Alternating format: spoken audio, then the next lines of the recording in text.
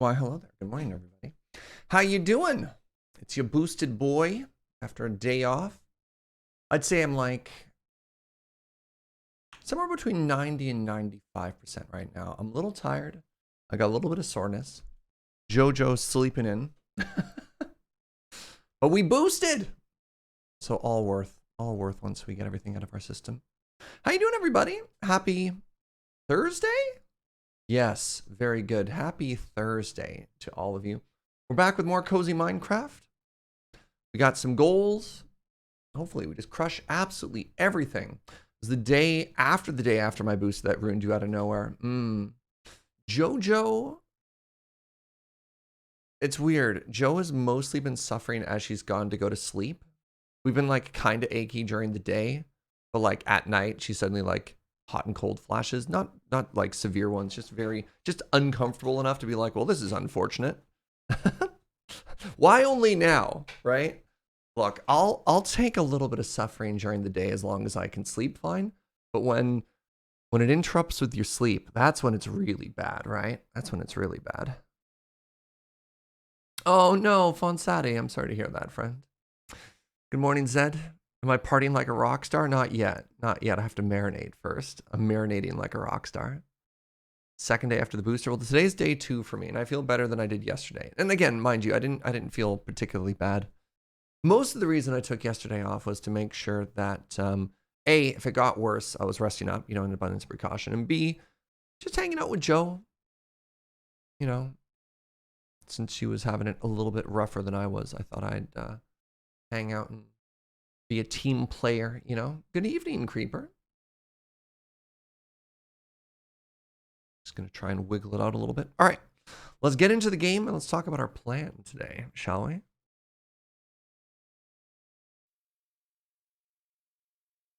Become larger.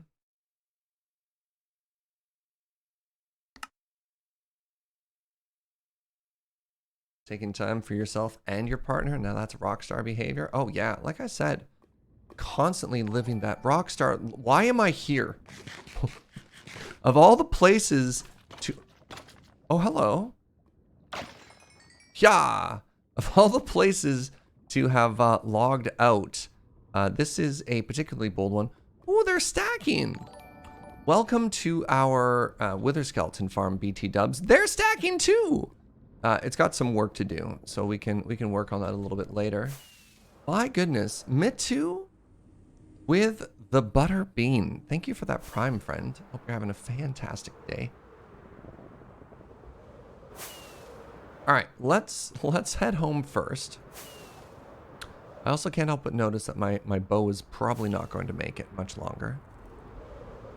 You're not missing science today? Yeah, you got a bit of time first. I mean, we could head straight to science, but I wanted to explain my goals for the day. Don't you have any beacons? I have beacons for days. I've got like 6 beacons, my dude. But when you play on a server, more people need stuff, so we're making a farm to make it easier for everyone to get beacons. Got your boosty last Saturday. Really only got a slight bump where the shot was. I got a, yeah. Got a very tiny little bruise. Which is not too big of a deal. All right, welcome back to our base. Let's talk about our plans today once I organize my inventory. Good start. Did we just start? We did just start, Sage. Welcome. Grab a seat. Cozy on up. This is where these go. Got some blocks. Yeah, I logged out like right at the Wither Skeleton farm, which was an odd choice. But I guess it also shows that like since 9 o'clock, I haven't really touched anything, right? And then we have a little bit of glass to put away. There we go. We've got all these buttons.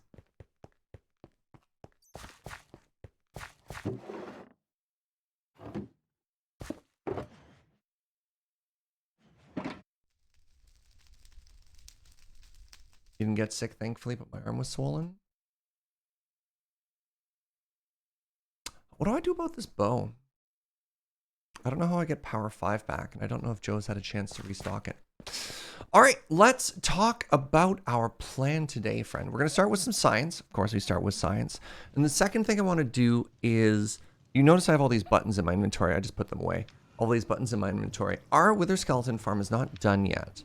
And it's a bit of a community project, and it requires a tremendous amount of work to do, specifically in buttoning the nether. So I want to time box it. I'm going to bring an entire shulker box of stone. That's going to be the first goal. And then after that, we're going to go down and work on the super smelter, which is downstairs over here, which I'm pretty excited about. And maybe we also expand the room. We'll see how much time we have today, because digging is a very big deal. But I'm excited. I'm excited to finally get a super smelter. We're on episode, God, almost 30 in our playthrough right now, and we still don't have one. So it's going to go right about there.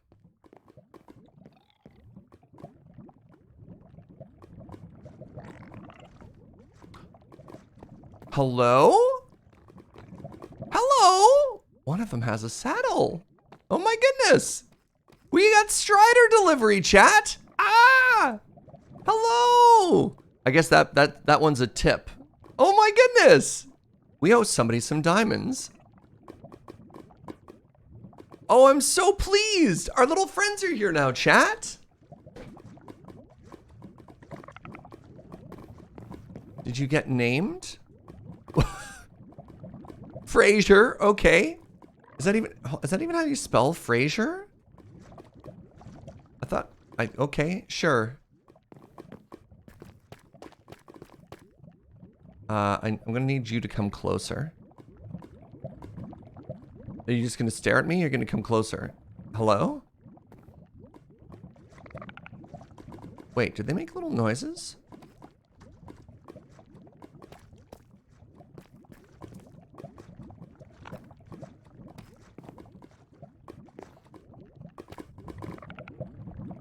Niles! Oh my god.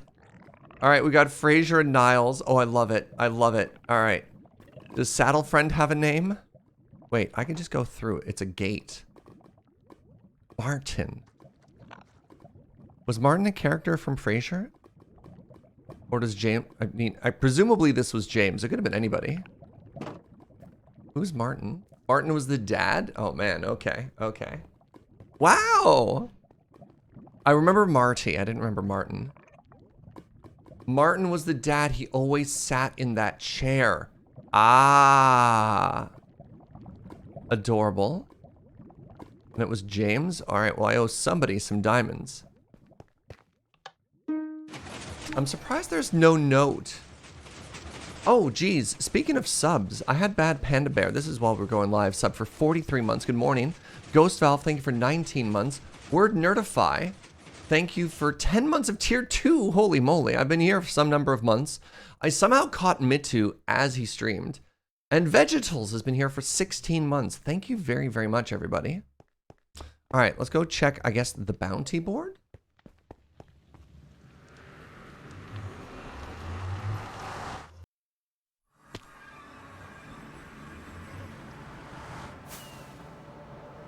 Let's settle down just a little with spoilers too, chat.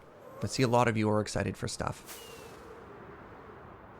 But don't take all the fun of discovery out of a moment like this.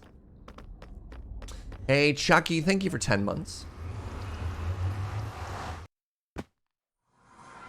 Oh. Hello? Boss. One of these days, you're going to have trades that are actually desirable. Nella, thank you for that prime in 6 months. That's a toasty new bean. And hello, Brooke. All right. Done and done. And contact James about barter and or payment. Interesting. Very interesting. Maybe Joe restocked a bow? Probably not. I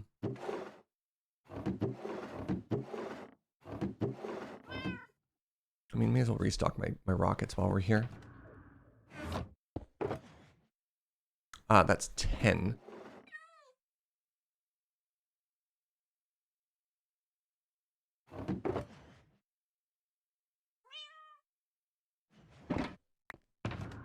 Is repairing expensive? Repairing isn't always doable, is the issue.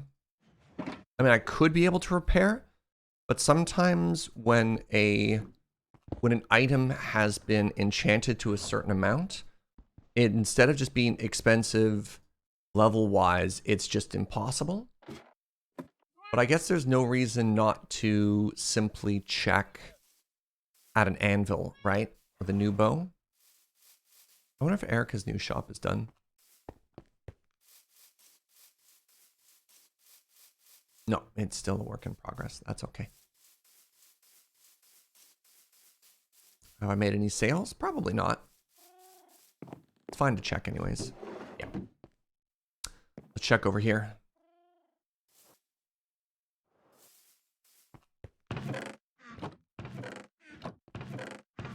Ooh. All right, so this time Joe gets the bigger amount. I have to go give those back to him. Quickly run to his base. Love the whole shop setup. It's been very fun so far. I need Joe Kim to come back from his vacation. We're starting to run low on stuff. Any kind of anvil work increases the cost of any more work, including repairing. Anything above 31 levels is impossible. Yeah, it just says too expensive. And then you get sad. Wait, did I ever take the... I did. It's like, did I ever take those 5 diamonds? Oh, got a sale there. Huge success, chat. Huge success.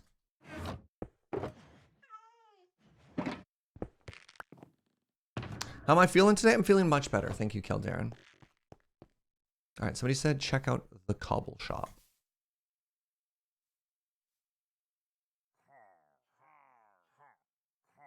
What am I looking for?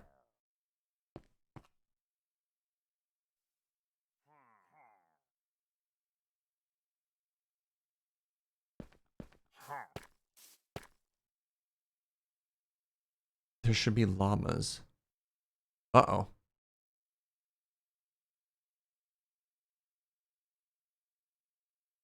There used to be a name tagged llama? Down in the pit? Uh-oh. Well.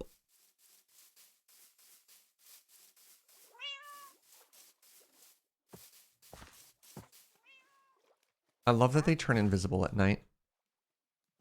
All right, let's head home and let's see if we can't repair our bow. Better part of valor, indeed. Let's head down the surge wing here. Rip Bodega llama. Will there be any science? We're going to be doing science in the next 5 minutes. Hats fulls of rabbitses.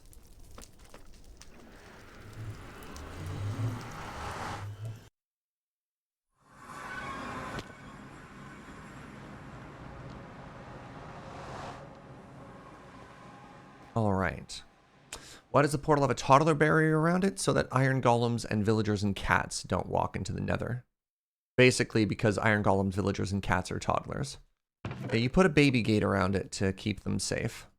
This place is gorgeous. Thank you, Sarah. I really appreciate it. It has been a labor of love, and I've been so happy with how it's turned out. All right, let's see if we can repair this. Yeah. And this is why I've been talking about a new bow. Maybe if I do this? Yeah. Sorry, booster shot. Yeah, 44 shots left.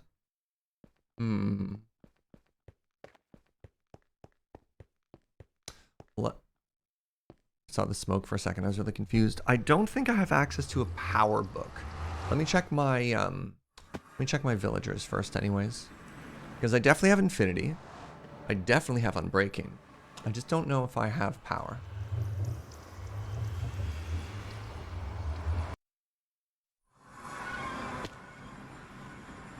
How do you show durability? You need to have advanced tooltips on. Oh, I have power 3.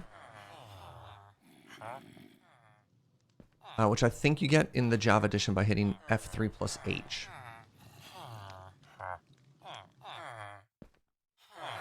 Do I have a power 4? Did somebody say mega build? Yeah, I've been working on one for a bit now. I mean, which is the nature of a mega build. All right, so there's Infinity. If I'm honest, I think Jo's been getting all of her bows from fishing. I think oh, I do have flame. Oh, wow. Okay. So I could literally just make this bow. Fascinating. All right. You know what? So I would need 4 books. All right. Let's grab a chunk of emeralds. Let's grab some books.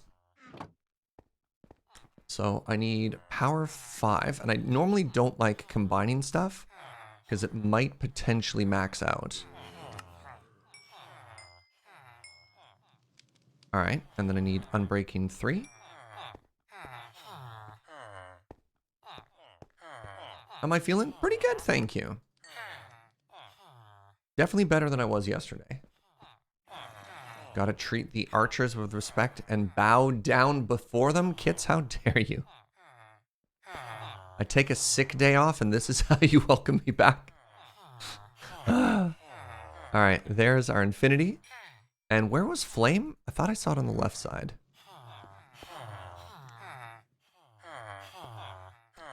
Hello? I live in an apartment building. And occasionally seagulls will land on our roof and will knock on the chimney. So it sounds like somebody's knocking on our door, except it's coming from our fire. Like, we don't have a fireplace, but we have, well, I mean, technically it's a fireplace. It's one of those fake, like, apartment gas fires, but it has a fire pit anyways. Anyways, a seagull knocked upon my, my chimney door. I see the emo's not dead cruise. I did. How very silly. All right, let's combine them here. So there is a hidden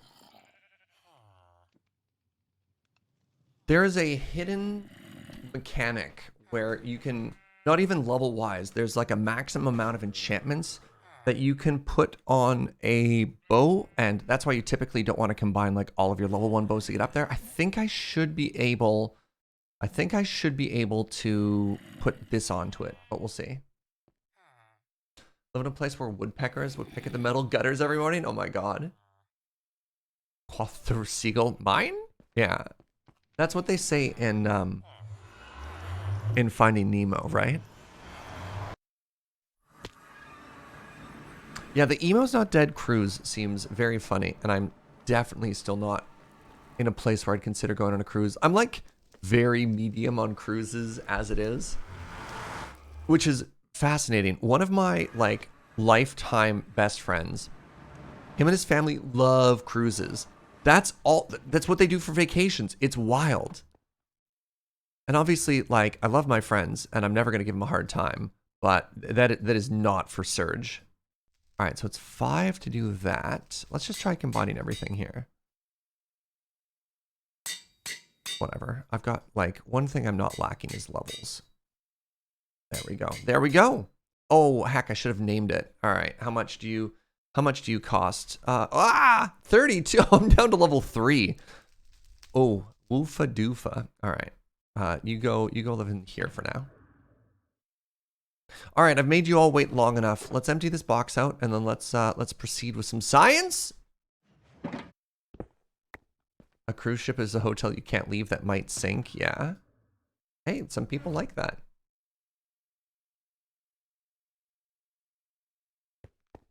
So I got invited. The only cruise I've been on, I think my parents took me on one when I was like very, very, very young. But the only cruise I can remember being on was those same friends when they got married. And this is actually kind of cool. When they got married, instead of a separate like bachelor and bachelorette party, they're like, we're just all going to go on a cruise together. And so I think there was, I don't know, possibly even like 20 of us all on this boat. And that was kind of cool. just having a lot of friends and going to the big dinners together. And I was like, okay, that's kind of neat. But I can't imagine just going like just Joe and I. You know what I mean? It's just not quite my idea of a good time. Yeah, it was very fun. It was super cozy. All right, we're going to take this with us afterwards. I'll explain that later. Oh, jeez. Wait, I need room for 2 shulkers? Perfect. That was the last time we went on a cruise. But I don't know. It's just like all you do is eat the whole time. Oh, BT Dubs. If you haven't seen it, I finished this room. So on the last stream, we worked on one side. Ooh. And then off stream, basically like homework from 9 o'clock, I finished the opposite side. And I just crafted the remaining pillars there, or lodestone. So we're down like 5 netherite ingots, which is very expensive. But I think it looks amazing. And the last thing I want to do is kind of finish the floor. So I might add andesite, maybe a bit of polished andesite around the edges. And then this room is done, like done, which is so cool. All you do is eat. Sounds great, I'm not going to lie. I mean, don't get me wrong. I'm a big fan of eating. And I'm a huge fan of buffets. But people kind of constantly come up and are really pushy about it in weird ways. Or it's like, maybe, I guess the food is free, which is also dangerous. But the booze is where they get their margins. So it always feels, I don't know. Yeah. Like there's a catch. If that makes sense. Like, have another drink. Welcome to paradise. You know, like it's like 9 a.m. give me a second here. The final thing, and I don't want to harp on cruises for too long because again, I know people really enjoy them. But the final thing that was profoundly bizarre to me. So you're in this hotel that you can never leave. Hotel California vibes, right? You're in this hotel that you can never leave. And you're sitting in the hot tub. And so there's a family of 4, right? There's like parents, 2.5 kids, no dogs because it's a cruise ship. All right, I don't know where I'm going. And then beside them are like 4 frat bros who are like bros, and like getting ready to like drink a whole bunch. And then there's like a couple of seniors who are there to relax and unwind. And these 7 people are sitting in a hot tub staring at each other. And this cruise ship is supposed to somehow magically satisfy the extremely different expectations of what a vacation is for everybody. And that's the part that's weirdest for me about a cruise. If that makes sense. Have I ever seen Like Father on Netflix? No, I have not. All right, welcome to Science, BT Dubs. Let's get underground and let's get ready to do some experiments, my friends.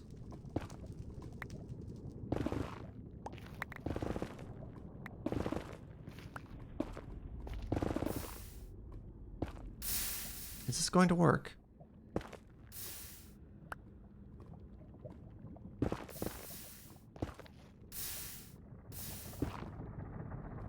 So far, so good. A lot of cruises these days specialize kind of for that reason. Yeah. You can do like the Mickey cruises or the Disney cruises or whatever. You know, if you want your hot tub companion to be Mickey Mouse instead. All right, everybody. Oh, geez. All right, everybody. Welcome to Science. Now, if you haven't been here for a while, I have a very exciting announcement. We have a new science bot created and maintained by the wonderful Deimos in chat. So this is going to slightly change how things work in the usual scientific experiment. Instead of basically shouting random numbers in chat, wait for the bot to say hello and then shout random numbers into chat. You'll see it's still rather familiar.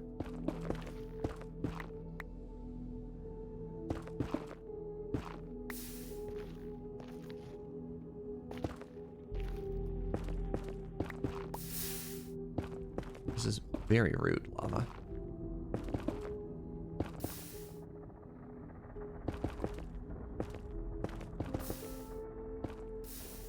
Hello? What did I just say?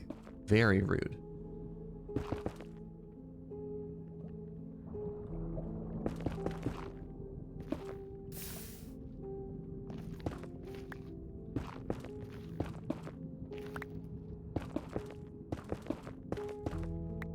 Haha! BT Dubs, one of my absolutely favorite Nether songs. No safety net today? The training wheels are off? It's just all bot kits? Dang. Alright. We found the side that we're going to start going down for science. Let's start with this way. I want to head to about negative 1220.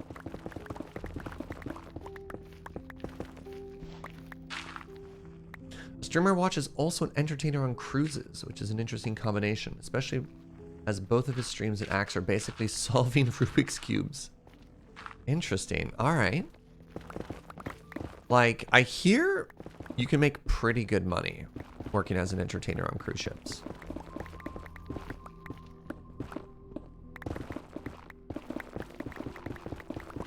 You should make a science emote. I've actually commissioned somebody to do that. I'm just waiting to hear back.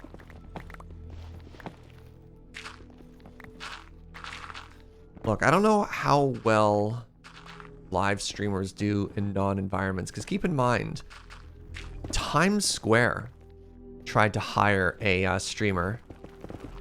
Or, don't you remember when Ninja was the main draw in Times Square for New Year's Eve?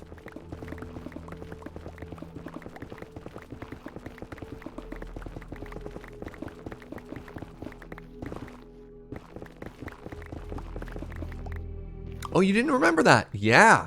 Oh God, was that 2019?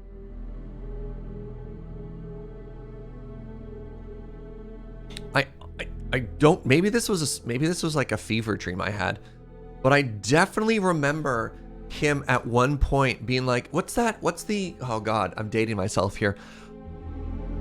What's the dance? What's that Fortnite dance that everyone loves?" He tried to get everyone to do that, and everyone's like, "Yeah, nah, dude." Flossing, yeah, yeah, yeah, yeah. All right, prepare the science bot. Pardon me. Now, please hold your guesses until the bot is ready. All right, the science bot is ready. Here's how it's going to work, my friends. Please try and guess the amount of ancient debris that I'm going to find.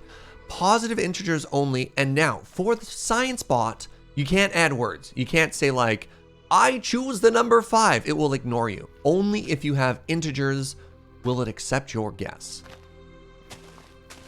Let's talk about some data ranges. In Season 3, we've been going a little bit lower. Our average, or our mean, you could say, is between 5 and 6. The lowest we've hit is 3. Have we hit a 2? We may have hit a 2. May have hit a 2. Oh, BT Dubs, if you guess more than once, your previous guess will be removed, and it will only use your latest guess. So please be aware. The mean is being very rude. I agree. Now, there is no prize, but I will be recording the winners in the great big book of winners.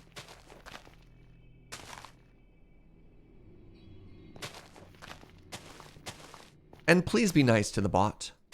We're conducting science here, not memery. I guess I could have gone a little shorter. And the last and most important thing to note is the guessing stops when the science begins. In 3, 2, 1. Science!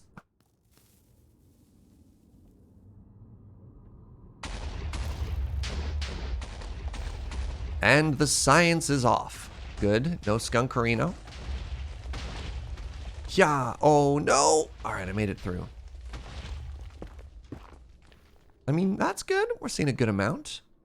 Seeing a very good amount. All right. Predictions, 95. The smallest was 9. The median was, pardon me, the smallest was 2. The median was 9. And the largest was like 2 billion. You know, look, some people are just throwing their guesses away. And you know what? You do you. You do you. One of the wonderful things about science is that you're allowed to be wrong.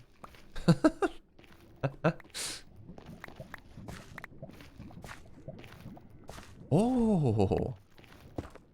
Hey, what's up, Avi? Serge blinded me with science.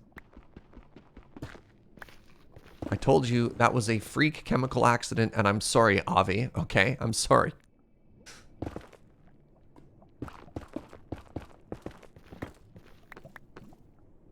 All right, we're at 4 so far.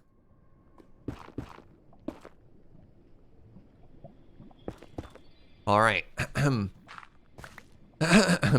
Science?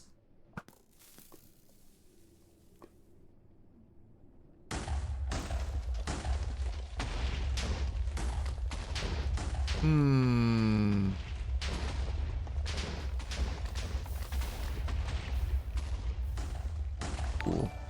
Hey, Harvest, thank you very, very much for 14 months. Good morning to you, friend. Ooh, all right, all right. We've got at least an average day. That makes me happy. As a professional tester, I refuse to try not to break the bot. I mean, you do you. You do you. It does mean your chances of getting into the big book of winners are diminishing. Also, the bot is reducing the workload on the mods. So I'd rather... Ow! Ow, I'm on fire. So let's not break it too hard. Ooh, we got a 3! That makes me happy. Lying in bed, not feeling great. Oh, I'm sorry to hear that, Avi. But I am glad that you're here. All right. So first pass, we're at 8. But like any good scientist, we have to review our results.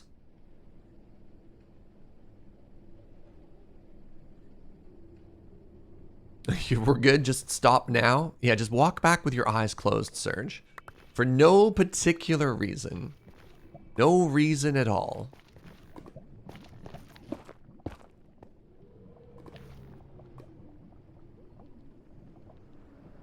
Me too. Did you guess 7 again today?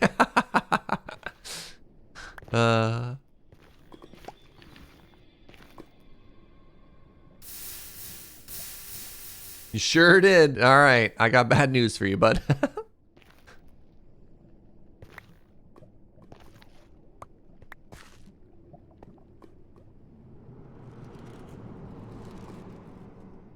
Nala says, oh no, I'm off by about 2 billion.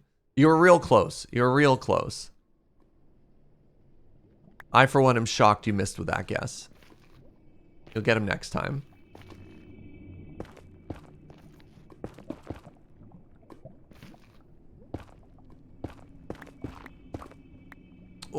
Oh, geez. The only way I could describe my shoulders right now is crunchy, which is not a word you'd want to describe any part of your body.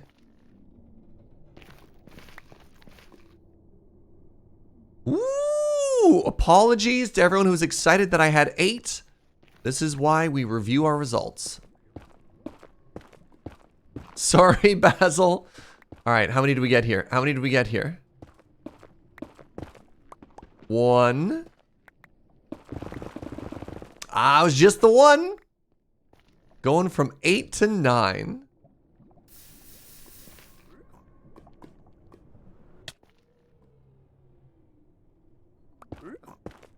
Please find 2 more. Nope, looks like round 1 of science today. We found 9.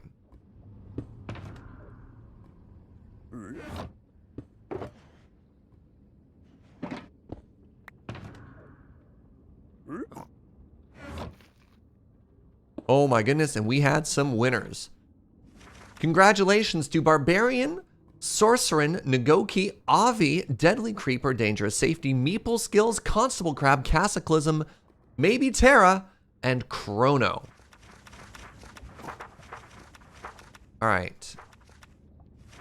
Day 5. 1, 9.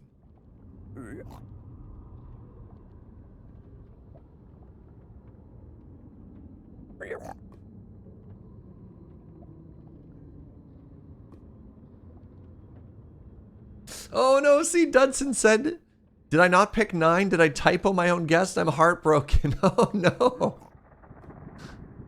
We can review the tapes. We can review the tapes. It's fine. There are plenty of opportunities. Hello there, small child. Please.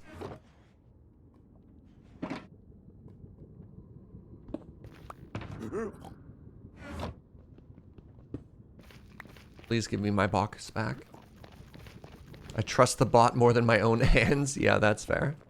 All right. Hey, Sorcerin, thank you for 4 months. I finally won science. Oh, that's lava. Oh, crap. Oh, buckets. No. No. Chat. Chat. Oh, I have failed us. What do we do?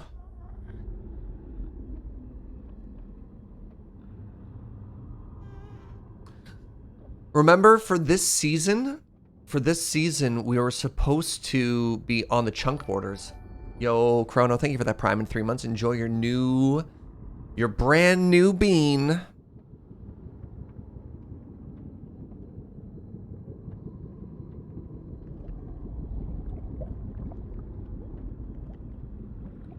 Is that a control group?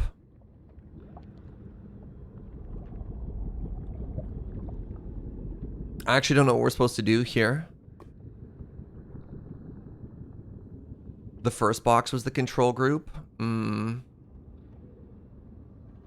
I broke science. So, we are supposed to be testing the chunk borders.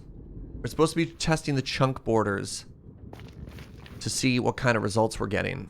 And so far, we'd have to make a little note. This, and this, because I think we started it for these. So we have 3 of them are wrong right now. Just give everyone a brownie point and move on. I like the way you think. All right. Can we just give a brownie point to chat for giving me the pass on this one? I'll take the pass. I'll take the free W.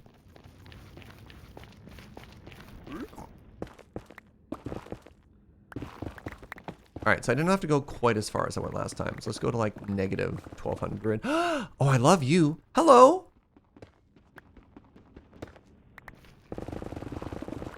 This is the chosen one.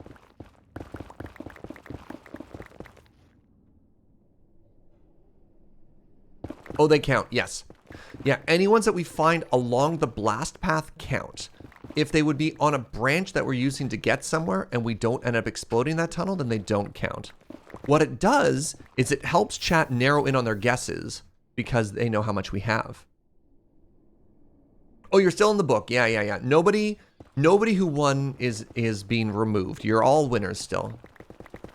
Hey, Wizzo, thank you for 4 months. I've been around for a few months now, thoroughly enjoying the rare positive internet community you built here. But there's something I need to know. What's the story behind a cha-cha? Isn't that just how you pronounce that log? I'm confused. Sometimes you say things not because they're right, but because they make you smile. Is the answer. And if it brings a little bit of joy to your day, success, and if it makes you cringe, well, hopefully not so much that you stop watching. You can accept that? Yeah. All right. Wait for the bot. Keep in mind, we already have 2. And let the science shine through one more time. But wait for the bot. Wait for the bot. Hey, Harvester. Thank you very much for the 2 gift subs. To Ryban and I, Sir Guy. Wait for the bot. Wait for the bot. You gotta wait for the bot. The bot isn't here yet. Anybody who keep your eye on chat. So we need to make sure Angor and Bad Panda Bear get those guesses in again because you were ahead of the bot. All right, here's how it works. Positive integers only. Make sure you have no other characters. So don't say like, my guess is the number 13 or the letter 13. Both of those will be rejected. Special symbols are not accepted. And again, don't try and break the bot. Bot is doing its best. Bot just wants to count. You know what I mean?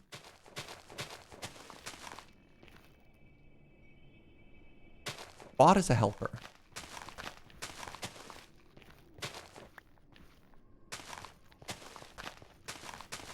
Yeah, the letter 13, you know, maybe you get confused. I don't know. Look. Twitch chat says some weird stuff sometimes. I don't know what to tell you.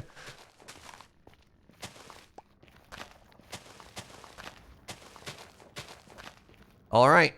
And a reminder, the science stops. Pardon me, the counting stops when the science begins.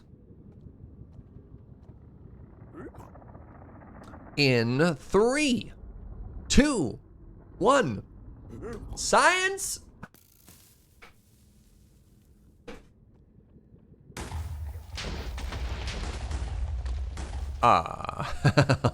Hello?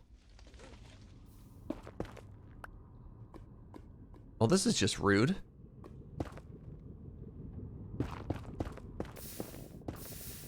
Oh.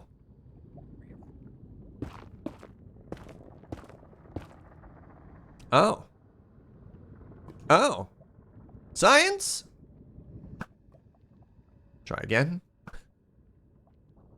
Okay. Predictions 112. Dang, what's up, everybody? Somebody guessed 0, despite me already having 2. All right. And the median is 9, and the max is a song. Somebody trying to call Jenny Jenny. All right, real talk. What's the best version of that song? The original or the Me First and the Gimme Gimme version?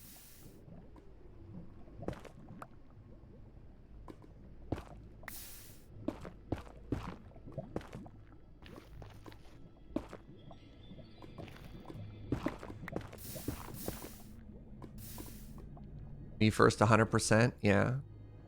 Man, Me First and the Gimme Gimmes were a delight. If you don't know who they are, they were like, would you call them pop punk? Oh wait, Remy MTG did a parody version too? Interesting. Anyways, Me First and the Gimme Gimmes was like a very high energy, yeah, pop punk band that all they did was cover like real old classic songs, like ska, pop punk, sort of like that, yeah. I wouldn't say they were ska. I don't think at any point did I hear a horned instrument.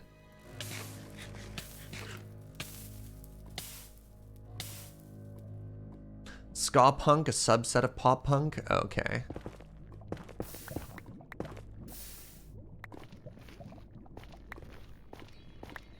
At least slightly on fire. Ah, we're always slightly on fire. It's all good.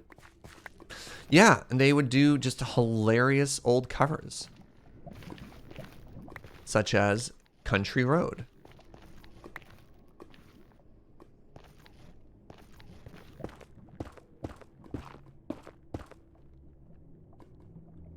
They almost all came from like hardcore punk groups. Was this just like their ultra chill side project? I kind of love that.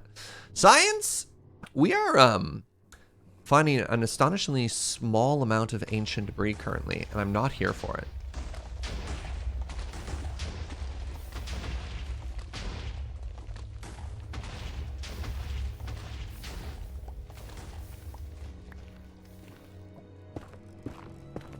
All of our ancient debris was replaced by lava. You kid, but looks like that's the case, doesn't it? Yeah. Yeah. If we were hunting for lava, we'd be getting all of the points. However, wasn't quite what we were looking for. Is the chunk border bad? Well, this is just a one-off. We'll have to look at all of the data. And keep in mind that even if we do a full shulker box, 27 is an extremely small data set, right? That being said,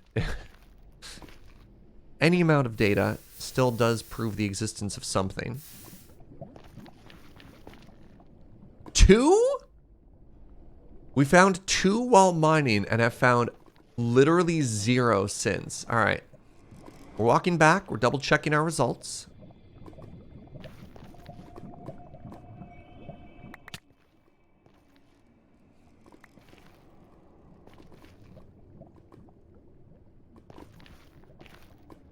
It's all behind the lava. Could be. Could be. Do not be the first person to suggest that.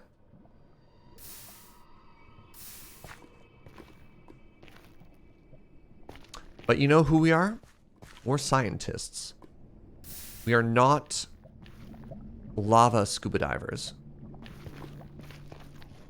We're not people who search for treasure at the bottom of pools. We have our methodology, and in our methodology, we trust.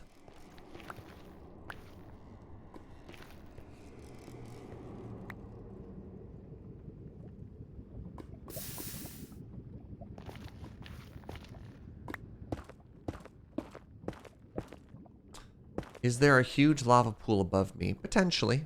Potentially.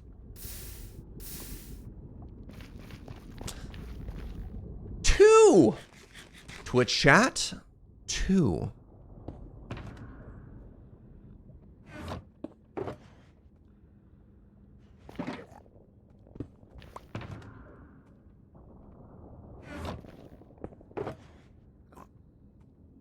This is also why I don't necessarily recommend TNT if you don't have the ability to go infinite with it.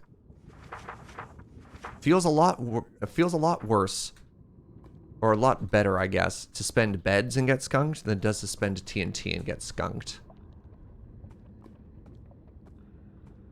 We have a single winner, and that single winner is Electra310.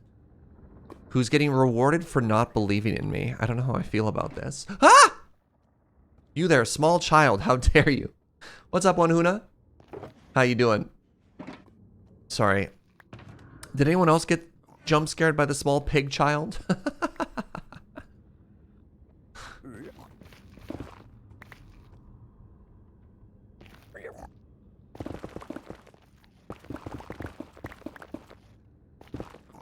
Only because alright, you jumped because I screamed? Alright, let's try this direction now.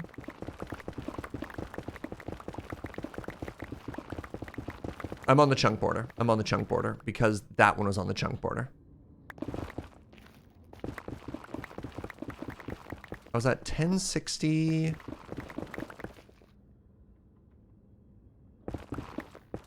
So that means this is 100. Stop at about 930.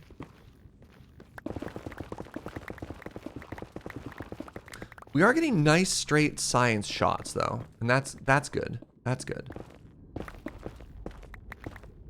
All right, my friends, wait for the bot. We are able to set up our next experiment here rather quickly, which I'm excited about.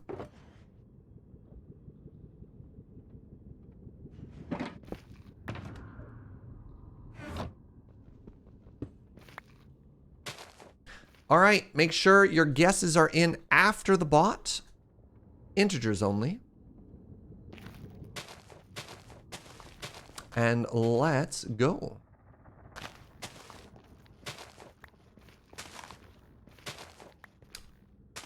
So it's interesting to note, the bot will accept negative integers, but your chances of winning, gonna be honest, not great. It's funny, I talked to Deimos, and Deimos was like, I mean, I could correct for that, but it's more work. And people are allowed to be wrong. I was like, you know what, Deimos? I like the way you think. I like the way you think.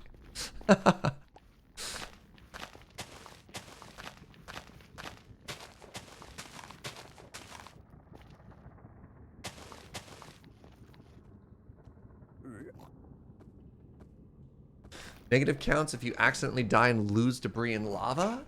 Lava, but the thing is, debris doesn't burn in lava.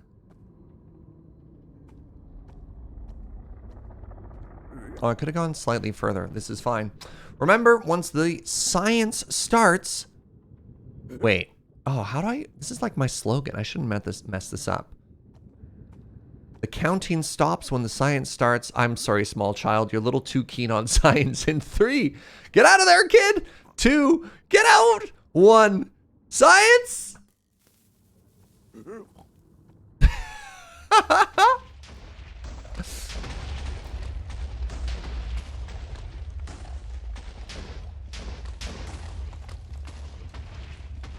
Hello, ancient debris?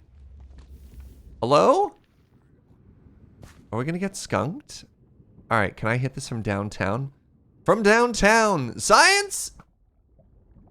Science! Oh, what a shot.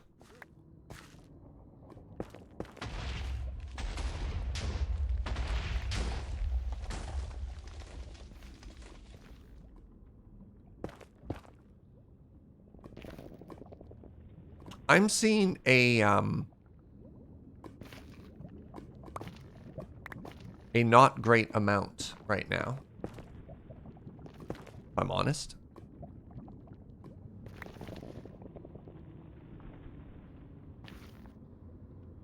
Oh, thank goodness. All right, real quick here, real quick. Yeah, I might have to file a complaint with Joe's TNT store here. This TNT is obviously defective. Obviously defective.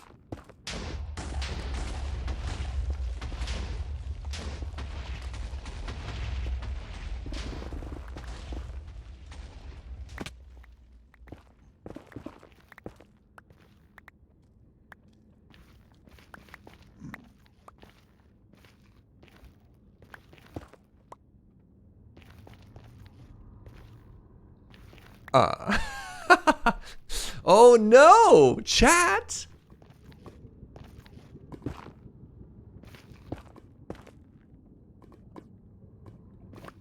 Ow, ow, ow.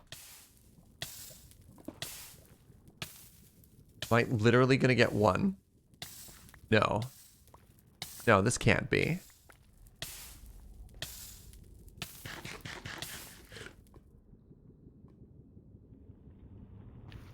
Really? Ow, ow. I mean, 1 is not 0. We didn't get skunked. It is the loneliest number, though. That is correct. Come on. All right, please stop burning.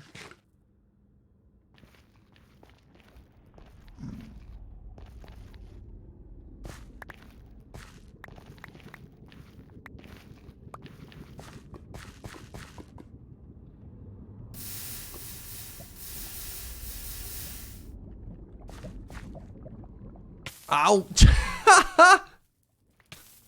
I'm so distraught over the fact that I only have 1 ancient debris that I just walked into lava.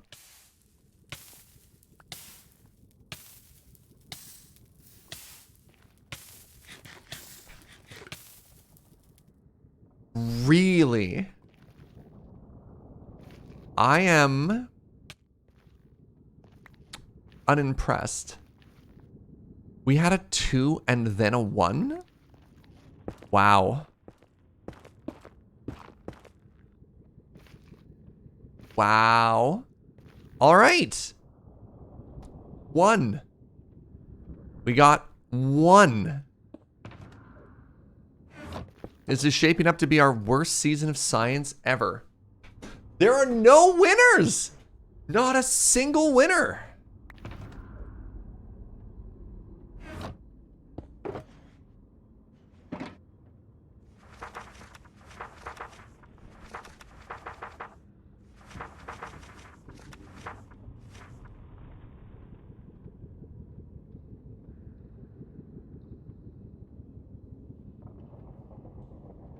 Hold on. We had 100+ guesses, right? 100+ guesses?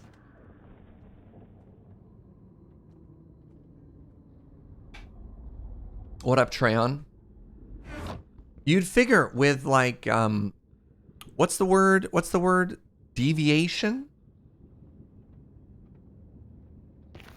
With some type of statistical deviate. Where's my staircase out? Hold on. Where am I? Hello?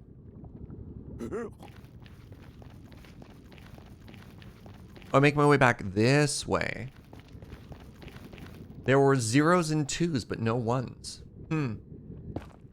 Lumi says I believed 2 too many. Yeah, that's fair. All right, well, it's okay, because this one, new record. I hope you're ready. I hope you're ready just for a huge, huge turnaround in our luck and our performance thus far.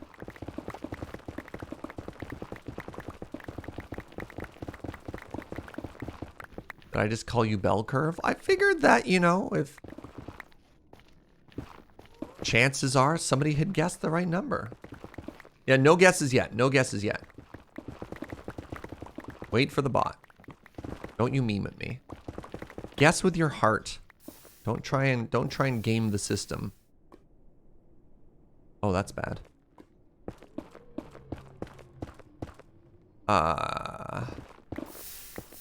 You know, I really shouldn't use this here.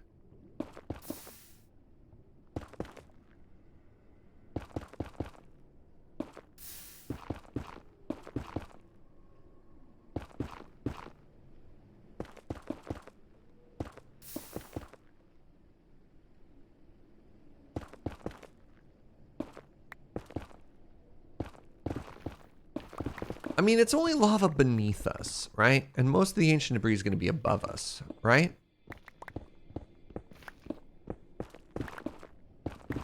Right?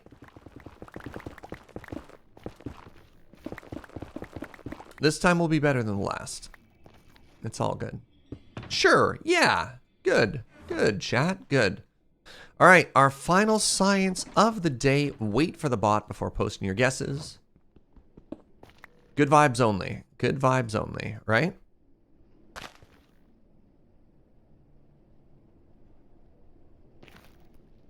What's our current average? What's 12 divided by 3? Our current average is 4. Oofa doofa. That's remarkably bad.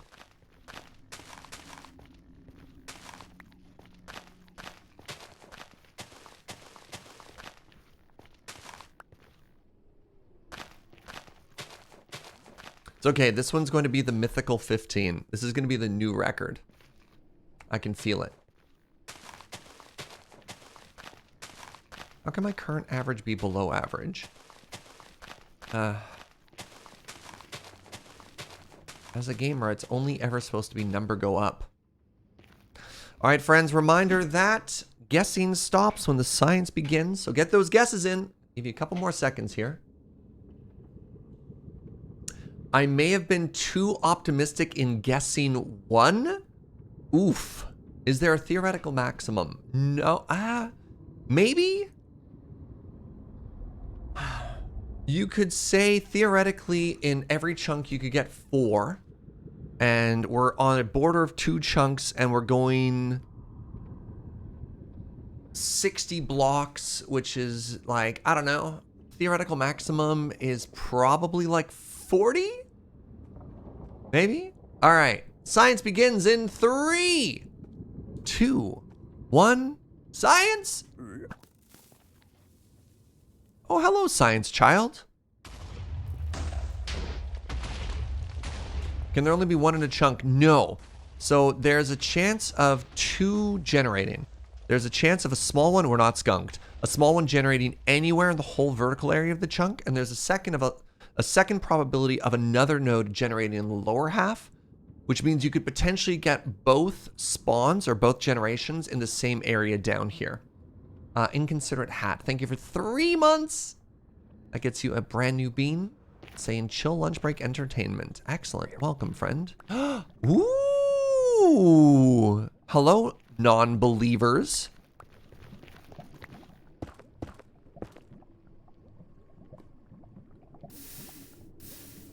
All the guesses are between 0 and 17. 117 predictions. And we say our median was 6? Man, the guesses are getting worse. All right, 1.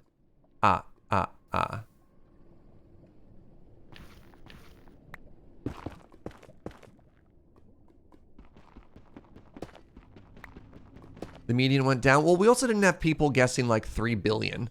So I don't know what the median would have been had we, you know, excluded. Oh, jeez. Hey, we found some lava. But we also found some ancient debris. I just love this wall of lava to our side here. Oh, median is not average. You're correct. Sorry.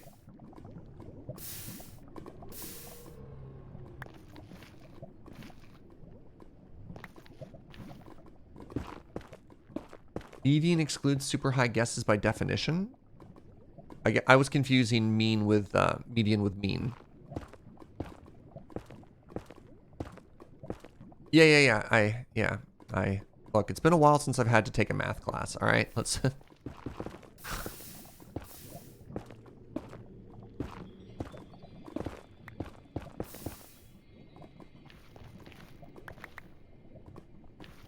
Can I? What the world?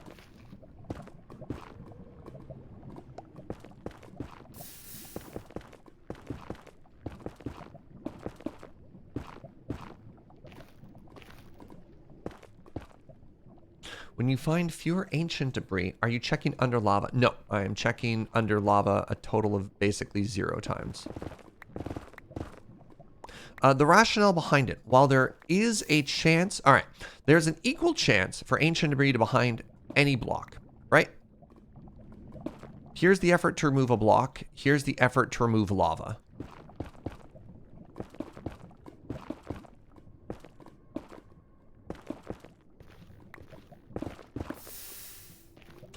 So basically, the thought process behind it is we follow the path of least resistance. It's tremendously difficult. I mean, yes, I could get lava protection. I could dive in. I could go snorkeling or whatever. But that's not what we want to be doing here, right? Oh, look at that. They just dove into the lava. So yeah, we tend to exclude it. I do, just to try and keep it a little bit cleaner and to reduce my chances of dying, have a habit of removing easy to remove lava, but it's typically not so I could see if there's ancient debris behind it. It's more so just so that it's not there, because lava burns.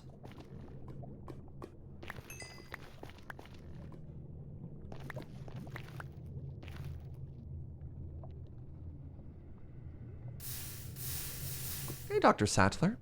I taught stoichiometry in Minecraft yesterday. The youths are excited about 1.19, but not mass-to-mass calculations. Hope science is going well. Mine has been a mixed bag. Amazing. That's very funny. All right. Well, we're at 5, which is still not great, but better than it's been.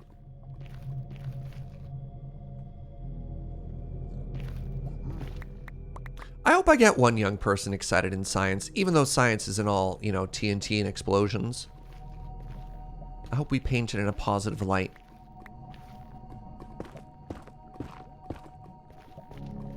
Hello, large angry pigs.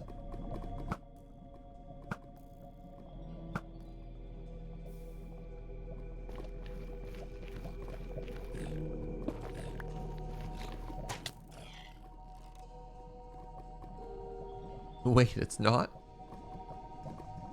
Serge Jaeger, the science maker. Ooh, it's got a good ring to it.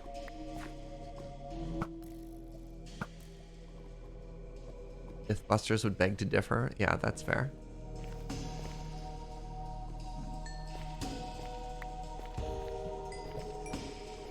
Come on. Sneaky nodes of like 17 ancient debris hidden somewhere we just haven't checked yet.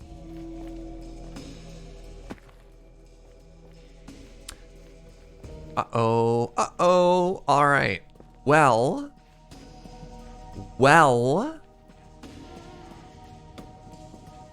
Sure does look like we got 5.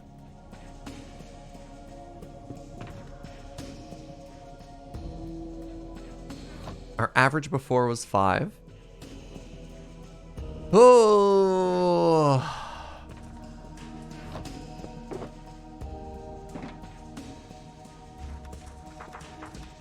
Oh, we had a lot of winners for 5. My goodness.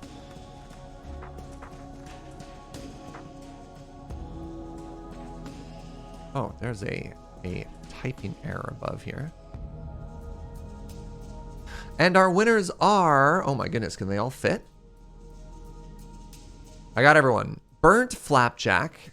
We got the Curator, C. Dudson, Wenchtacular, Word Nerdify, Sundist, Zake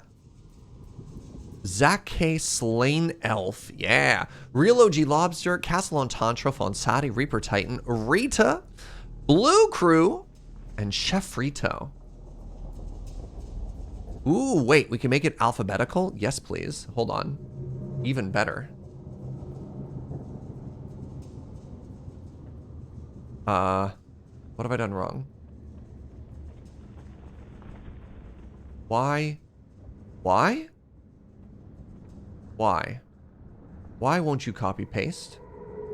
Did I miss one previously? Why would you cut and paste? Oh, wait, we have another one. Do we? No.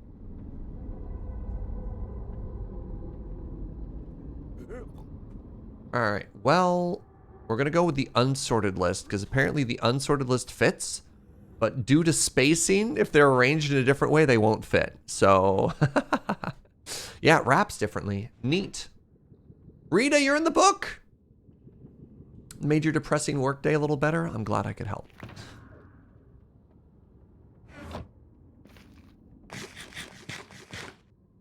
New features will be active tomorrow. Oh, I'm very excited.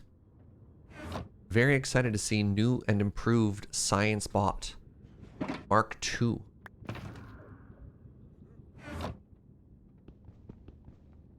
Good morning, Ghostware. Thus concludes science. We have 2 days of science remaining in this season. And we still need lots of ancient debris, and people seem to enjoy science. So there's a chance that we bring back a 4th season. We'll see. Patch notes include removing Herobrine from science. Yep. Chat's a big fan of science. Good. I'm glad. All right. We have to fly a tremendous distance right now. Tremendous distance this way. Home is this way. Fenner Schaefer, thank you so much for 39 months of support. All right, let's talk about our next plan here. So the server has a community project. Well, I want to say Mine O'Clock has started a community project, which is the Wither Skeleton Farm. Oh, no. Whatever, let's just go through here. And it's not done, but I want to add a little bit of work to it. Oh, am I through? Wait, I'm through and add a bastion. Neat. Hello? Oh, it's a brand new bastion. No, I'm not in the mood for this right now. Anywho.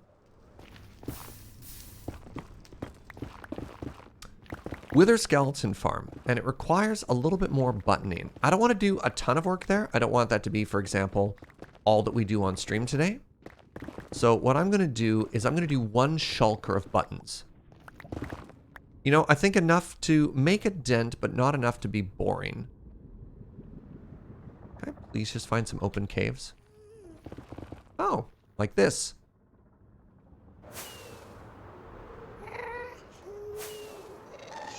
So we're going to do a little bit of buttoning, and we can just hang out. We can chat. Please no more scream.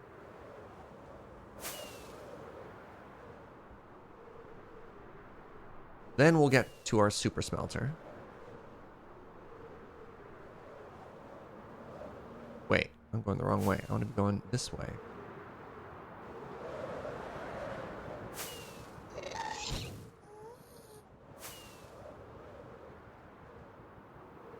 So full shulker is 1,728 place. Wow.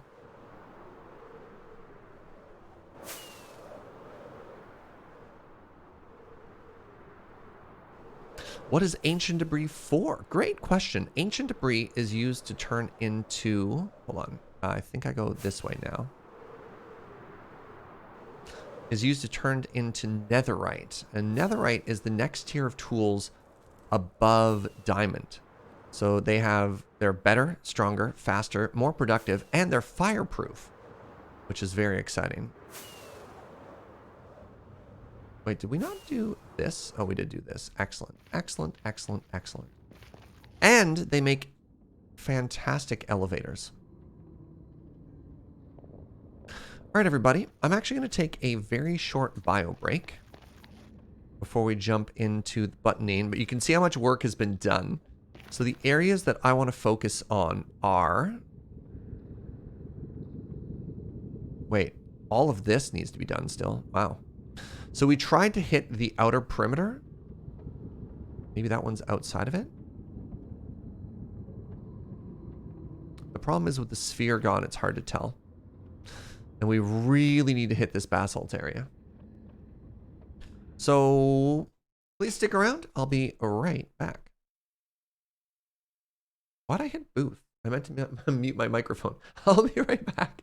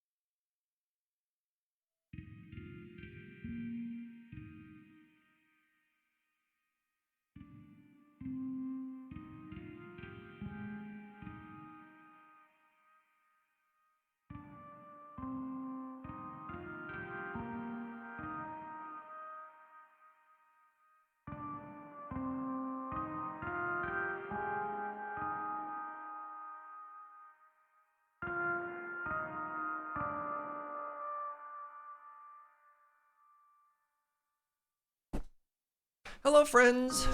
Thank you very much for sticking around during the break.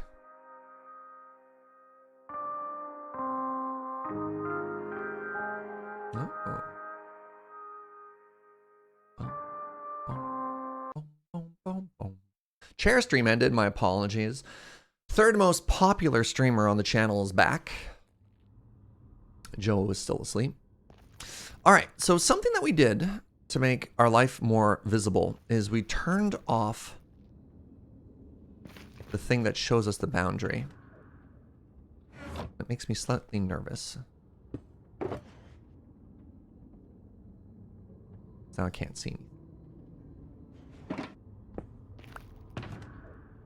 So we're just going to do a small amount of buttoning, chat. We're going to do a little bit of buttoning as a treat. We're going to go until the shulker is empty, so it shouldn't take too long.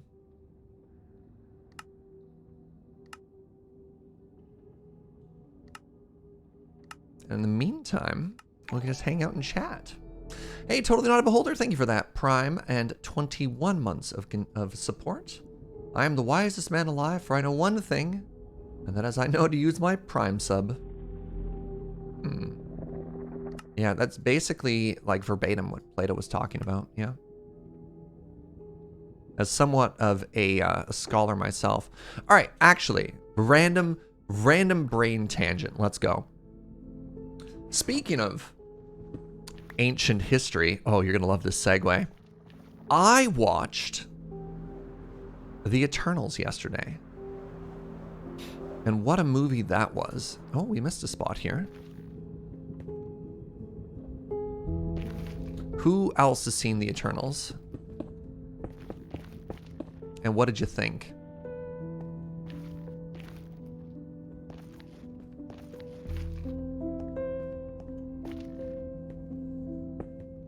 All right, you want my spoiler-free take on the Eternals? So we don't need to worry about these little areas, because the only thing that can spawn in this biome is magma creams. Hey, Dugma, thank you for 29 months. I wish, of all of the IP that they had, I wish that the Eternals was a TV show. I think that that was a movie that would have benefited to have a little bit more time in the oven. You're having this conversation and Wiggins is in here. Wiggins and I disagree a lot on movies.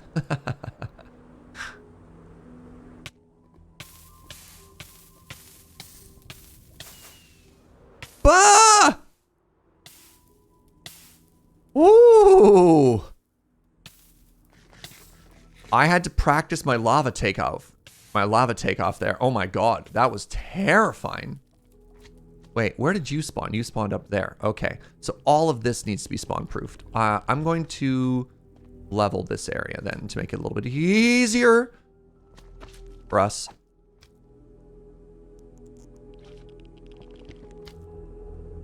They tried that with Inhumans and it was awful. I don't know, not necessarily. So my reason for this is there are a whole bunch of characters in the Eternals. And I just felt as though a lot of things were rushed. I think that was a story that perhaps could have been given a little bit more time to breathe. And I think the way the story was laid out was already quite episodic. In that you're like, okay, we've arrived at destination A. And there's like a little bit of an arch, like a little bit of a narrative arc that happens at each one of those locations, right? So notably, we don't have to worry about buttoning on the bottom of the inside holes because the large magma friends cannot spawn in them.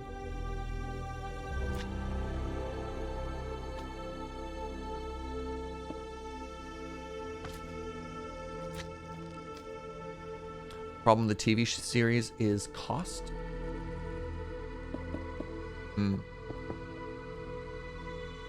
It's one thing for a 2 to 3 hour movie, but if you cheap out on a TV series, it can get worse. Yeah, that's fair. Look, I'm not talking like a CW sort of thing, right? Which, don't get me wrong, those can be a lot of fun as well.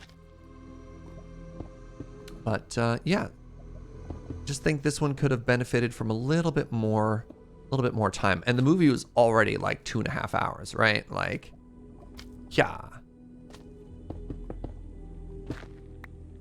Okay, all of that has to be done. Jeez, we really left all the dangerous stuff here, didn't we?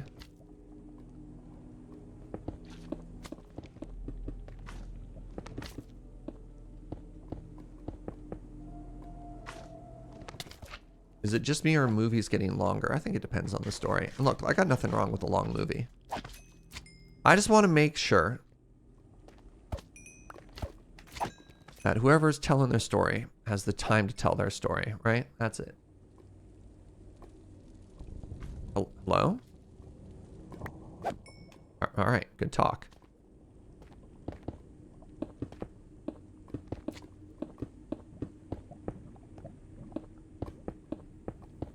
And we are in a dangerous area here.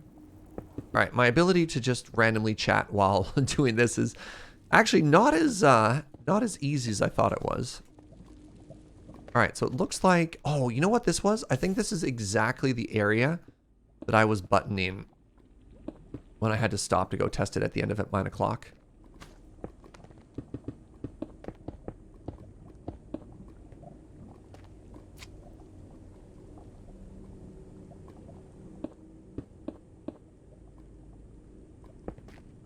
I don't know, I still think the Eternals did a pretty good job. Like, audiences are smart. You don't necessarily need to spoon feed them everything.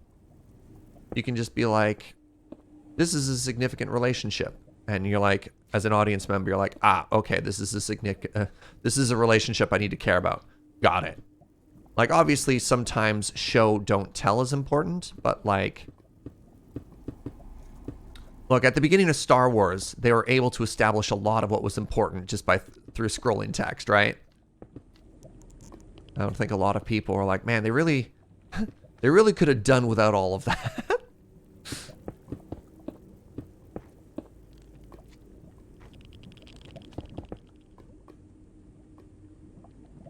Scrolling text and trumpets. That's true. I mean, the trumpets did play a very vital role.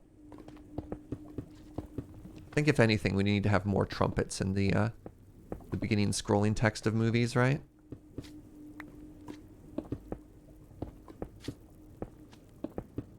Yeah. I also want to point out that TV's gotten really good. Like, really, really good. The ability to tell... I don't know if writers have just gotten better or if just people understand TV as a medium better. But, like, the ability to pull off really compelling and interesting stories on TV has improved tremendously over the years. So when when you say that you want something as a TV version, I don't necessarily think that means it's a decrease in quality or anything like that, right?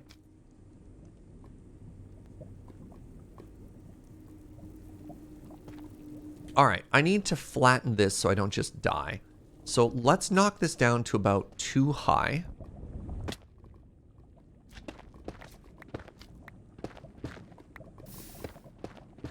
And then we'll button the whole thing.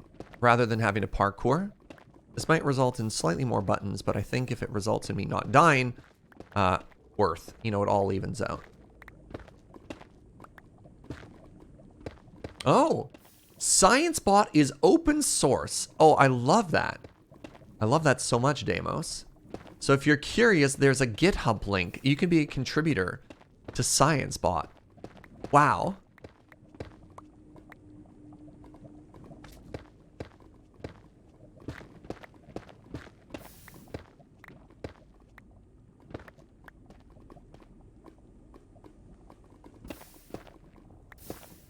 You clearly missed something. What is the buttoning for? Ah, great question. So in Minecraft, there's a phenomenon known as the mob cap. So at any given time, surrounding the player, Minecraft is always going to try and have a number of hostile enemies equal to the mob cap, which is kind of cool, right? You're like, that's how enemies work. Buttons prevent mobs from spawning.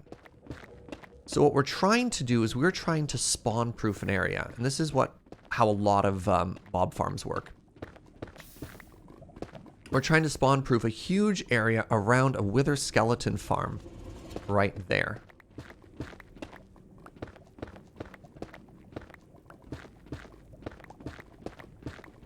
So more buttons means fewer areas that mobs can spawn, which means more wither skeletons in our wither skeleton farm. Make sense?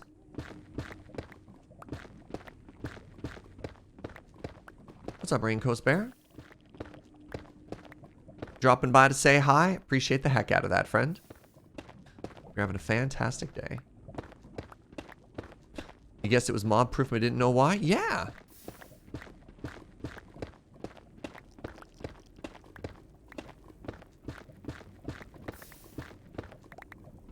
Like the famous actress with Ruth Reese. Oh God! All right, that I've failed your joke. Yes, excellent joke, brownie points.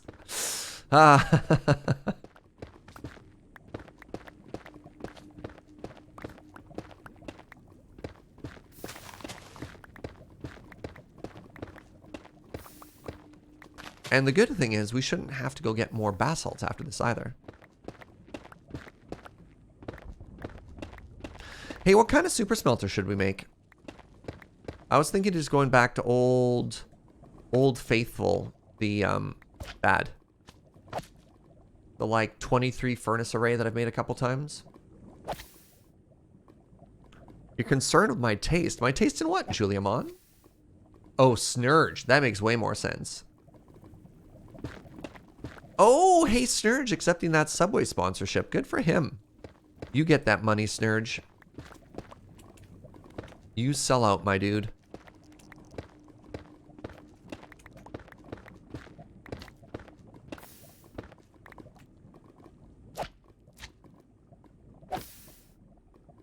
What's a smelter? Pardon me. It's a furnace array. Pardon me. So many hiccups. So little time. All right.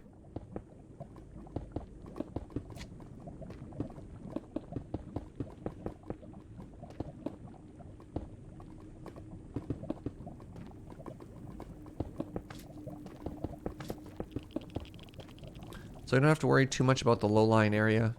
Actually, I don't think we have to worry about it at all. So it's like, if I see it, I'll put a button on it. Just in the interest of, like, flow. But if we miss buttoning a low area, it doesn't matter.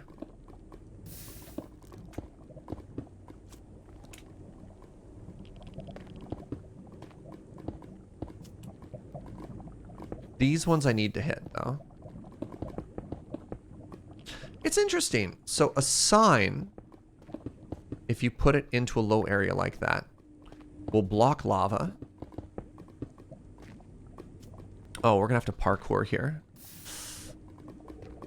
That makes me nervous.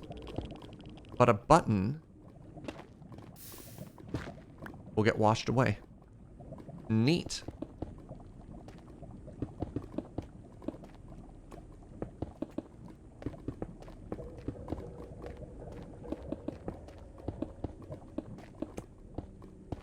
We have learned today that buttons are weaker than signs.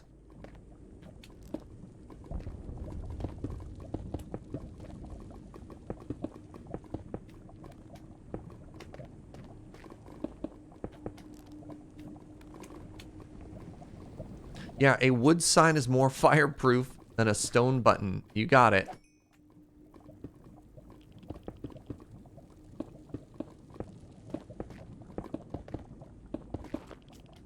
Because Minecraft, right?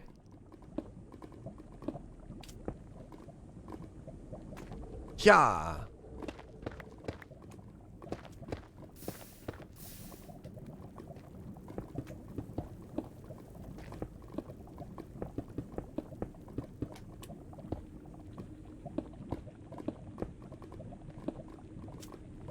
All right, I think I got all this. And then we saw some slimes over there. Yeet!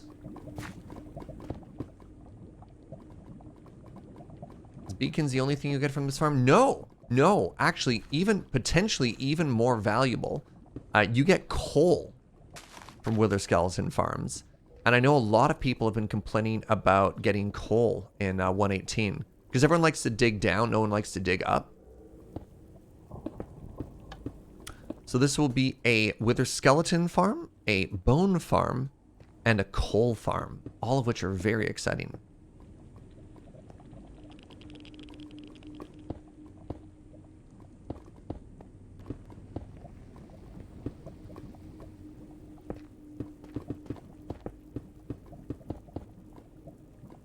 I've been told that a side button will spawn proof just as well as a button on top, which is kind of cool.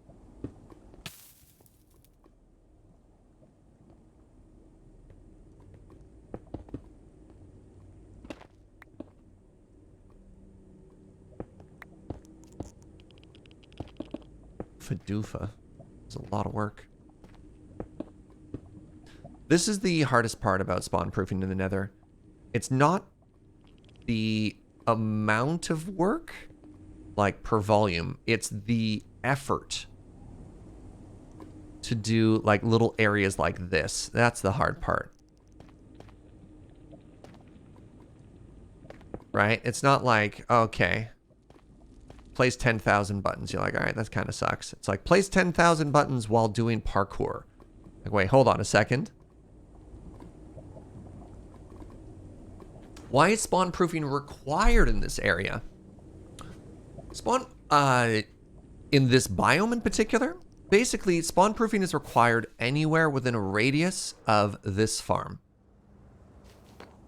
And you'll notice that the area that I was just working on there is within the radius. The perimeter is out here. So anything inside of it needs to be hit. Majority of which is the majority of remaining work is within the this biome, and anywhere mobs can spawn is an issue. You can see, well, mobs are spawning here.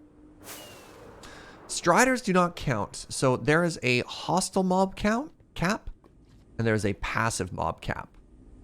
And striders are friends, not enemies. Where did you spawn? You spawned up there,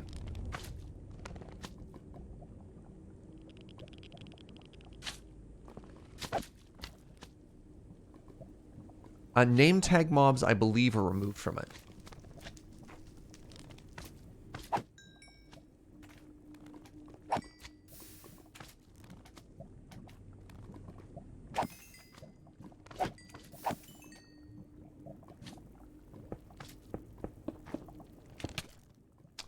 Rude.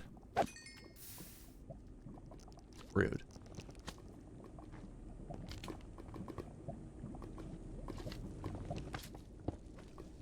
Oh, this must be right on the perimeter, or no? Nope. No, all this needs to be hit. Okay.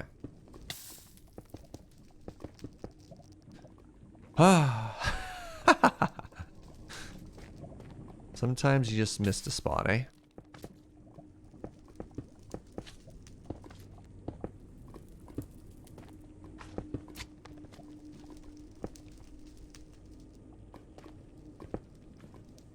So this is... Oh, right. That area got hit. They just missed the side. Could have been me. I say they as if there's not a 1 in 3 chance that it was me who missed all these areas.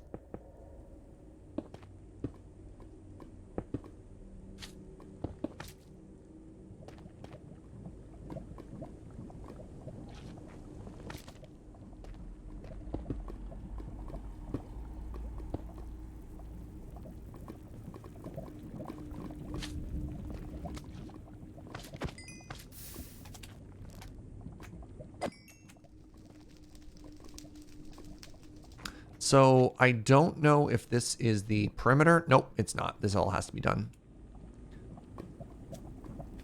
Well, let's keep going.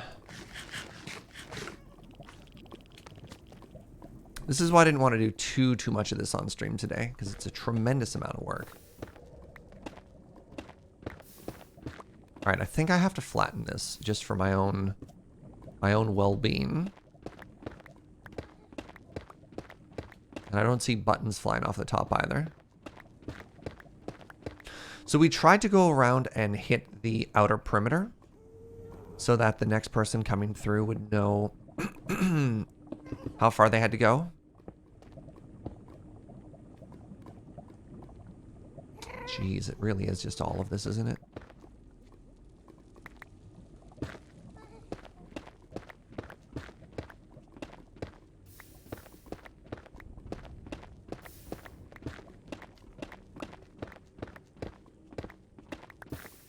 Yeah, and unfortunately, we really need to do a pretty good, like, a good job of buttoning this area if we want this farm to work. Currently, the farm will produce, like, a wave of wither skeletons. And by a wave, I mean, like, half a dozen. And then that's it, which is a little depressing. You know what? That seems a little... maybe a little bit too much work. I'll go up a layer.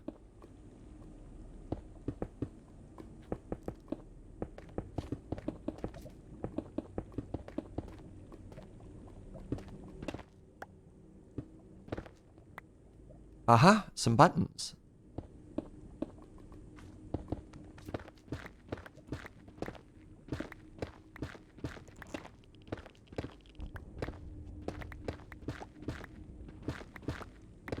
Beacon miner to go faster. So the issue with the beacon is a beacon needs sky access. Wait, this has been done.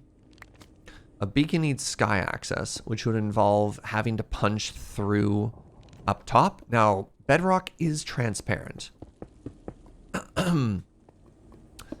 But there can be hidden netherrack up top. So it doesn't really help us, if you know what I mean.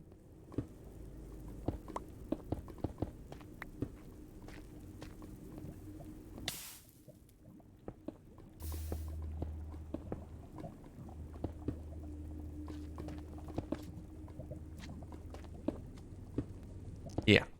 Basically, in conclusion, nah. I don't think it's worth the effort. Also, we'd have to throw out that beacon afterwards. Seems not worth. If the goal was to deliberately excavate everything, I think I'd be more in favor of it. But since we're basically just like shaving off the occasional edge, I don't think it's worth.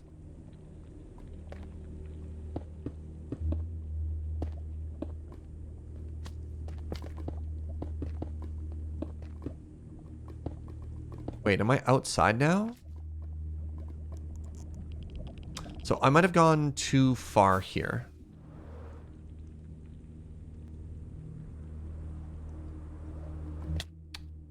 So I think this is the perimeter.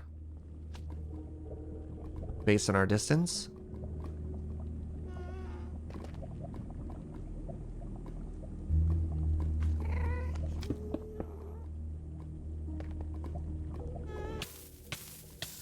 Rude.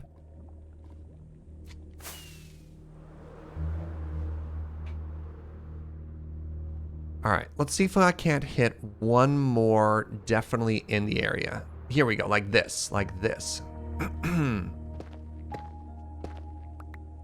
right, let's knock this all down.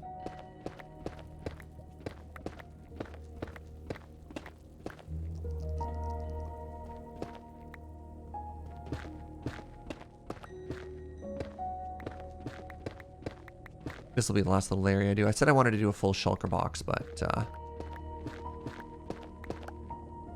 a little more time consuming than I thought it would be. Whatever, every little bit helps, right?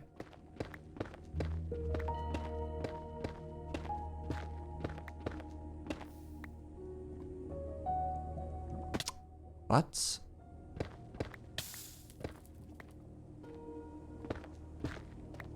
Punch that chunk, yeah. Wrong channel.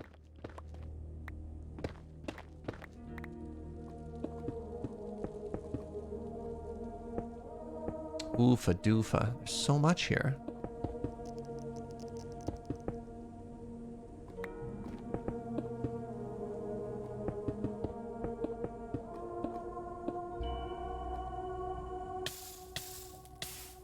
Are Striders the only nether mobs that spawn on lava? So I think ghasts can spawn on blocks under lava. No, I think I've seen gas spawn in lava pools before. Am I mistaken on that one, chat? Or are they flying off it and then just like submerging themselves into it? I don't know.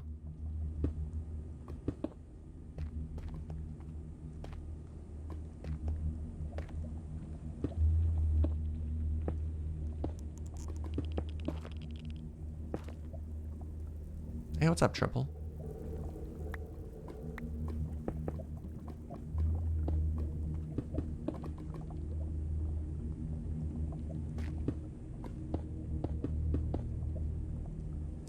Where are we looking here? Let's hit these ones still real quick. All right, let's keep going. Yeah.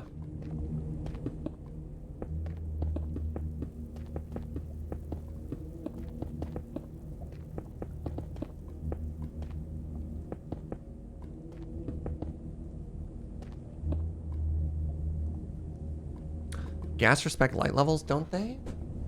Do they? Hey, what's up, Jessica? Can you explain why flattening something and covering it in buttons is better than just carrying it? Wait. Can you explain why something like flattening and covering all surface in lava isn't better than buttoning? Well, you have a chance of lighting yourself on fire, is one. The other issue is the way liquids behave in Minecraft. So if I put it here, it wouldn't equally spread in every direction. It would flow towards the nearest hole. So one bucket of lava is actually exactly the same as something else. And I could try and like raise it up in other ways. Also, lava is just more work. You can get less lava in a shulker box. You can only carry 27 at a time. So like, it's fine and it's doable. I just don't think it's as resource effective or potentially even that much more efficient, like time and effort wise, right?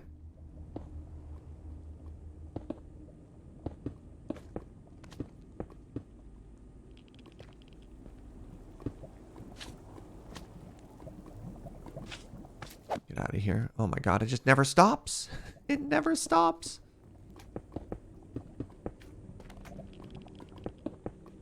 But very large flat areas, it might be more efficient to use lava, totally.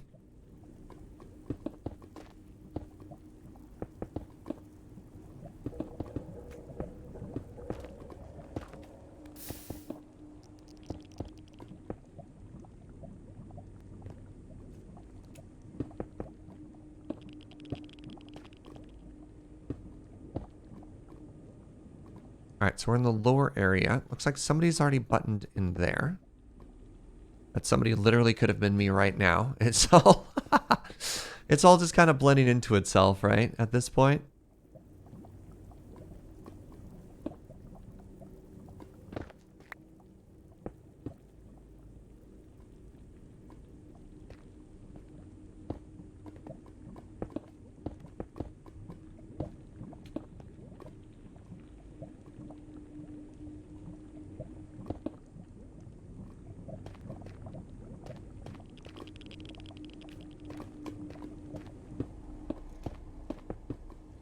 I said this area that I'd be done, but I have actually no idea where this area starts and the other one stops, so... Or we'll keep going until we look around and there's nothing else the button, right? Am I skipping parts? I have no idea. You can skip the low area. The only thing that we really need to worry about is a 3x3 or a portion thereof. So this can form a 3x3, 1, 2, 3, and outwards, right? But down there, there's no way that it could happen. So the magma slimes will spawn, kind of like spawn, or like that, technically I didn't need a button. Similar to regular slimes, they have specific area requirements that they need to do because they're, you know, they're large, chunky boys. But then again, if it's just like easier for my brain to spam buttons, then I'll just spam buttons too. Like I'm not going to sit there and specifically measure every single area.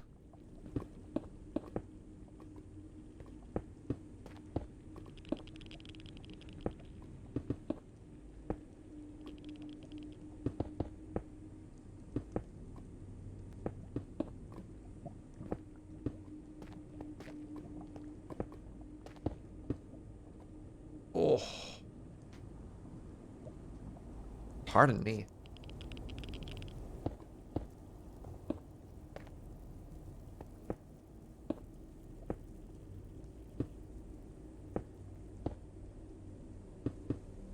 All right. It's either once we run out of buttons in our inventory or nearby visible areas to button. That's when we're done.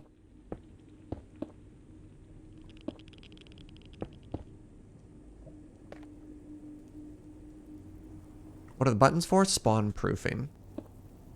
Crap. We head back this way now. So spawns are being restricted to an area that we want when we do a little something like this. Oh, this is a tall one, which I don't appreciate. Does this also work in the overworld? Yep. Yep. This works with any kind of hostile mob spawns. Do I have to not be there for skeletons to spawn? What do you mean, Sendatu? So the way that mob spawning works is it's always based on the player's location. There's like a giant invisible circle, or sphere rather, that exists around the outside of the player at all times. There's actually an inner sphere and an outer sphere. An inner sphere is where mobs won't spawn, so mobs won't spawn like right next to the player. And then there's an outer sphere, which is the maximum radius. All right, I think I nailed that. And then Minecraft will always try and have the entire spawn cap filled.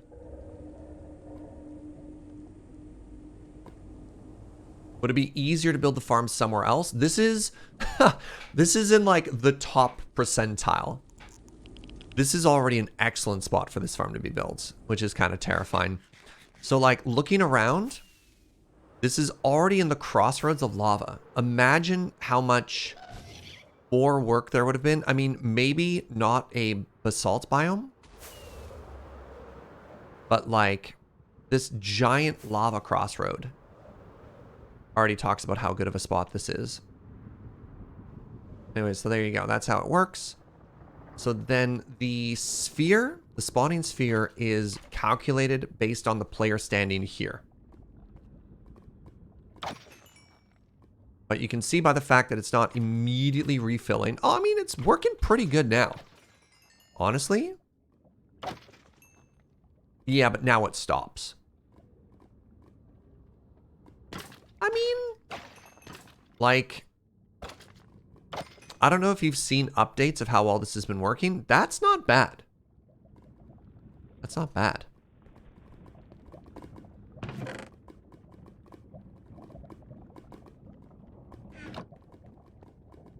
We're bringing most of the boys to the yard. We're trying to, certainly.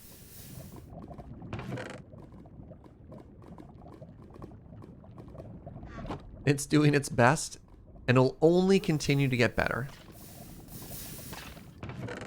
Which is very exciting.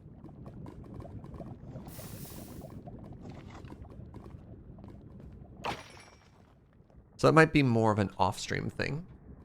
What is our boys to yard ratio currently? I'd say... Oh, that's a good question. I mean, this is... Honestly... Hey, that's another skull. This is not bad. Could you build a sorter? Yes, I absolutely could, and I might do that later. Make a redstone thing to automatically destroy the swords. Second skull. Let's put that in the first slot. There we go.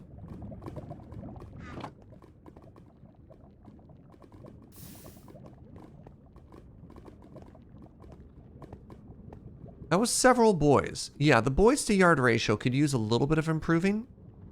But for the most part, the fact that we're getting boys at all does show that things are well. So, picture the giant sphere, right? That mob there is a problem. That shows that could be a skeleton, right? Where else? Those two mobs, those could both be skeletons.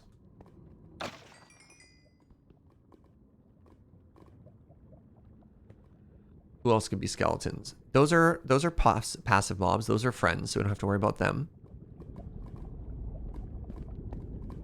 This is where it helps a lot to have two people, because one person goes here and another person can sort of travel around in spectator mode and see where the mobs are. See where they're spawning.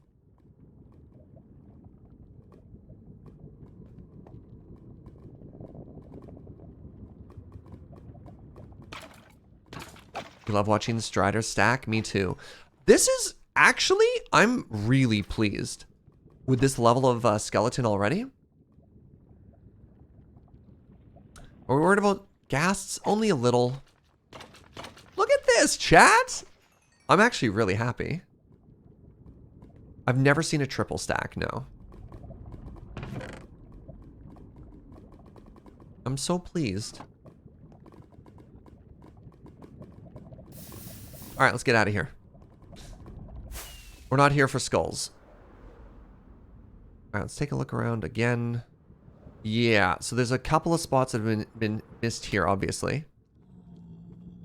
Where? Ah, I see. That's one. That's one. That's one. That's one. This is the area where lol missed a spot actually counts, which is heartbreaking.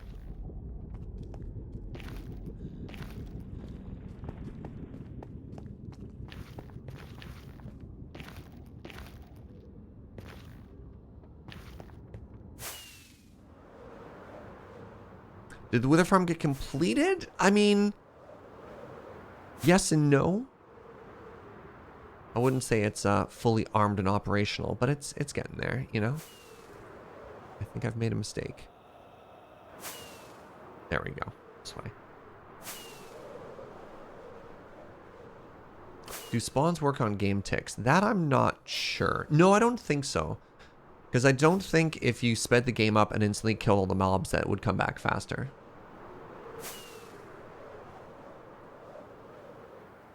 Because, like, the farm is functional. It could just be made better. A nice manageable number of boys in the yard.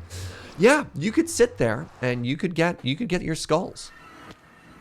I mean, I think you can start to imagine how much better that could get, right? We're not quite there yet, but dreams come true.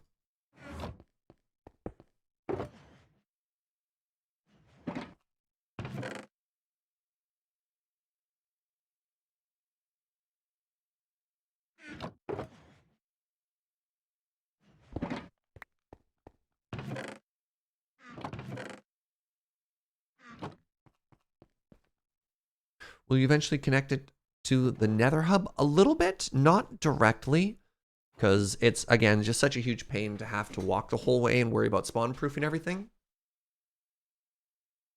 Hold on, hostile mob spawning does happen every tick. No kidding! I feel like I just learned something there. Okay, stones go away, or buttons go away rather. Sure. Why not? I'll make a button box for now.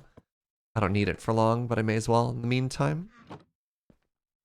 You live there. Got more mushrooms. Can surprisingly be handy sometimes.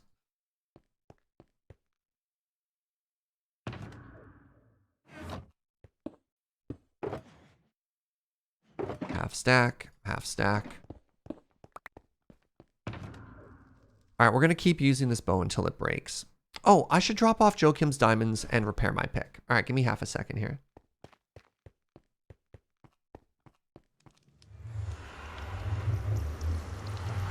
Oh no! You're AFK and you died to phantoms? That's upsetting. That's very upsetting.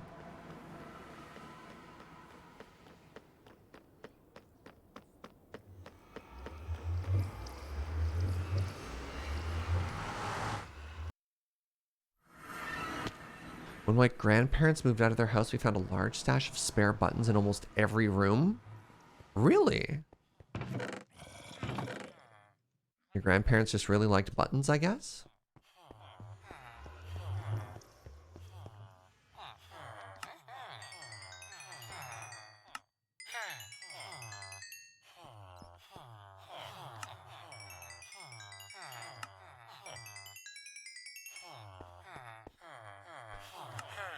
Thank you, villagers, so much for repairing all my stuff here.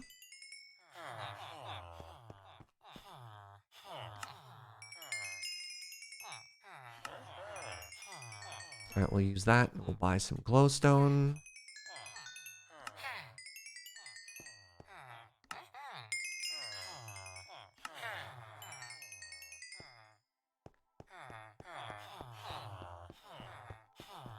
Do we have any button collectors in chat? Are button collections still a big thing? I know people used to get super excited about button collections.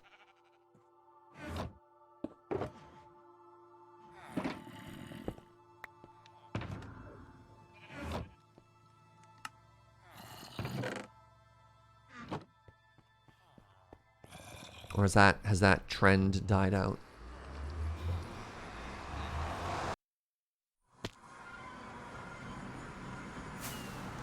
Boost buttons are a trigger for your foreign anxiety. Really?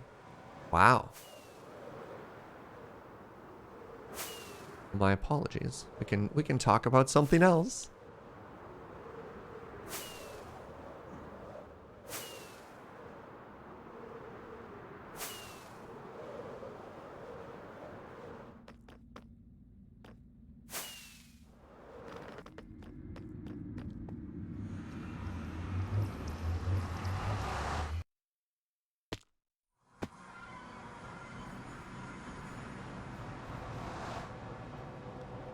Hello?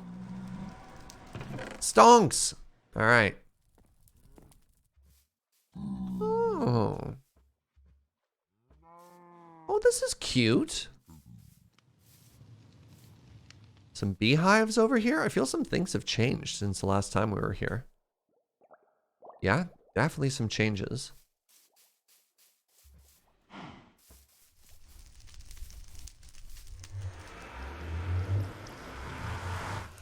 My mom makes little flower bouquets. Oh, that's adorable. It's very cool.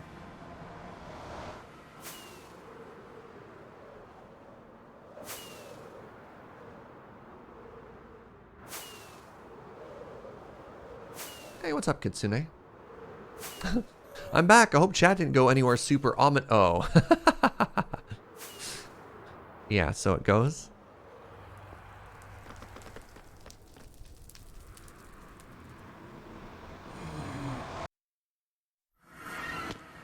Alright, pardon me for one quick second. I just need to top up my water. I'll be right back.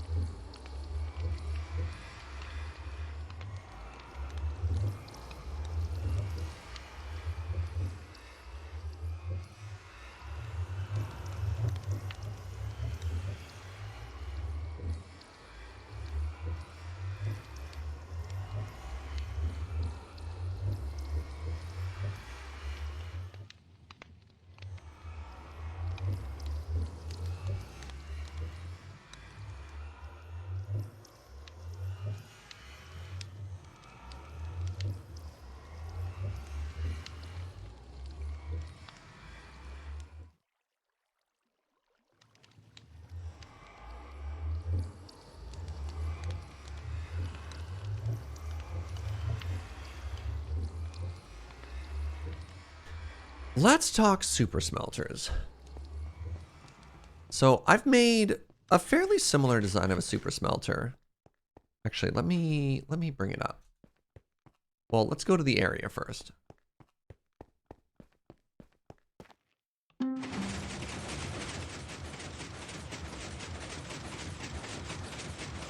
So super smelter, if you're not familiar with the term, refers to a whole bunch of furnaces. Pardon me. A whole bunch of furnaces that are all connected to each other via mine carts or a hopper system or all kinds of stuff like that. And so you put all of your input into one area and all of your output. So like you put iron ore on one side and all of your iron ingots come out of the other side, right? Ours is going to be fueled by lava, which is very exciting. So we have an infinite fuel source, which is extra exciting. And I want it to go right about here. I think it'll look really cool at the edge of the room if it's there. How much space do we have, out of curiosity? We have 1, 2, 3, 4, 5, 6, 7, 8, 9, 10, 11, 12, 13, 14, 15, 16, 17, 18, 19, 20, 21. So only have 21 spaces, which is interesting. Is there a way to automate the lava collection? Unfortunately, I mean, yes, but it still involves the player. It still involves the player. So there's a design that I've made a number of times that I like a whole bunch that I don't think is going to work here, unfortunately.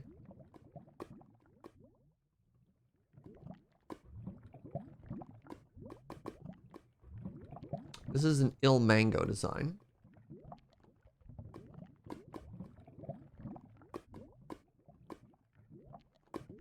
Of course it is.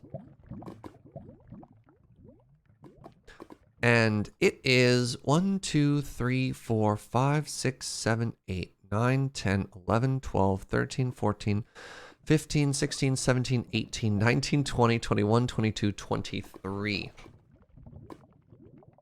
So the problem here is the backside. I don't think this is modular, in that I don't think I can take this design and make it smaller, which disappoints me, to say the least.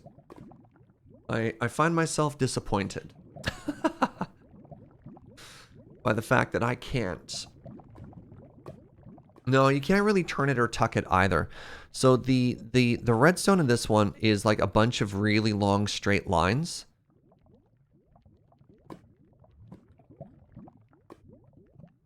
Such that it doesn't really bend.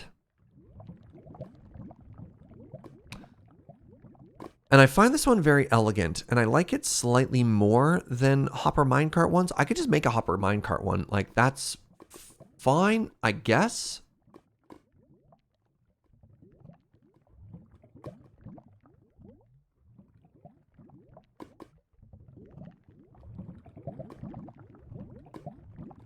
So the advantage of this one compared to a hopper minecart one is distribution. So this one will fire every single furnace off at the exact same time, where a hopper minecart can potentially be error prone. I don't know if you remember our previous vanilla series where we had a 64 furnace array, which is kind of funny. And it, we had to debug it a couple times. Do we give it its own custom-sized hull? I really wanted the super smelter to be in this room, just because I thought it would really nicely finish this back wall.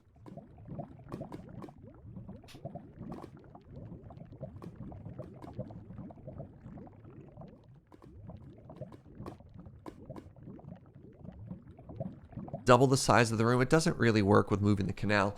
Honestly, if there's one thing I'm thinking of doubling, it's the smelters. Because what if instead of doubling the room, what if I just extended this room and we did 2 super smelters, one on either side? How big of a footprint is that? It's 1, 2, 3, 4, 5, 6. 1, 2, 3, 4, 5, 6. So that works. What do you think of that plan? Hey, what's up, Suffix? What if we made another smaller room here that housed our super smelter?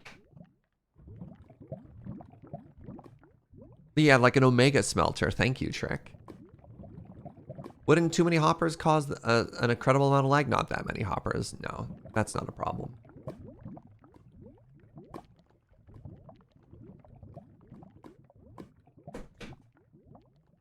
We need to be more than 6 to hide the redstone. I'm typically pretty happy with exposed redstone, if I'm honest. I like redstone. I think it, you know, we can make it fit the aesthetic. Would it likely make my fuel source inefficient? Nah. It's infinite. Yeah, fuel source is not the problem, right?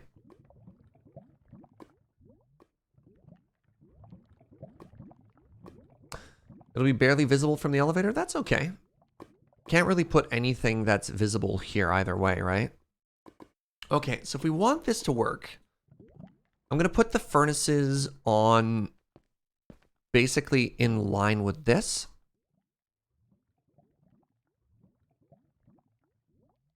Oh, it might even be narrower than that.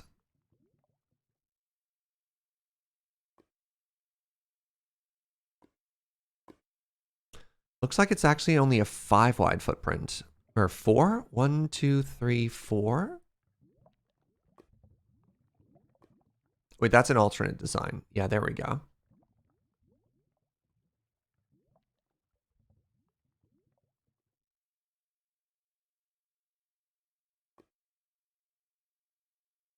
Yeah, we reached the point in all of these tutorials where it's explaining different methodology. I think it's only 4 wide. 1, 2, 3, 4, maybe 5?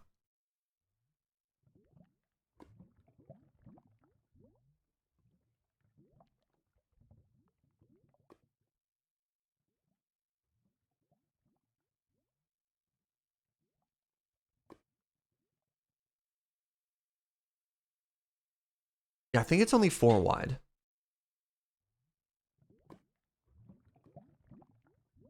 So what about the minecart chest into hopper system? Are you talking about an alternative? Because we discussed that earlier.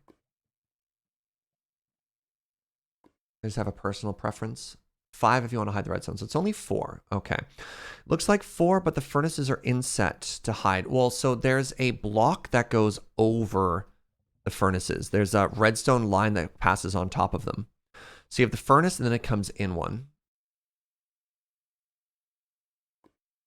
Do I have the U-block extension? No idea. Probably not, if I don't know what it is.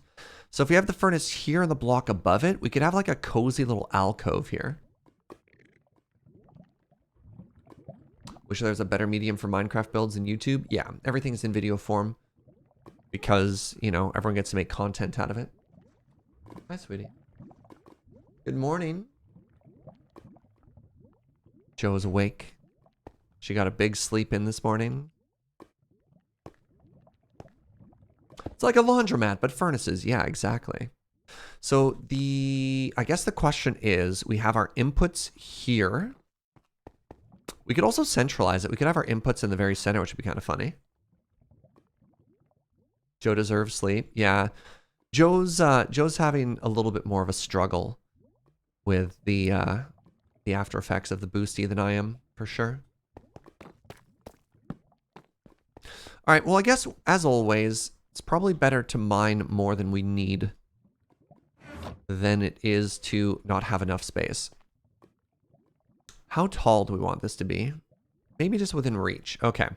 So 1, 2, 3, 4, 5. So let's go here. 1, 2, 3, 4, 5. 1, 2, 3, 4, 5. That's here. In worst case scenario, I can always fill it. Always fill it after.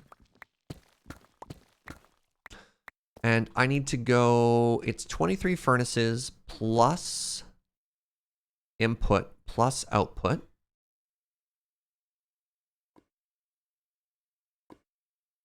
So 23, 24, 27. All right, 1, 2, 3, 4, 5, 6, 7, 8, 9, 10.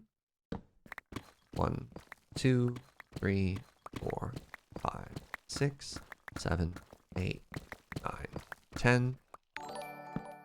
Femness, thank you for the quarter year. Thank you very, very much for 25 months of support.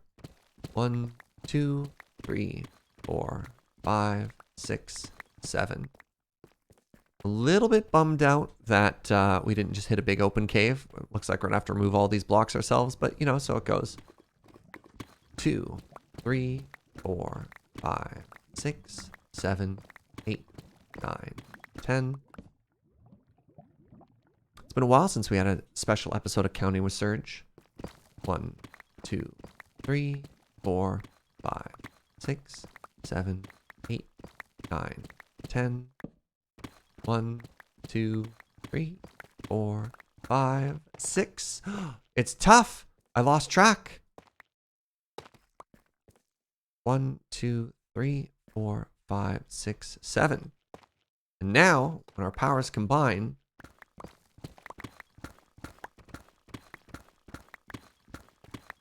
did you see a strider? Yeah! James came through. And look at that, they lined up. James came through and delivered.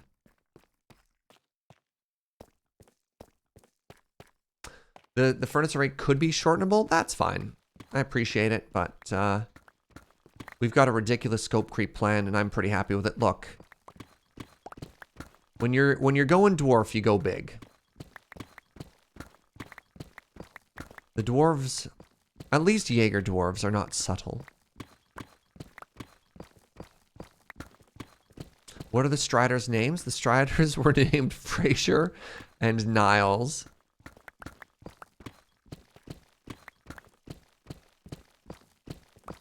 Look, it's been a while since we just dug out a room, right? So let's hang out. Let's hang out and let's chat. What should we chat about anyways? Deep slate copper ore, chat.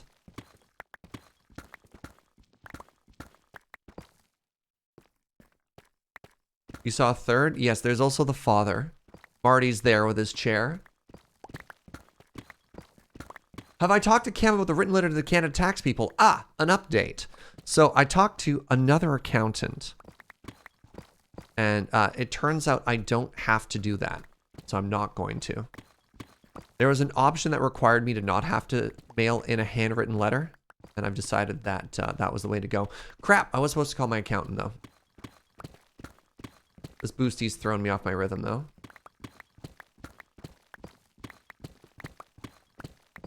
Just as long as you promise to only smelt maximum of 4,600 for lava efficiency. Oh, I could care less. Look, I have infinite lava.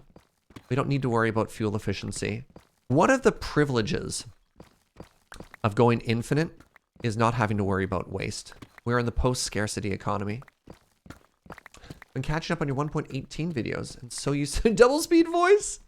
But I sound so deep and slow right now. Thank you. I take that as a compliment.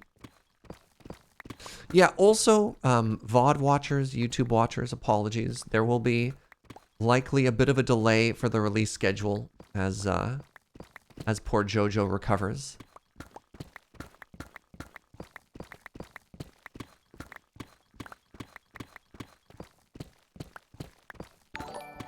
Hey, Anderchris, thank you for 20 months. Look, we have the option to do the thing that's efficient, and we have the option to do the thing that rocks. Post-scarcity, so when can I expect you to build the saucer section and warp nacelles? Ah! I mean, at the end of the day, we also have a dwarven economy, right? A dwarven aesthetic. That will impact some of the things that we make. Joe got floored? Joe's not. Joe, what word would you use to describe yourself?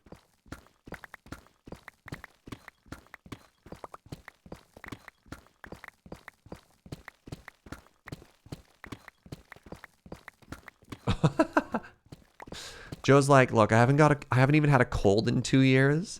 Having any sort of ache right now is a little overwhelming. Poor Joe. Yeah, Joe's a little achy from the boosty.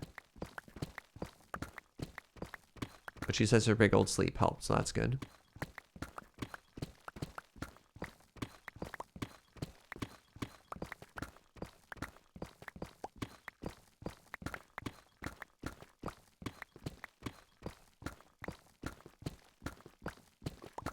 Chat's got lots of nice things to say about you, sweetie. Joe says thank you.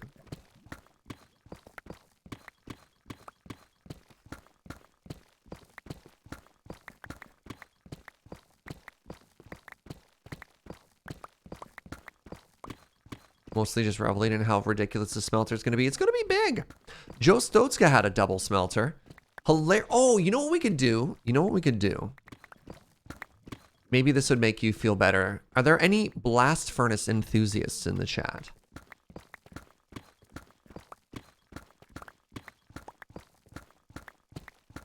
Any blast furnace aficionados? Hey, what's up, Shatten? I barely use my smelter anymore, that's fair. I find them far too limiting. Blast furnace enthusiast is a bit of a niche, yeah. We could have 2 furnaces. We could have one that's a blast furnace and one that's a vanilla furnace.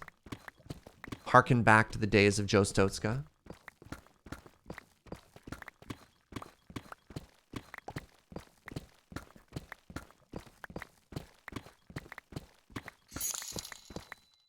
Holy moly!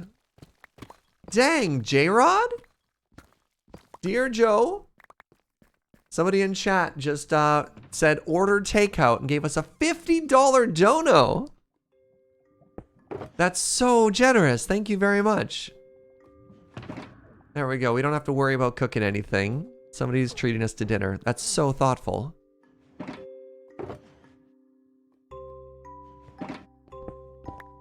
Joe hopped in on my account to say thank you in chat. Thank you so much, J-Rod.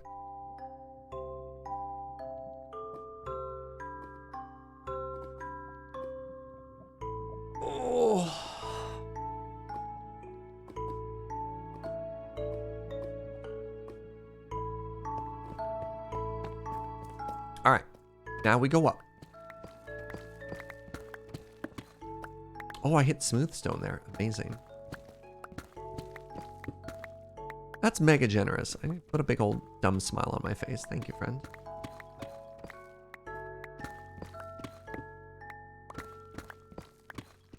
Sometimes you worry about efficiency. Don't get me wrong. Don't get me wrong. There is a certain satisfaction in perfectly tweaking something to line up. And I mean, we've done that in economy games, like Satisfactory or Factorio, right? When you've got your ratios just right? You know? Blast furnace is no good for glass. Yeah, but we just buy glass from villagers, right? So I think the main use case is going to be ores, because we've run into some bottlenecks of smelting iron and smelting copper.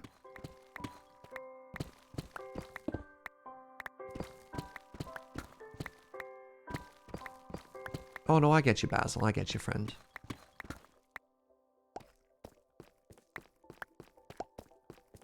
All right. How am I going to do this? Let's do the perimeter, and then I'll probably hop upstairs. I kind of find it uncomfortable digging straight up. I mean, I know it's a video game, but it hurts my neck. Does that make sense to anyone? You're like, Serge, that's not a real neck. How can that possibly be hurting your neck?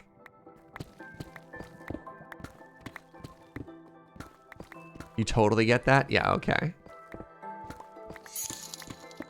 What the heck is this? Hey, thank you very much to whoever just used my Humble Store for a purchase there. Appreciate it. Your neck is hurting watching? Okay, good. I'm glad it's not just me. You're literally just thinking the same thing? Okay, all right.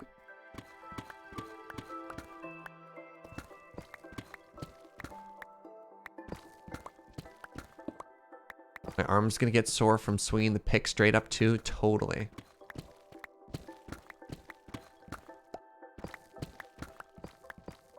No! And then I occasionally break the blocks I want because I can't see them either.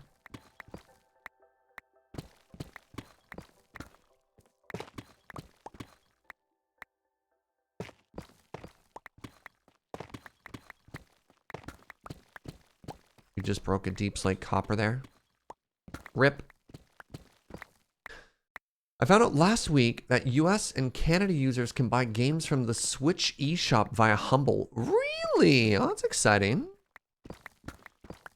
What's up, Mr. Sarkon? Did you miss anything exciting from science? Only that the numbers are bad.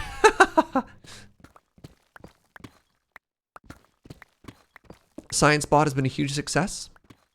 We found out that Science Bot is pardon me, open source as well. Oh my goodness, hiccups, why?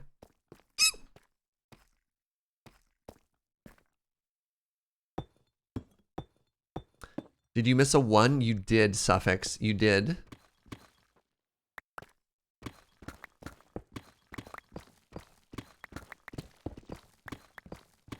Having some hungry hiccups here. Pardon me, my love? I'd love that. When you, are you feeling up to making yourself coffee, or am I gonna have to give you a hand later on, buddy?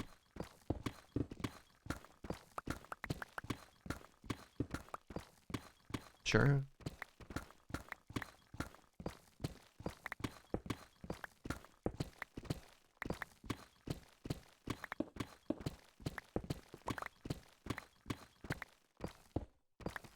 All right, so we keep the deep slate copper, but we definitely smashed the other copper. Joe's not feeling good. She's a little achy from the boosty. She'll recover.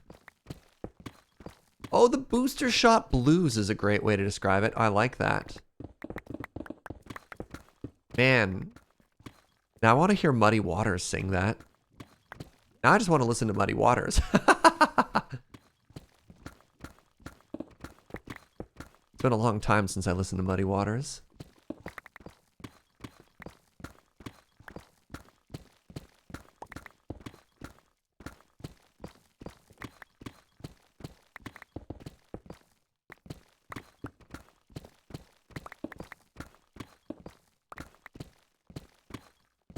When we went downtown to go to the pharmacy, we ended up stopping by St. Cecilia and picking up some very exciting beans.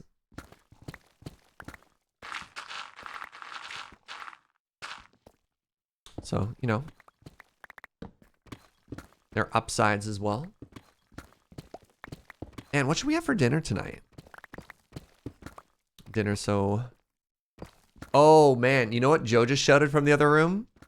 Joe just said tonight's a lasagna night. There's a wonderful, wonderful Italian restaurant in Victoria called Zambri's. Yo, Victoria folks, did you know that Zambri's delivers?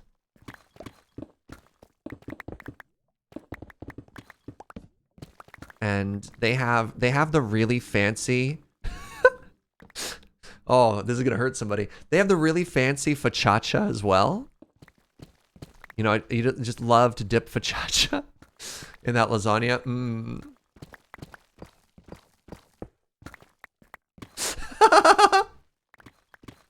Oh, yeah.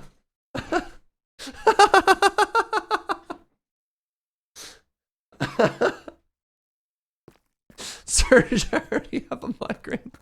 I'm sorry, Discordian token.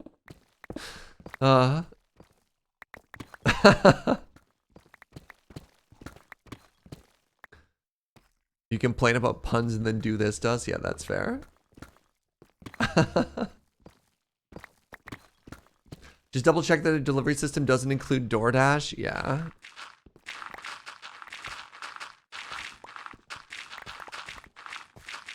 Anyways, their lasagna is amazing. I need a little bit of smooth here for the ceiling. So let's grab just a little bit here.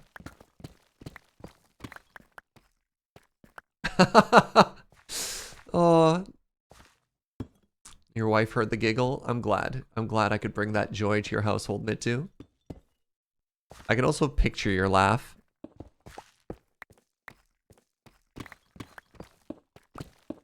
What's my favorite place to eat in Victoria? I don't have a number one. I have so many places.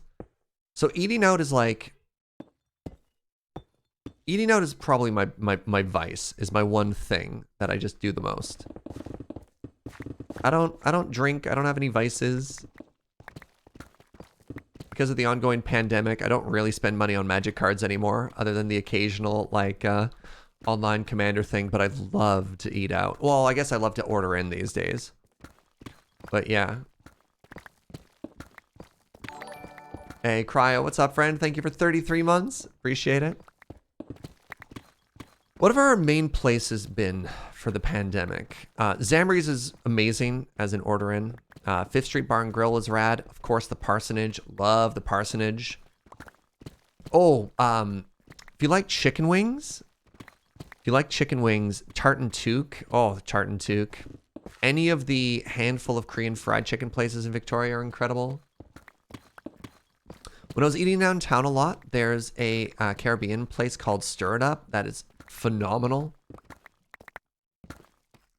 One of my absolute favorite restaurants in the city is a hot dog basement, Cenote. That's probably the thing that's upset me the most, because like that's Cenote's always been about like community for me. It's not the same as a takeout place. Cenote is so good. Yeah, the hot dog basement. Look, if you get it, you get it. It's a hot dog basement.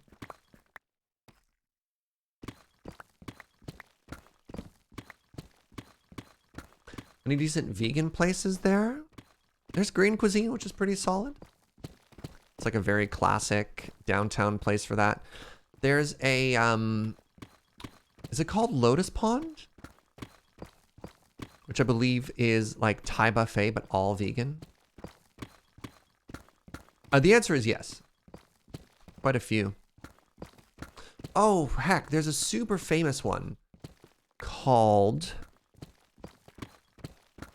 It's right near the Bay Center downtown. It's like kind of a half step down. They have a food book. It's been around for ages. Victoria people, help me out.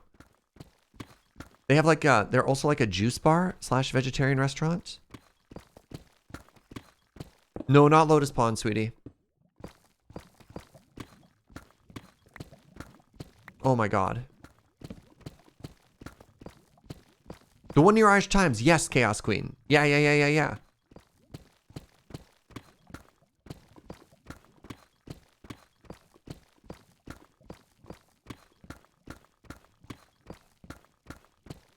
I've had so many friends work there in that kitchen, too.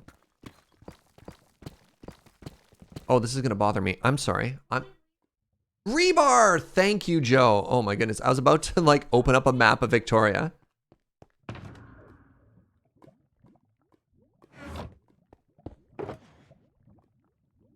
Right.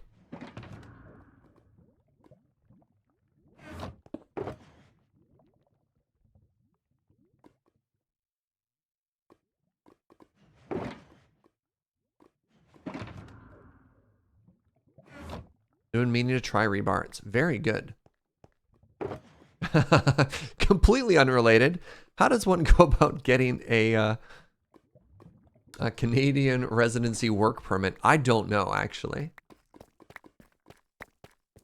I think the easiest path is to get a job first.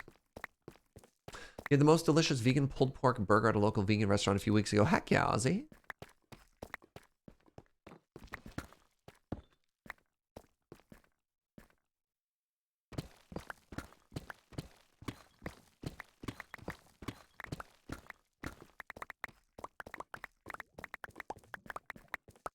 I did not realize how full my inventory was. Oh, wow. For a while, too.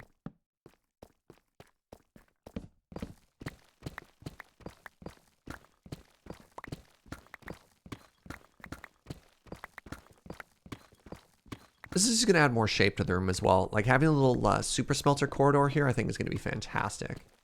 You should try Bao. I have tried Bao. Bao's good stuff. I'm not, like, massively in love with it. So Baja is a place that has, God, maybe this is like the most white person way to describe it ever. I call it like Asian tacos. So they're like little folded buns, and then you fill them with ingredients. And they're called bao buns. Yeah. And they're quite tasty. Glad I can make you laugh at that. Yeah. And then they have very complicated ramen as well. Yeah, Bao's solid.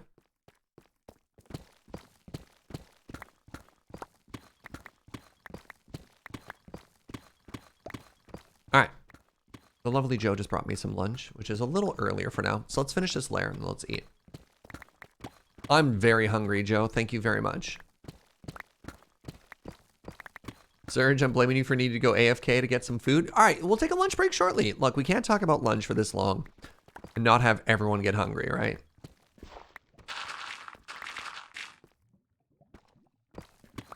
We'll have an earlier lunch break. Today's a Chipotle lunch day. Do we have Chipotles in Victoria?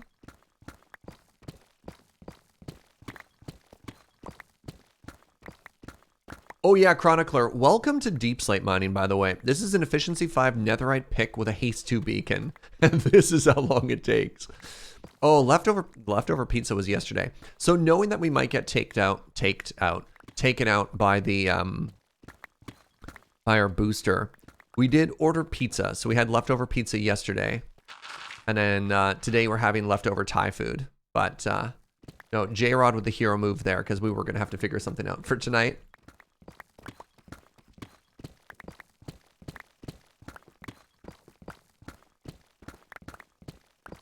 You just finished dinner, have a delicious decaf tea break. That sounds fantastic, Arctic Atlantic. Would have been faster to convert this to moss and then deep slate. Wait, can you turn deep slate into moss?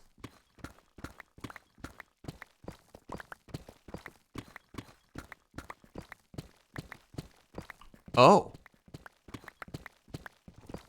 Check the F3 tag. What's the... Oh, Azalea root replaceable, moss replaceable. No way.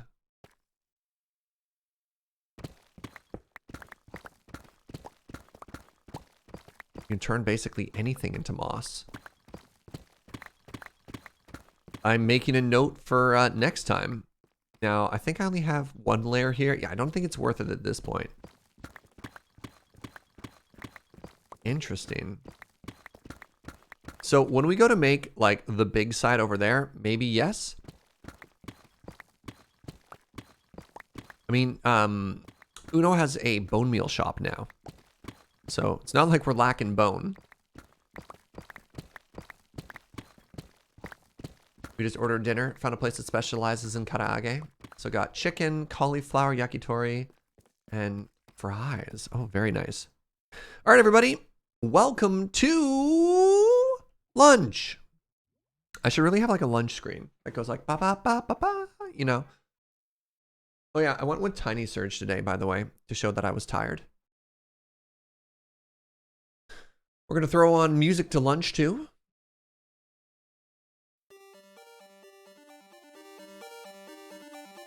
Here's the last of my Thai leftovers. Oh, God, I can't wait to stop being crunchy, that's for sure.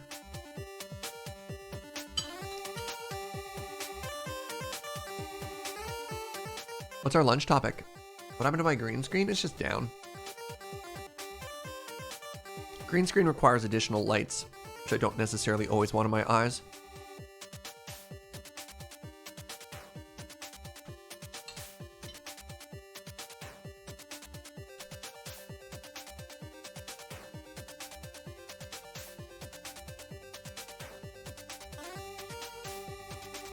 Ah, pardon me.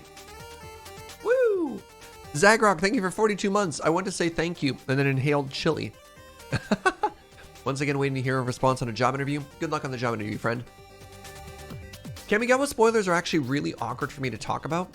Because of my work with the pre-release, I have access to information before other people do. And I am under so many NDAs. So I can't, it's spoiler season is always really exciting and really hype, but puts me in a really awkward position because I cannot, and Trick's right here. Yeah, I just can't let things slip, right? So like super open-ended questions, it's just tough. So I typically just wait until the set's out and then talk about things at that point.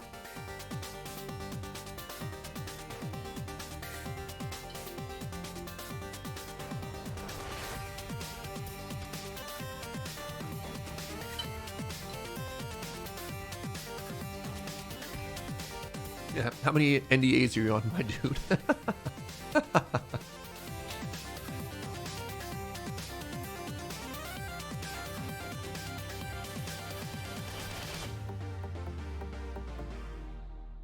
That being said, I am very, very hyped for Kamigawa. You're just a bean of NDAs at this point? Yeah. No leaks. No leaks. No leakerinos.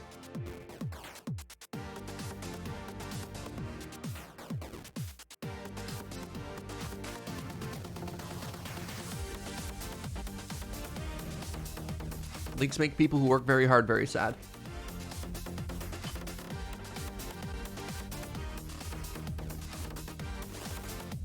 All right, let's keep brainstorming here. I've only signed an NDA once, and it was for a game that came out like 10 years ago. Fair. How many buttons have we placed in the server? That's an interesting question. I am at... All right. You have to be in the game to find out your statistics. I have personally now placed...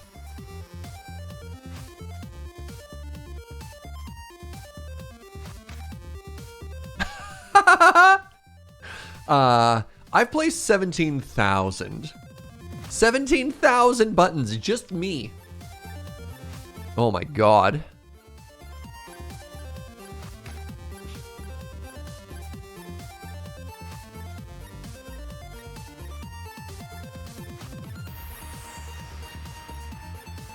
My predictions on Groundhog Day, despite my absolute love for the movie Groundhog Day, I don't really follow what happens to the actual groundhog.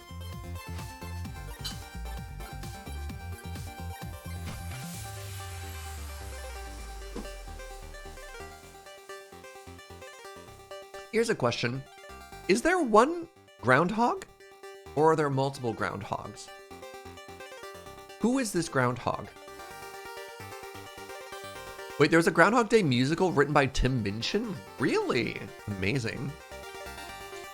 Wait, there are two? And one of them's named Phil. Amazing. Canada has its own groundhog. I didn't know this. Serge, after lunch today, can we talk about what else is on the roadmap? We have to replan the roadmap. This is the last step in our last planning. You could say our sprint's almost done, Trick. And we can start working on the next one after. Rock Pusher, thank you so much for 47 months. Oh my god. Rock Pusher is so close to the 4 years.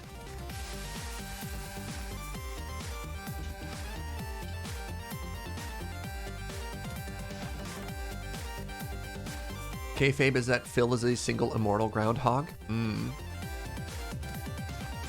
Have James and I talked? No, we have not, Electra. Maybe we'll do that on stream tomorrow.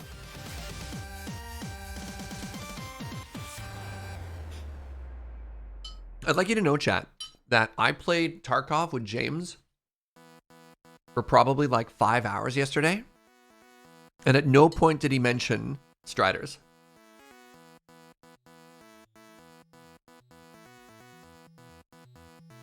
He did a very good job of not spoiling it for me.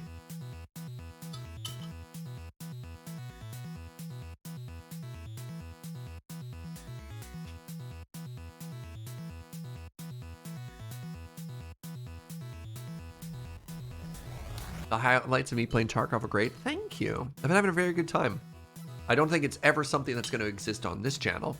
It's a very, very different experience.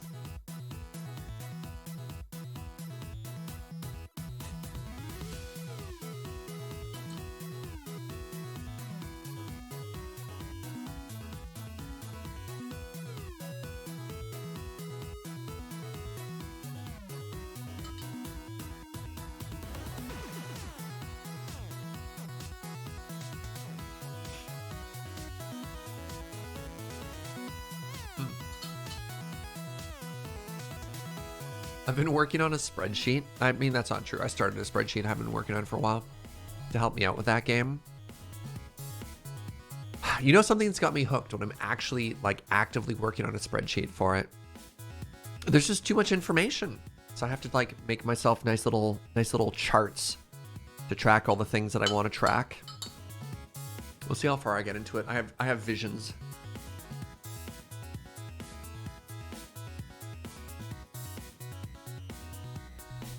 Love watching me play Tarkov. Oh, thank you.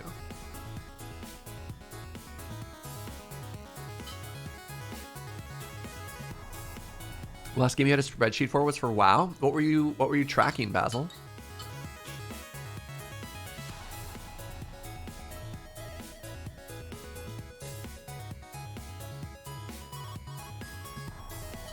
Hey, Bo Brinkman, thank you very much for 14 months. Team spreadsheet. Very nice. James's chat is better than Surgeon chat for supporting. No, there's definitely differences, Jessica. And I love that. There's definitely overlap, but I don't like, there's not a one-for-one overlap. It's a different time, definitely a different vibe.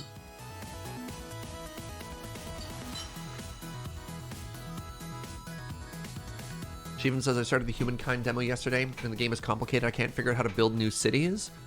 Right. So, in Humankind, you claim an entire territory at once, Shivam. You only get one city in the territory, and the first person who grabs it gets it. So any single unit, you don't even need a settler, any unit can place down an outpost. And typically what you want to do is you want, like in Civ, you want the highest yield possible. So the game will do a pretty good job of telling you, pardon me, the game will do a pretty good job of telling you or highlighting a specific area to go, just for the highest numerical value. And then once you place an outpost, that province is yours, that territory is yours, and you can start to collect the strategic resources and the luxury resources that are in it. And then if you really like it and you want to turn it into a city, you can then upgrade that outpost into a city. And it gets a little bit more confusing later on, like you have a city cap. So you can merge the territories together and have them managed by one city. It's wild. We hyped for the Hard Space Shipbreaker final release. Very much so. It's been a great game.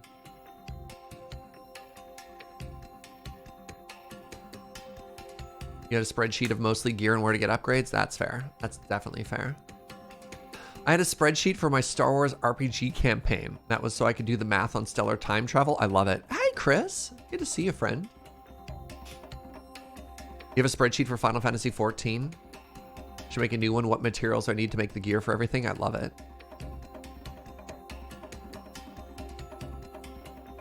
Alrighty. That was a delicious lunch. Huge shout out to Joe for heating me up leftovers. It's true. You're having a big rest day, and the fact that you helped out was very, very, very lovely.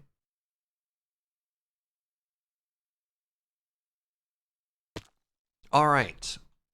One last layer to remove, and then it's super smelter time.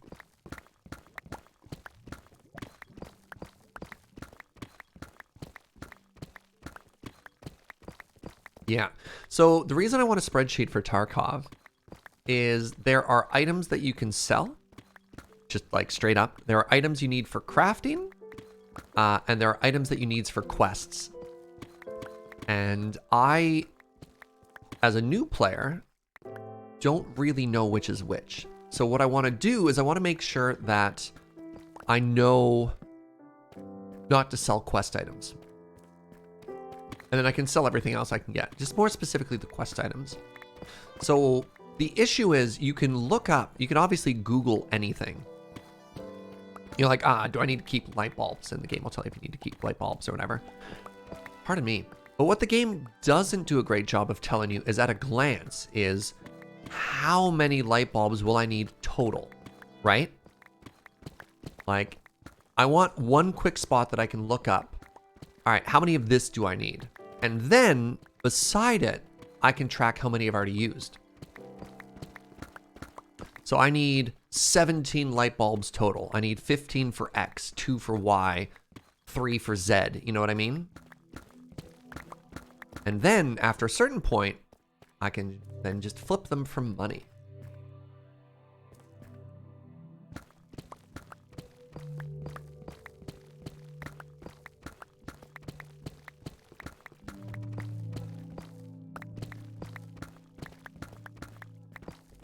The only thing that I want from Hard Space Shipbreaker is even bigger ships to take apart.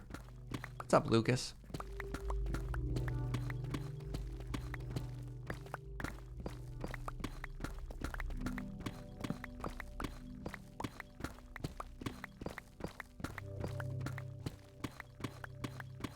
All right. The smelter home is almost complete. You want like Shipbreaker for capital ships? Exactly. Same. I think it'd be super cool. Maybe if there's like a DLC or something like that where you move to an even larger berth. Is that the word you use? A larger ship home? And they can bring in even bigger ones. Welcome back, Rach.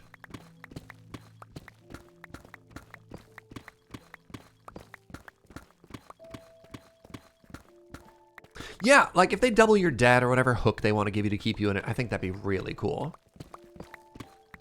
That might be a fun hook for multiplayer as well. I mean, it'd feel bad if you're just quietly plugging away at your end and, you know, like a quarter of the ship exploded or whatever. But yeah.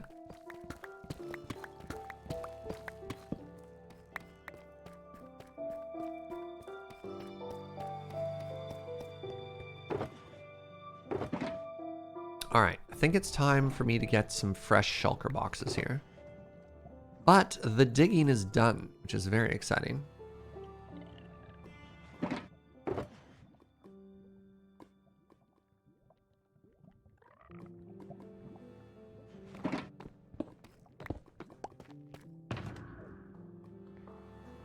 That was not a shulker box that I grabbed there.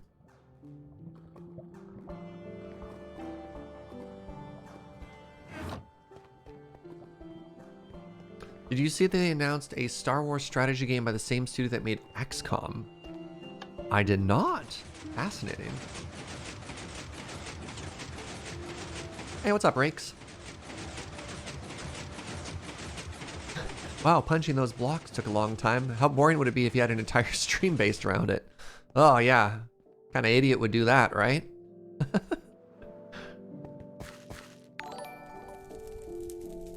So, Cobble Deep so I can go away. Yo, Shattered Shamrock, brand new sub at tier 2 as well.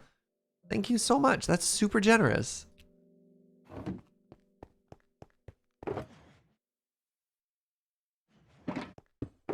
Glad you're enjoying your time here.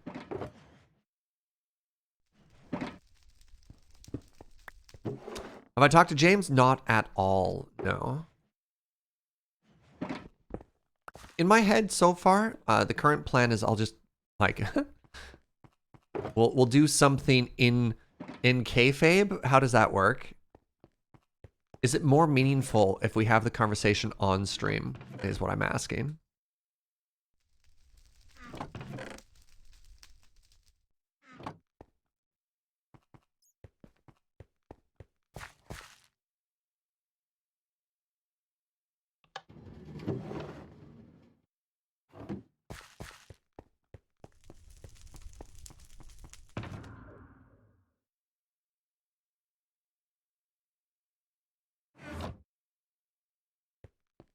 Okay, now.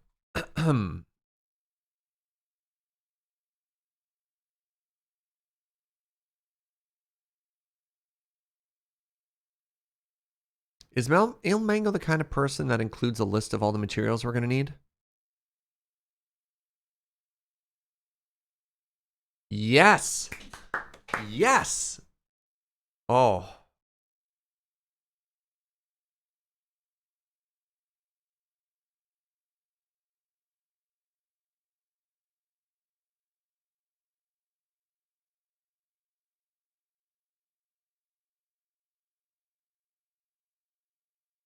Super Smelter!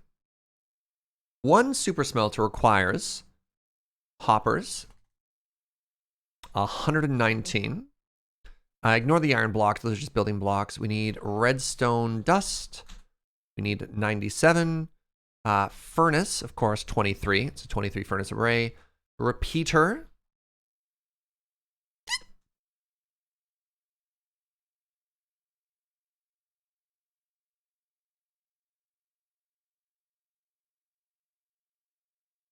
And a comparator. Comparator 2.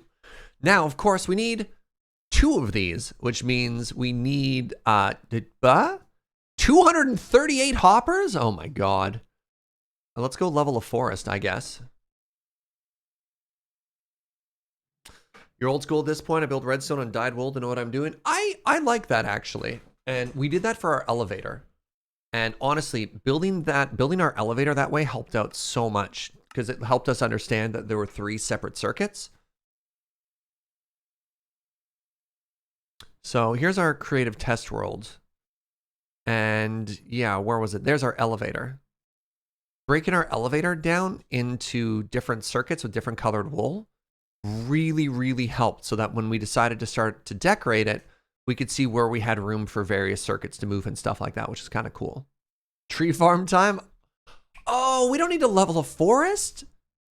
We can just shop from Uno. Uno. Uno. Hey, what's up, Snack Pack? Look, I've got all this wealth.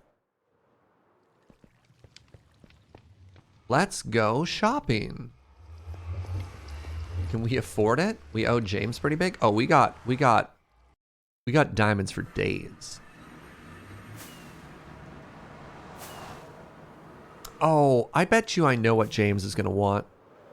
I bet you if it's a barter, James is gonna make us help him with his storage system. Calling it right now.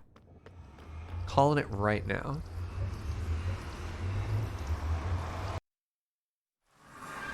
Oh, I'm gonna have phantoms. I haven't slept in like 8 years.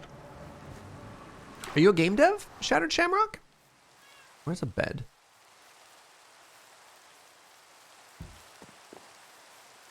What are the chances James wants a canal? Good question. Good question.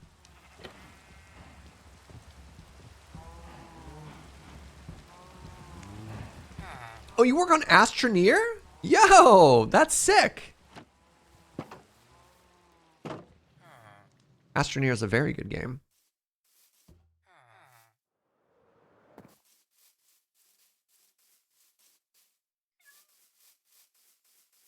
He wants an elevator? Oh no, he does want an elevator. Well, we're basically elevator pros at this point.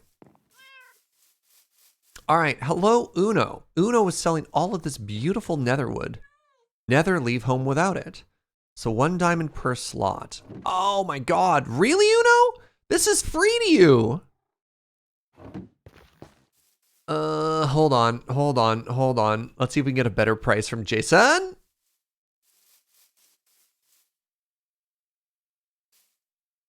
They match their prices. Wait, 1 stack of raw achacha, 1 diamond, 1 stack of achacha, 2 diamonds. Is there a tax on me? Cause I, no. Oh man. This is terrible. This is what you're terrible. This is a surge tax.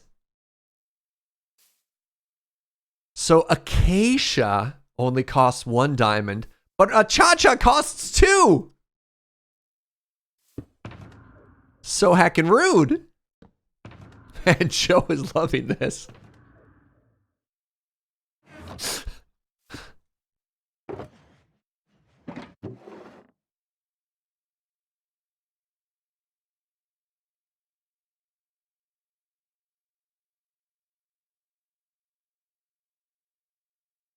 I see how it is.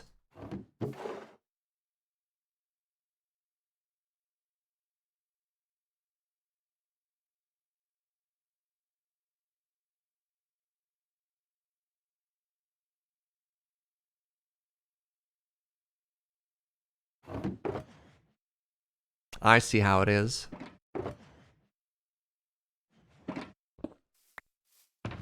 Can't believe there's an achacha tax. I should let Jason know that I bought all of the stuff.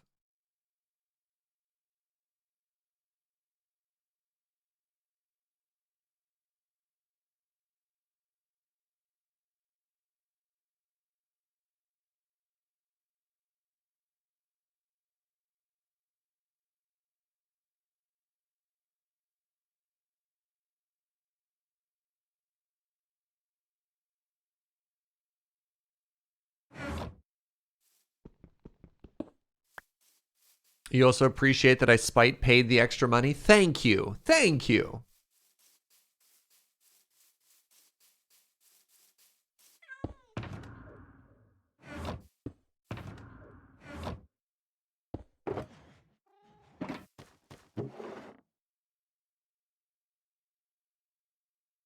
I mean, that just feels good, right?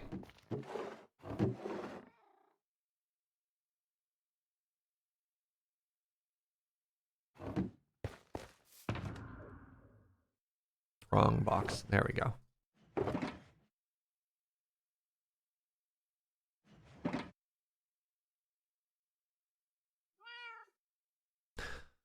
Hey, what's up, Chris? You live. Yeah. I think we're good. You should have leveled the forest instead. Look, gotta support local businesses, right? Support local businesses. Get absolutely roasted by your friends, you know? Hey, Skunky, thank you for 100 biddies. Thank you for standing behind the principles of a cha-cha. Thank you, Skunky. Somebody appreciates me. Love these types of shops on SMP servers. Gives me a very small town honesty system vibe. Oh, yeah, right? Speaking of small town honesty vibe, a dear friend of mine moved from Victoria to a very small town, and she does like a little bit of baking, and so she's got a little food cart that it's an honor system that's like just outside their place. You know, it's out on a country road, so stop by, help yourself to some cookies, leave some money in the box.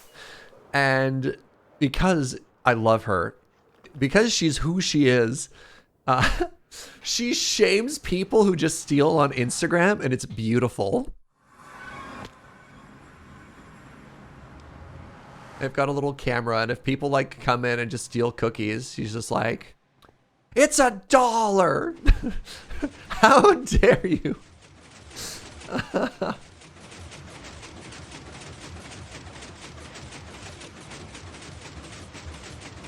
Oh wait, I don't have all the materials I need. Back up. Bong. What's that, sweetie?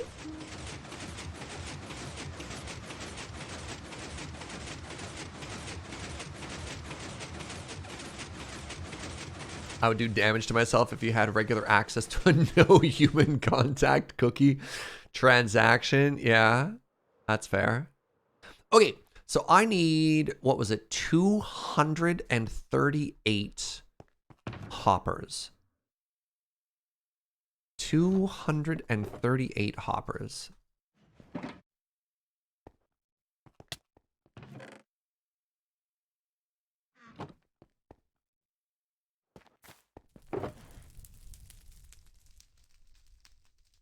All right. I apologize, chests or pretty wood or whatever.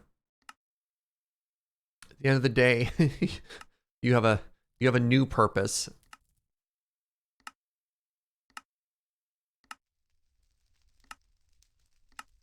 So each stack of logs is half a stack of chests. So I needed 338. Is that what the math was?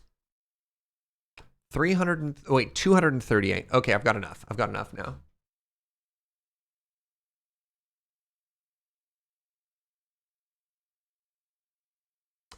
Considering your love of coffee, it's appropriate to get roasted by your friends. Wow.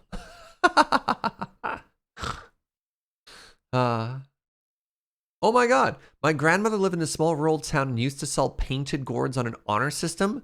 People would just hand her blank checks and trust an honest amount? Wow. Hold on a second. Have you seen this clip?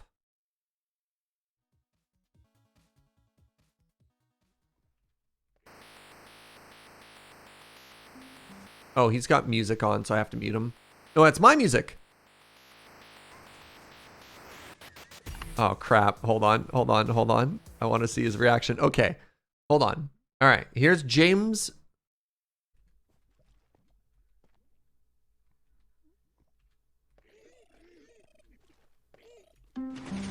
Bing bong.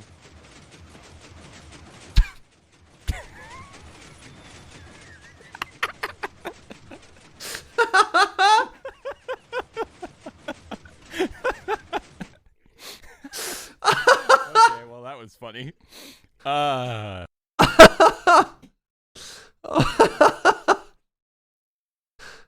right, that's very good. Sorry, I'm covering up James's facial reaction there.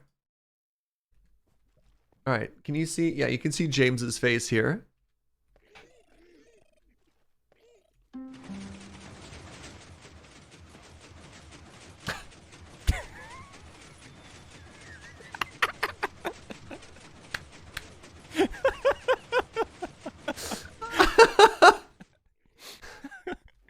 Okay, well that was funny. Oh, that was such a good and sincere James laugh. That was very good. Oh man, that was good.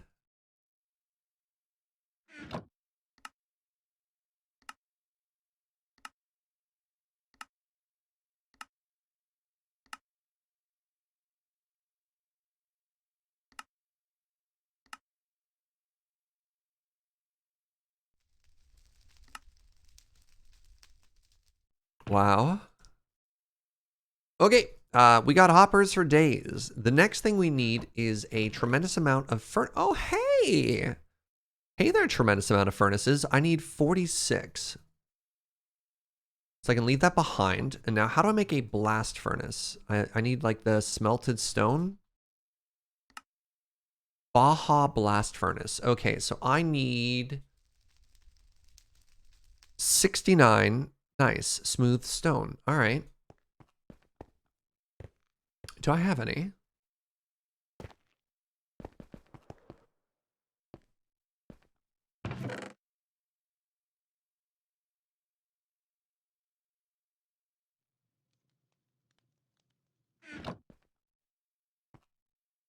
Yeah, that's a Baja blast furnace.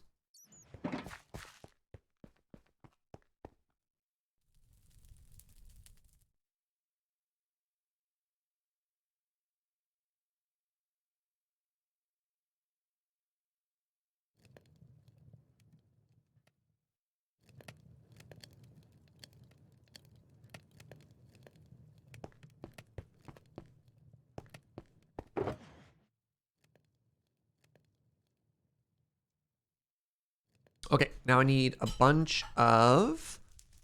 I need 32 repeaters.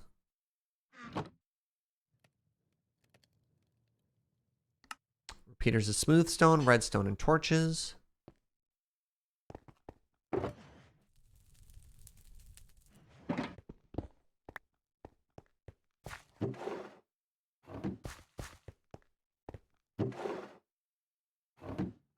How are we doing here anyways? You're fine-ish. How are you doing? Oh, you're fine. Good. Smooth stone, redstone, and torches.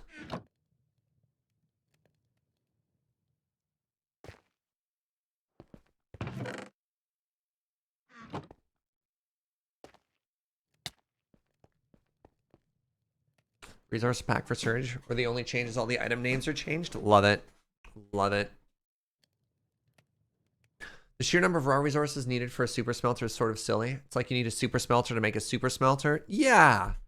You know, you gotta make super smelters to make super smelters. Right. You know, you know what I mean? All right, I need a comparator next. Comparator is also from torches.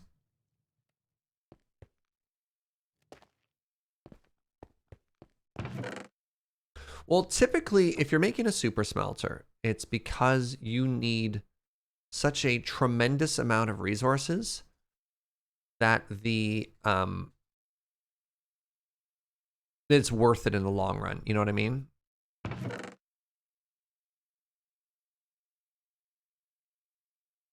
Like, ideally, by the time you need a super smelter, it's paying for itself.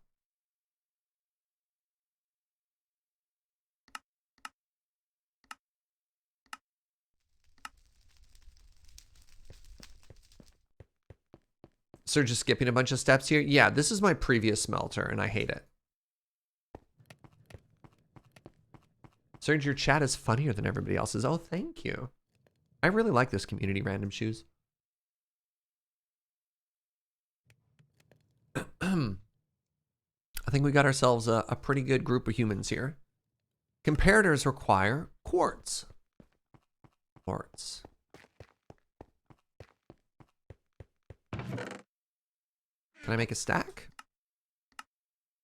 No.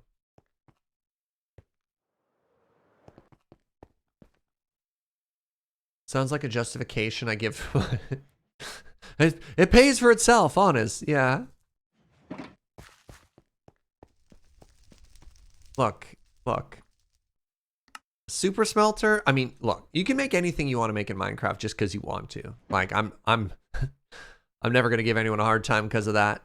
All right, I need a bunch of dust, and I think I'm starting to run a little low on redstone.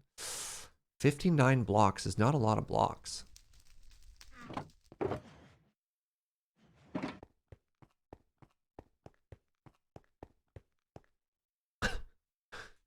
Snurge, that's deep, man. Knock, knock, open up. Doesn't exist. Snurge just blew your mind.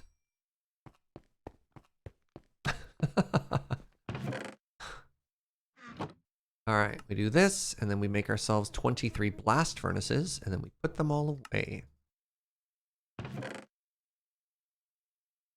It's very poetic, Snurge. All right. Pardon me. Hoppers, check. Dust, check. Furnaces, check. Repeaters, check. Comparators, check. Torches, check. Chests.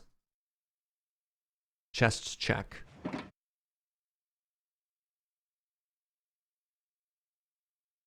That's the worst knock knock joke you've heard today? I thought that was pretty good. I was proud of Snurge. Look, Snurge doesn't attempt comedy very often. We should reward that behavior.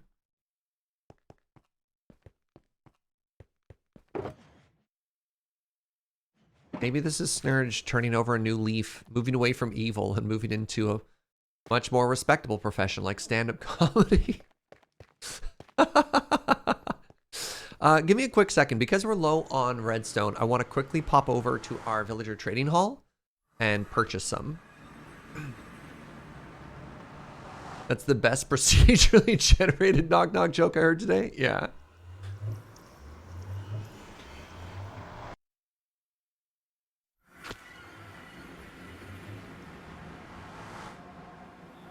Is one side going to be regular furnaces and the other Baja Blast? Yes, that's exactly the plan.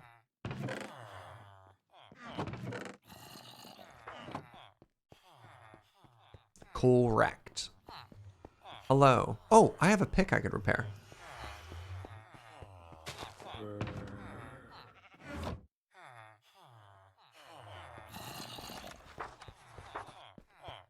All right, I can turn things back down.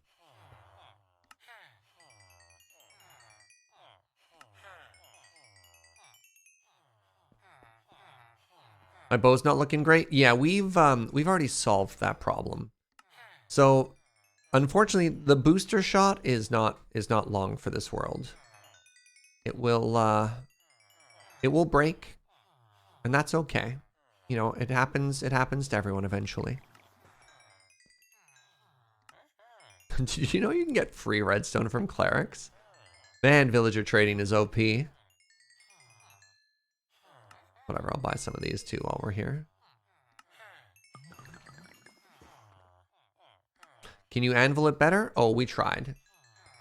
The answer is no. There's a certain point where a repair or a certain transaction is too expensive. And we have passed the point of no return with this bow.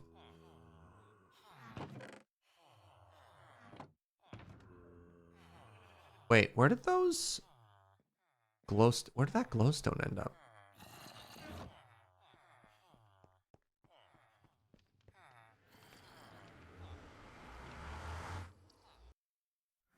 Question, what types of villagers did I double cure? The only villagers that I know of that are double cured are all of the cartographers and then select villagers. I'm in the wrong area. I wanted to be over 1.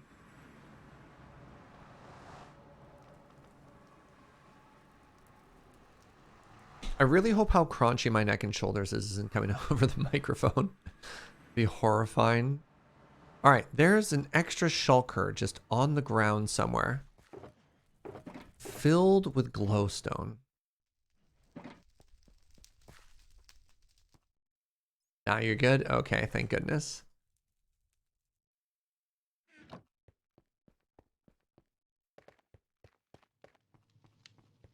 Can you anvil an old item into a blank one, or is that also expensive? It depends, Chronicler. It gets progressively more expensive every time you do it, so there's an end point. You can't infinitely repair items on an anvil by specifically by layering an old one on top of a new one. The space is such a good build palette. Thank you.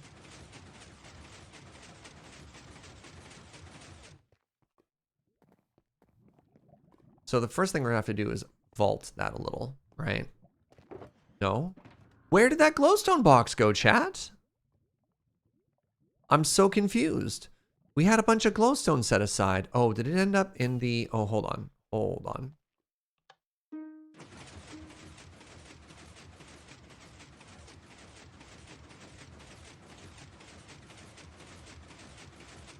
Do the Striders have jobs in the Forge? That's an interesting question.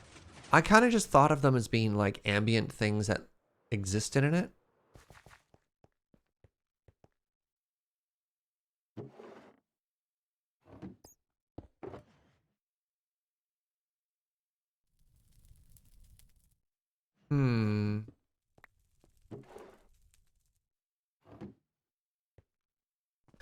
The Striders are named Fraser, Niles, and Martin.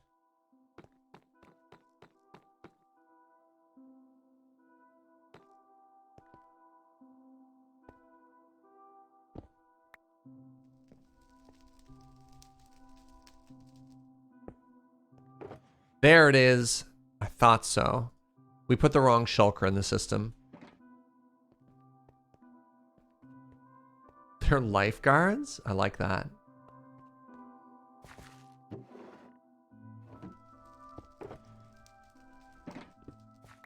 Seagull? Seagulls are knock knock knocking upon our chimney door again.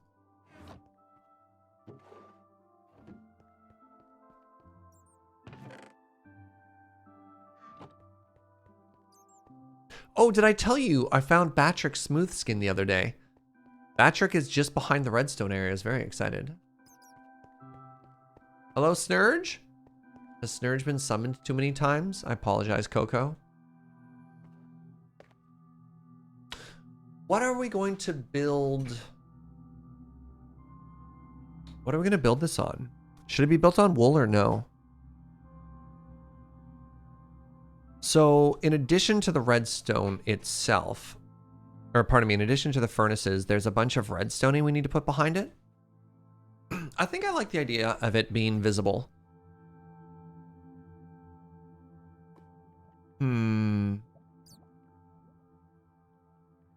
Let's make it out of... Ooh, copper. Harvest? You and I, friend. I was like, man, what if we made it out of copper? God, how expensive is that going to be?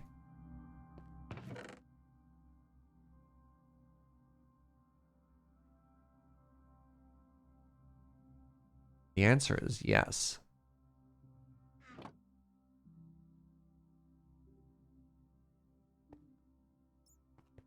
Copper would melt? Yeah, you don't think of the actual material. You think of what the material is alluding to, and that's something that is metallic and solid. As long as it looks right, it's probably good enough. Right? Looking good is only half the fight.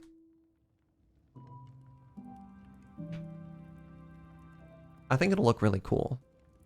Because keep in mind, we have copper all over our walls, right? We have copper and we have stripped cha-cha, making for a very pretty palette. We've also got granite in the build too. The other half is knowing, yeah.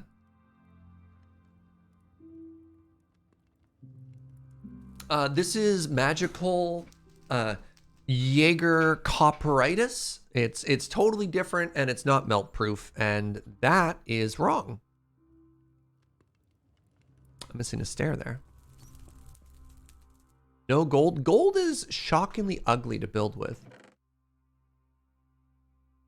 unfortunately.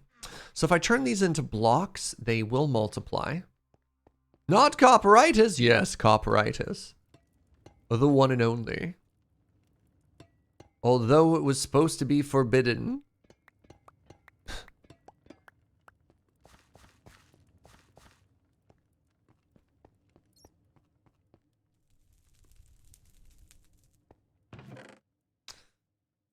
I mean...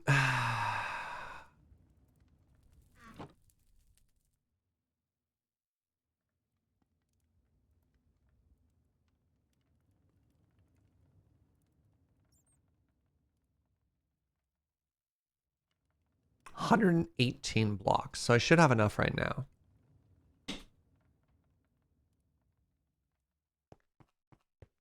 Butter Road demands you take back your insult towards gold. Look, Butter Road was never pretty. Like, let's...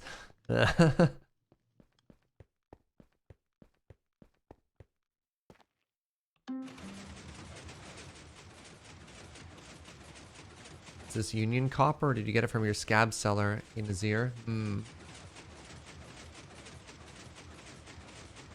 Well, one at a time. So, oh no! That one's a slime chunk? Really?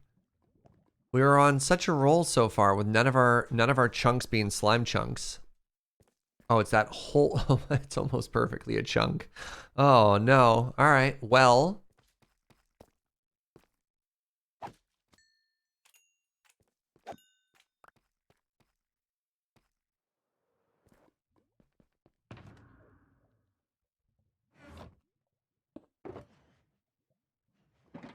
Time for a slime farm. Again? Another one? So I like left side first. So let's go with the left side first. Slime chunk bad? Slime chunk is... So the reason a slime chunk is bad is it means hostile mobs can spawn in this area regardless of light level. So typically you can prevent mobs from spawning by putting down torches or like lava, any kind of light source. Slimes will spawn regardless of the amount of light they have. So we have to think of other ways, other creative ways, such as slabs or buttons, in order to prevent them from spawning. All right, so this should be 27, which means the furnace can start at about here.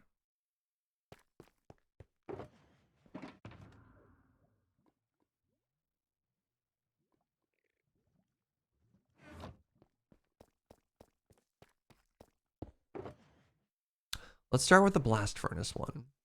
Oh, I also need just some random blocks. Ow.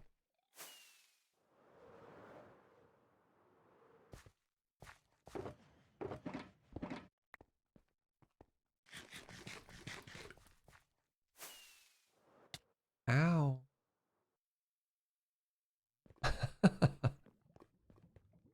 Hey, look, the elevator, as cool as it is, it's a little on the slow side.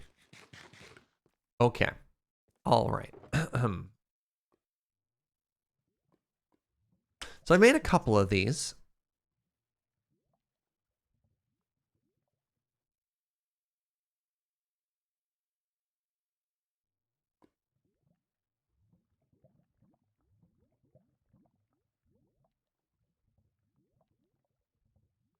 So what we probably want to do is we probably want to have we have our inputs in the top, we have our outputs at the bottom.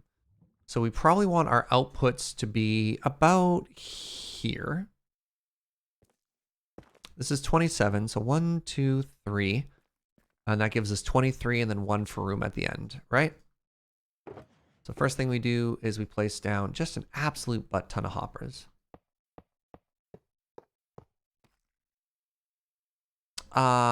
That's not right at all. Here, what am I doing? I can technically move it back 1. So if it's here, Means the hoppers are there, and that means I think the redstone ends up getting maybe a little tight. That'll give us 1 to walk from the back.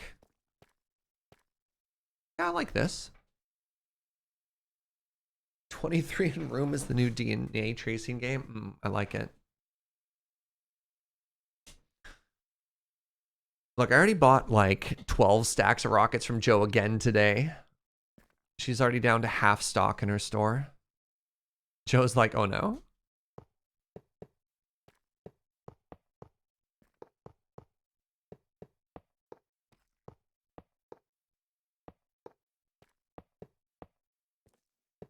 So that should be 23. I didn't, wait, yeah, that's 23 because we counted there. Are we happy with that layout? It goes to the end. We have 1 extra space. We can decorate with that. I mean, worst case scenario, we can always extend the room. Like, no real downside there. And then we do this.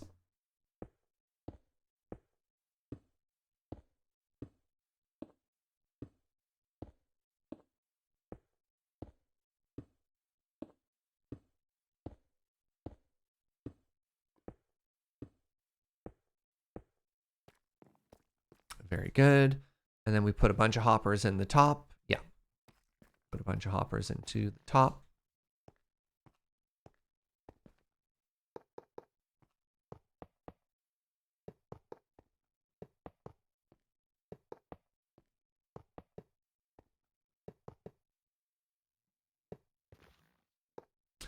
Then we put a bunch of hoppers into the back.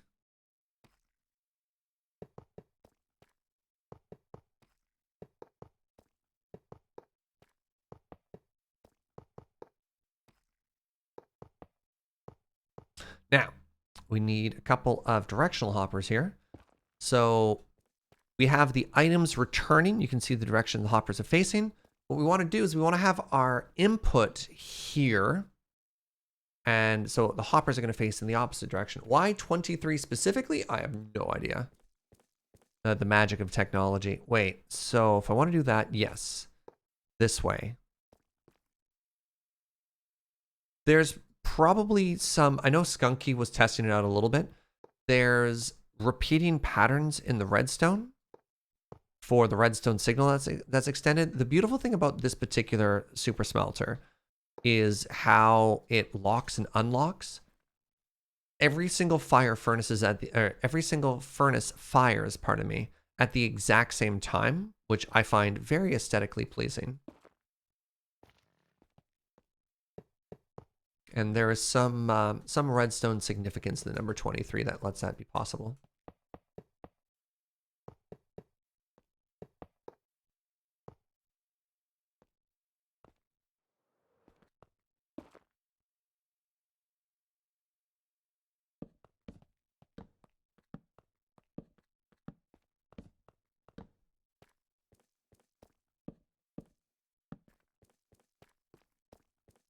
There we go. Lots of room for activities.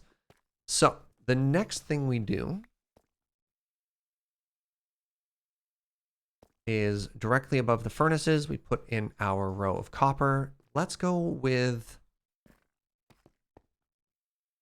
I think we let it age slightly. What do you think, chat?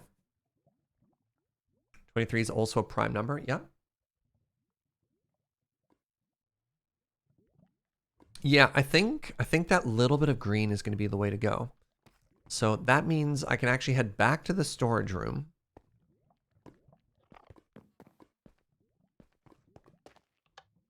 Well, it also helps it stick out from the walls, which I think the other reason the slightly aged will be good for.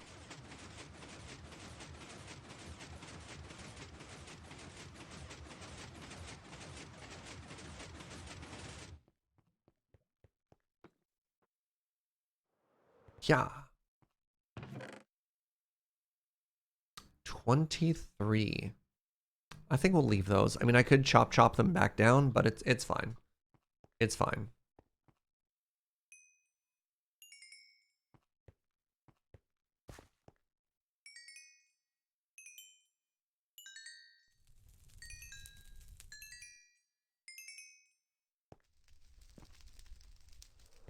Have a good one, J-Rod. Errands to do before a potential snowstorm. Oh, no. Well, stay warm and cozy, friend.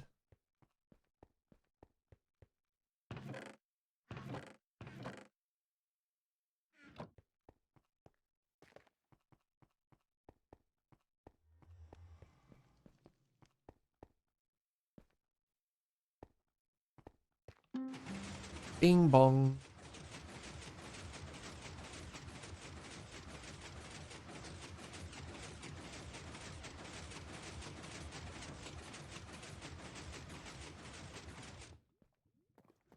Hi, James.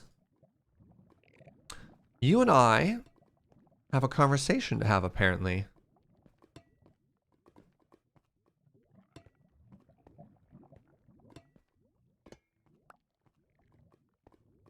I met the whole gang.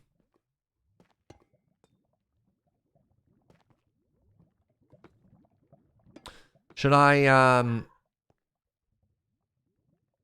stop streaming Minecraft so we can play Tarkov together? Oh, that's the problem. I thought you wanted to talk about Striders.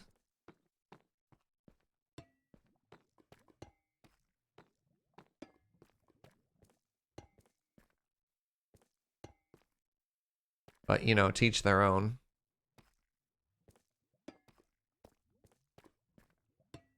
That's the payment? Oh, no.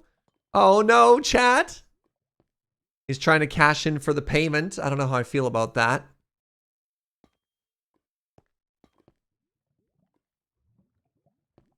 Got him.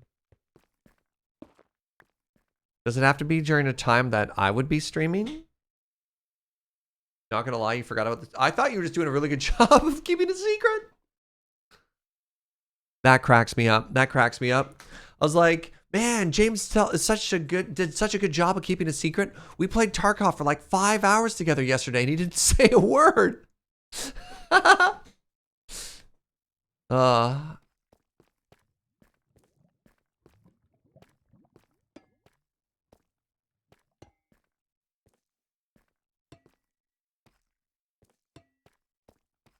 No, we can't get too excited about that, James, or else Joe Kim will never come back to the Minecraft server. And that'd be a loss. That'd be a loss to us all.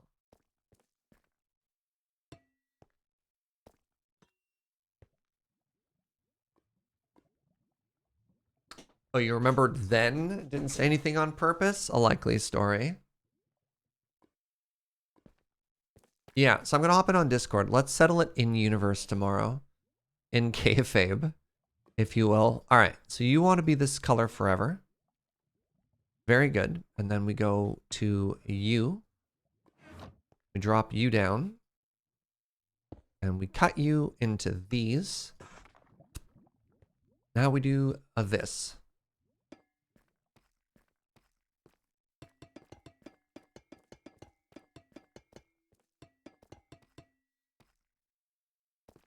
Very nice. I think this is going to look great. Oh, we can hang lanterns above it too? So I am, again, a little bit concerned about the fact that we've recently discovered this is a slime chunk. But, you know, so it goes.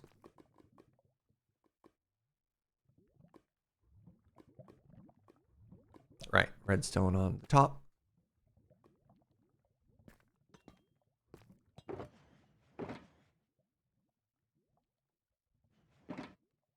Is this just for smelting ores? Correct. So we're going to do 2 of these. One on one side just for ores and the other for the regular smelter. Nice.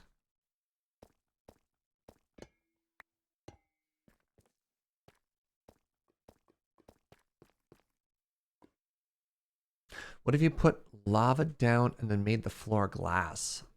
I haven't been using glass a lot yet.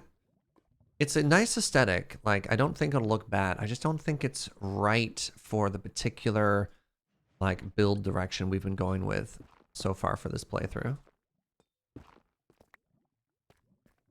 Aha, another one.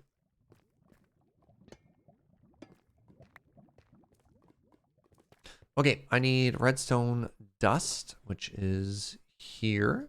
It's way too much. It's way too much.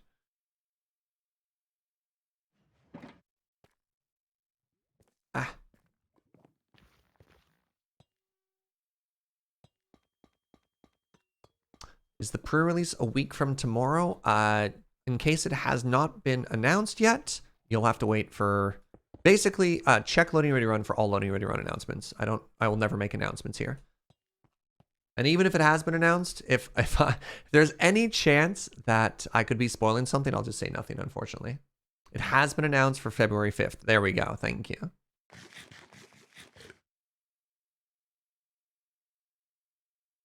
All right. After the redstone dust, we do a little thingy here. So it's in line with the top one. Okay. So I do this. Then I do one of these. And I do this.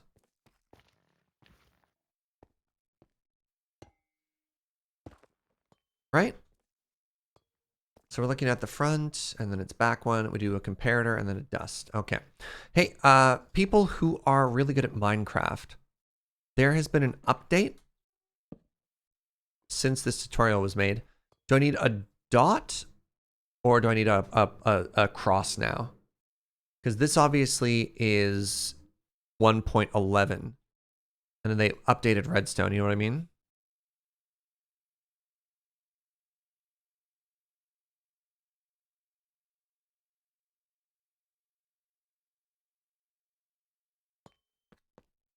Just do a dot to be safe. That's sort of my thought right now, but it's always good to double check. Well, we could always try it. We can always try one. If it fails, we do the other one.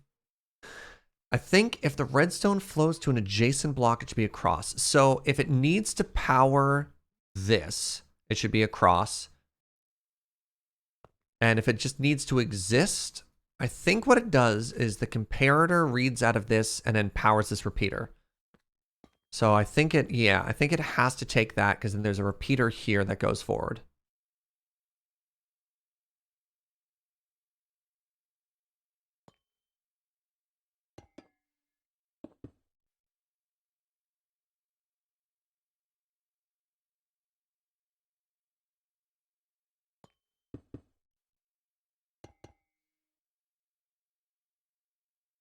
I think I've remembered this shape. We have two there.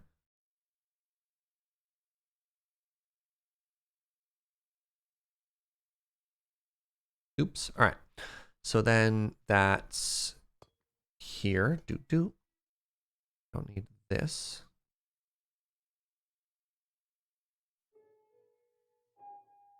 So we have two there, and we can go actually into the side of the redstone.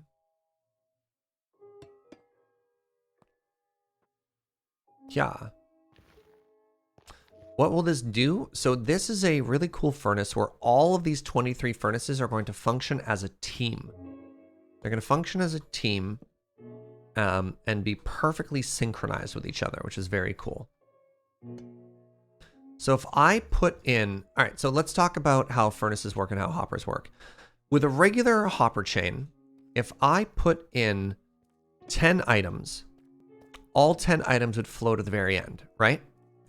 So if you put 10 items into this hopper, they would all travel to the very end, and then they'd be done. They'd go there. So what this redstone is doing is if I put in 10 items, it's going to go 1, 1, 1, 1, 1, 1. It's going to evenly distribute it across it so that all of these furnaces are working at the same time. So there are other ways to do this. You can use a minecart to run on a rail and deposit it back and forth. But yeah, we're using redstone so that we can simultaneously use 23 furnaces at the exact same time.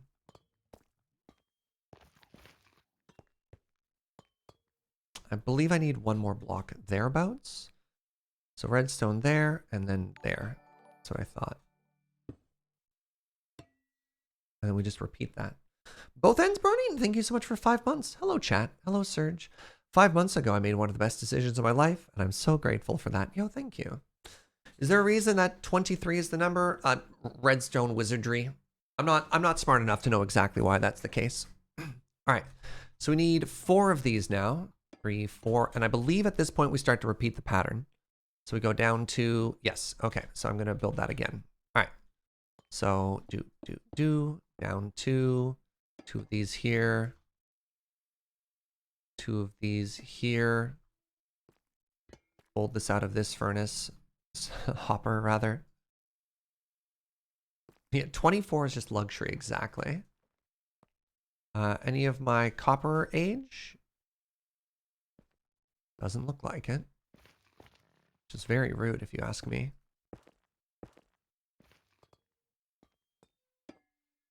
Then we do that again, and then we do this. Repeater here. Do this, and that's gonna have a couple ticks down. And then we put a block here.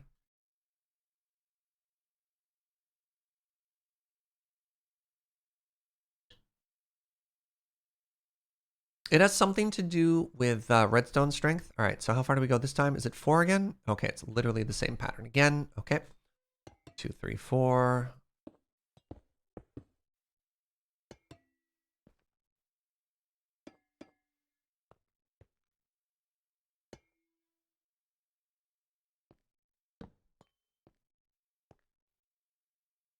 Am I supposed to have redstone behind the repeater? I am. I am supposed to have redstone behind the repeater. Nice catch. It made sense that that's powered somehow, but I thought because we do another layer of redstone behind it that maybe it connected then. But no, you're right. I just missed a spot. Thank you, chat. They all have the 2 ticks of delay. Wait, I jumped ahead.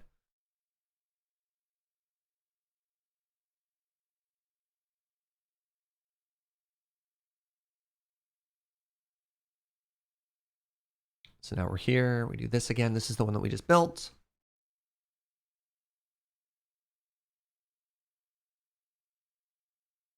All right, 1, 2, 3, 4. All right, I'll just do it again.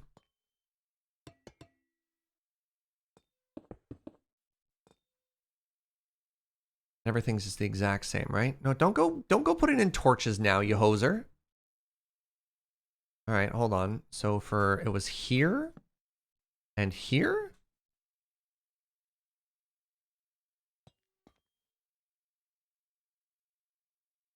All right, so there should be 4 hoppers left. Wait, hold on. Time out. Back up. No.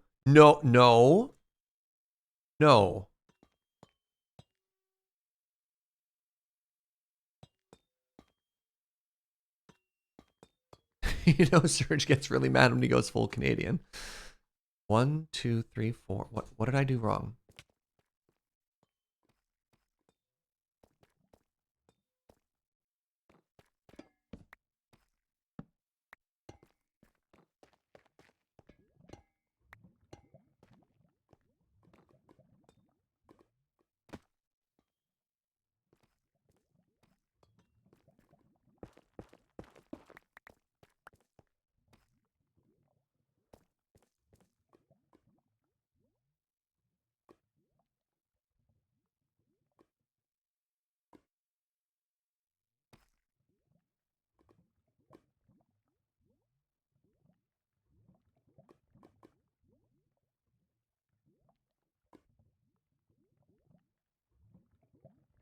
So 2, 4.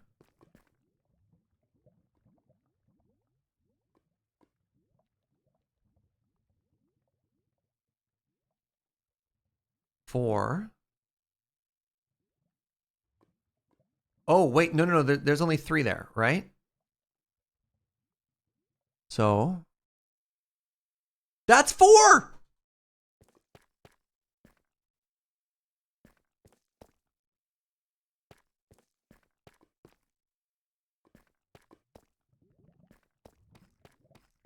Do I have an extra blast furnace in here? Like, what's going on?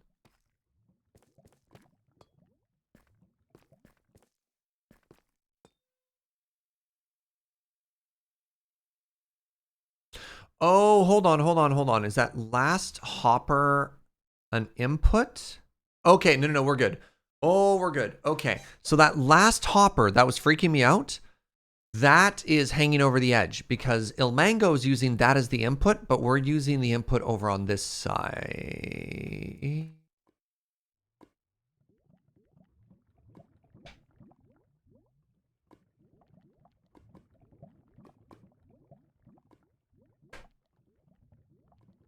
It's backwards.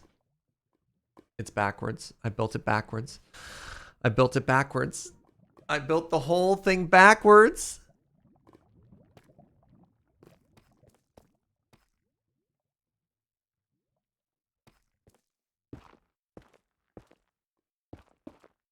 How you doing, chat? Ah. Doo-doo-doo-doo.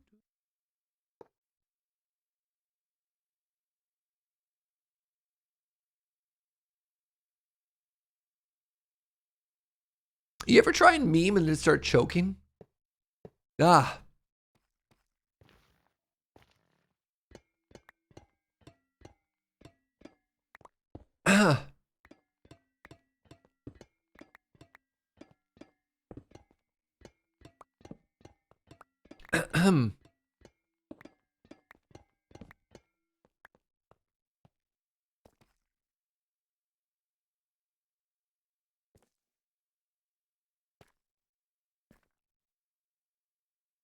Hey, James, you still here? That Tarkov is sounding real enticing right about now. Oh, chat. Yeah, that sounds lovely, my love. Joe's gonna make me sadness coffee.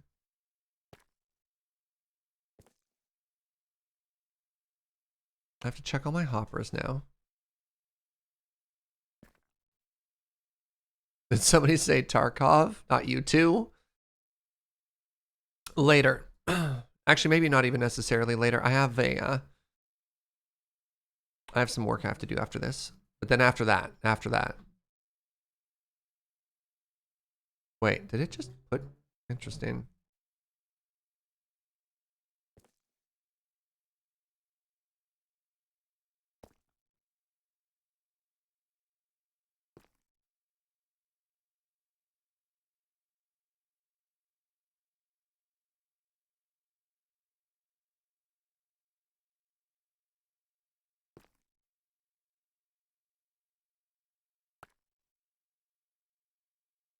All right, and then one last row of hoppers to check. Oh my god, am I even going to be able to check them all?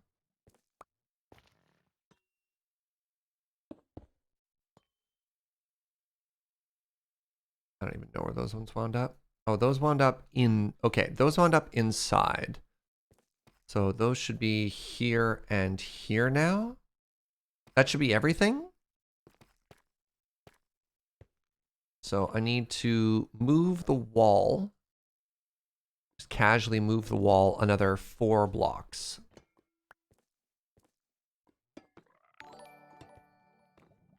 Hey, what's up, Hockey? Thank you very much for 3 months, friend. Hope you're having a great day. You know what's funny? I picked this particular model because I've made it like 6 times before. And I was like, oh, this will be easier. It'll be like less thinking, you know what I mean? And yet, here we are making a mistake, and I kid you not, that I've literally made before. This is not the first time I've made this mistake. And that's why it really hurts.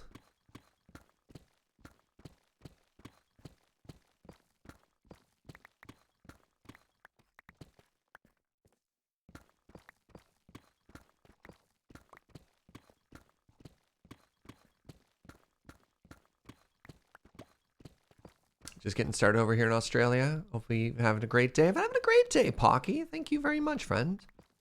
Chilling, partying like a rock star. You know. I'm playing Minecraft, hanging out with Twitch chat. The day is good. Yeah. Turns out all of my experience in making this super smelter is in making it wrong. Oof.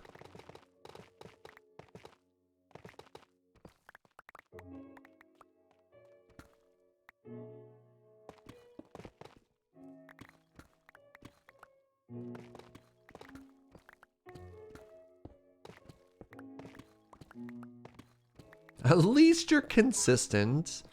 Word Nerdify, thank you for 100 biddies. Experience is the best teacher. Yeah. I mean, I guess that almost a year goes by between every time I make this, so it has been a while. But, like, guaranteed, this is probably the 6th or 7th time I've made this exact furnace. That's just embarrassing. I think, you know what it was? That was complacency. That was complacency there, chat. Don't get complacent. It's one of the #1 causes for workplace accidents.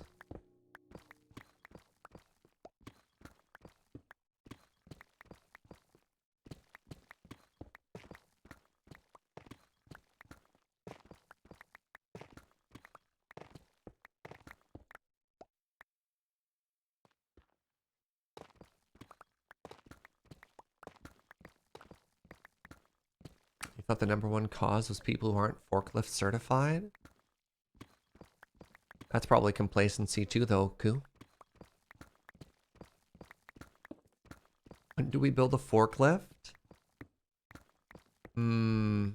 What if we made a Brimothy that was just a forklift Brimothy? That'd be kind of cool.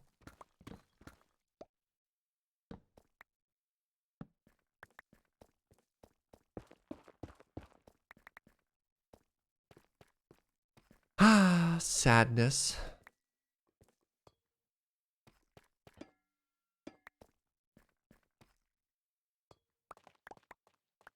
All right, a couple people are very excited for the thought of forklift Brimothies. That's good. That's good.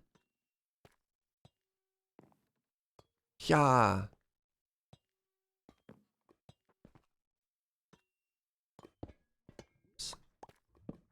Oops. What am I doing? 4.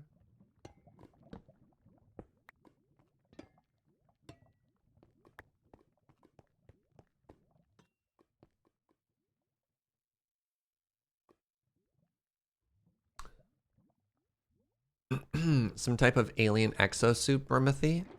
That's exciting as well. Certainly. What about a canal Brimothy? I already gave you Striders. Well, I mean, technically James brought us Striders. Why are they all spread out? Copper blocks age faster if there's a minimum of 4 blocks between them.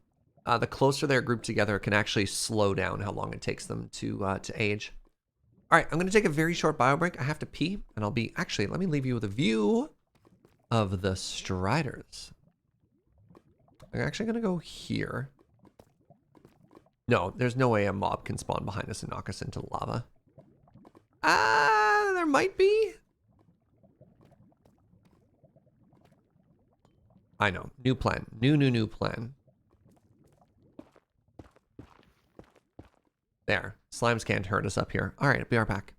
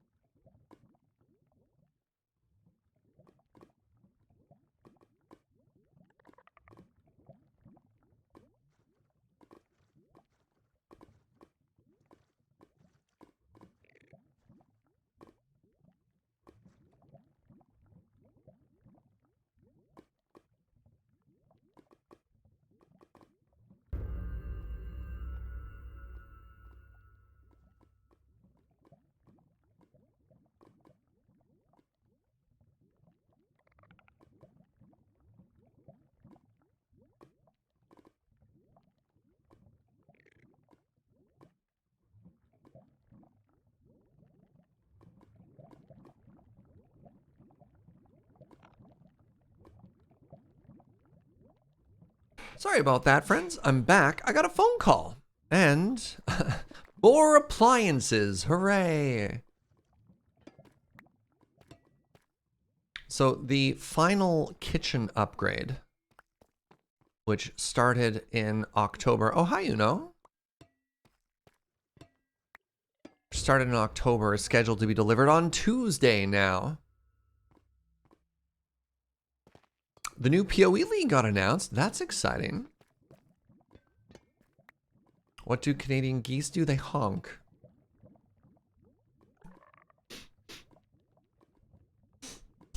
God, I don't know. God. I need to find time to try and get back into Final Fantasy 15. The new PoE League is good and bad news for Surge, that's for sure. All right, let's try this again, chat, shall we? Oh, Final Fantasy 14, sorry. 14.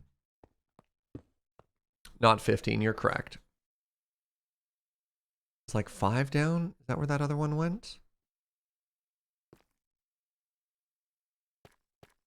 Yeah, Final Fantasy 14. Where were we? Hey, remember when we were flying through things and feeling really good about ourselves? Man, those were the days.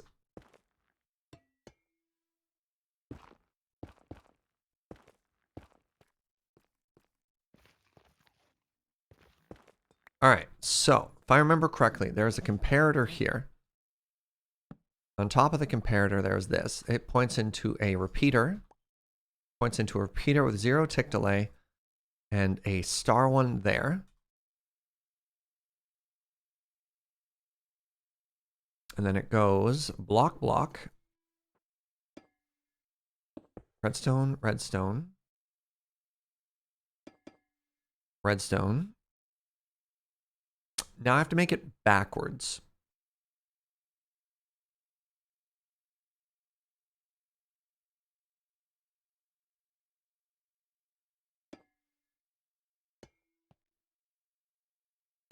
You stop Final Fantasy 14 at the end of Heavensward. I bounced off at the end of ARR, and I definitely want to go in there and fish more. And the issue I had with Final Fantasy was that they wouldn't let me keep fishing until I got into...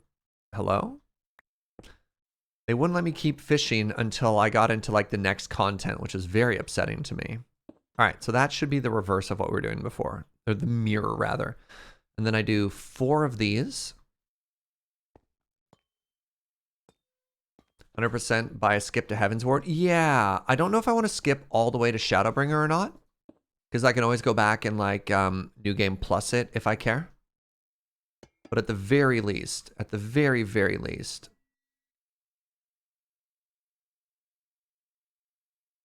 there it is. I need to skip a whole bunch of stuff.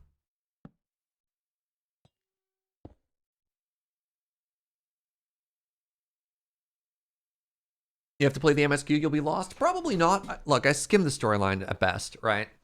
I just want to play a game, I want to fish a little bit, and I want to do the content that my friends are doing. I'm not necessarily playing an MMO for a narrative experience.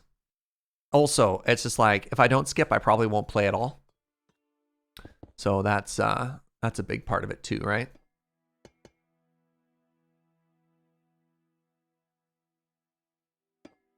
There we go. And then we have this, and then we have one of these, then we have one of these.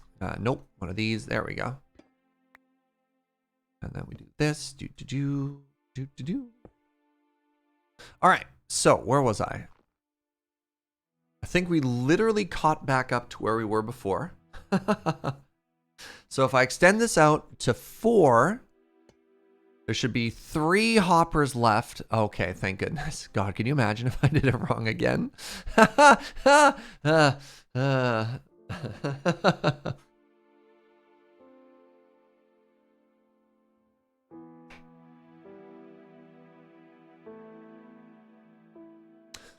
If you don't like a narrative experience, why are you playing Final Fantasy 14? The raids are better than WoW, and all my friends are playing it. If I just like endgame raid content and crafting, I don't really think you need to worry about the story. Here's an important thing to note, people. Everyone can enjoy games in different ways, right? And the beautiful thing about an MMO, this is a great story I heard from World of Warcraft in particular, was there's a post from one of their game designers in trying to respond to the backlash of how every time World of Warcraft released an update, people were complaining on how the majority of players were being ignored. And again, this is WoW, but I'm sure there's a parallel here. And the person was like, hi, let me break this down to you. There is no group of players in an MMO that represents the majority. The beautiful thing about an MMO is how many different ways there to experience it. Townies, crafters, PvP, endgame raiders, and with WoW specifically, the Pokemon collectors, the mount collectors. We rotate through content because each of you enjoy the game in a different way. And so specifically for, Final Fantasy 14 here, I hope that in a game as large as Final Fantasy 14, that there is a world in which that I can enjoy the game in a different way than other people do. You know what I mean?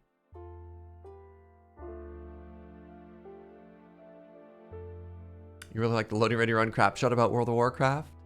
Was that about the I mean, you're gonna have to be more specific, but yeah.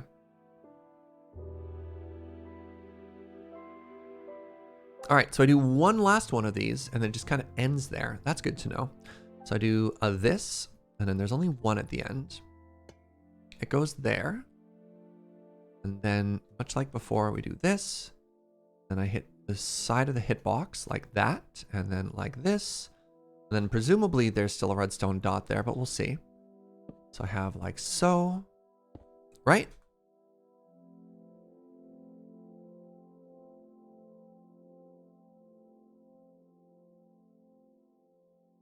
Sorry, what are you doing here? You have one there?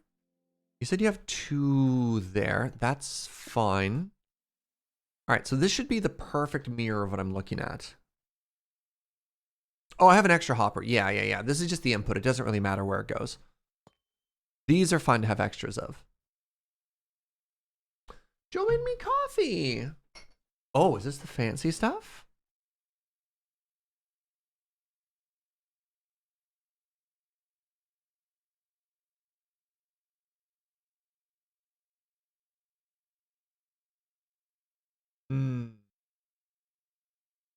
This is a fancy lid cup by the April Brewing Company to lock in the aromatics. So you can take the lid off and get a good old smell at the same time.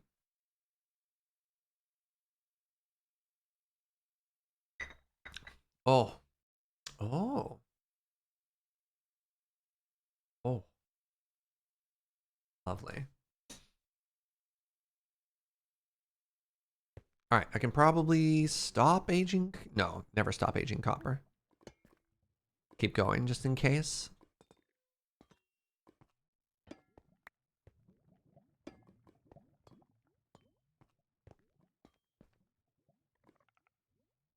Lidded cup, not leaded cup. Yeah. I love a good little bit of lead in my coffee. You know, it takes the bitter out of it. Yeah. All right, so this should be done, albeit reversed.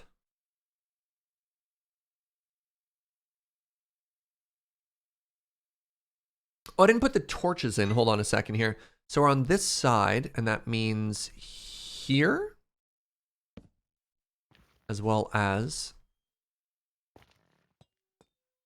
here. There should be a torch, right?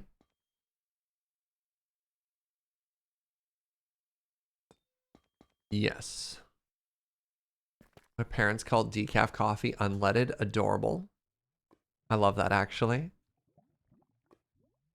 All right. So now we go to the back of it. And once again, we have to make this in reverse. So starting from this side. Hey, good night, Deimos.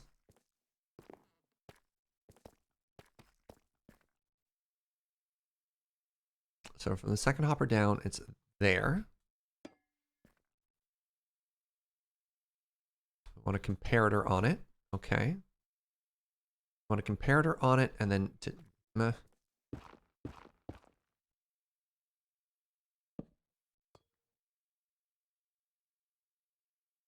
torch block on top of torch. Okay.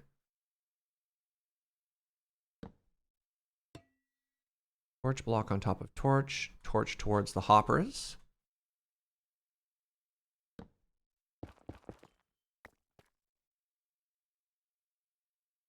And then along the top there.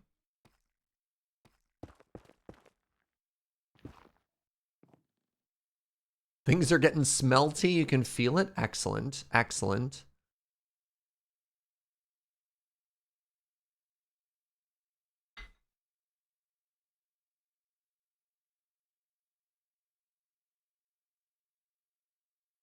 All right, so hold on. 1, 2, 3, 4, 5. Repeater, 2 delay. All right, so we have 1, 2, 3, 4, 5. Repeater, 2 delay, or 3 delay technically.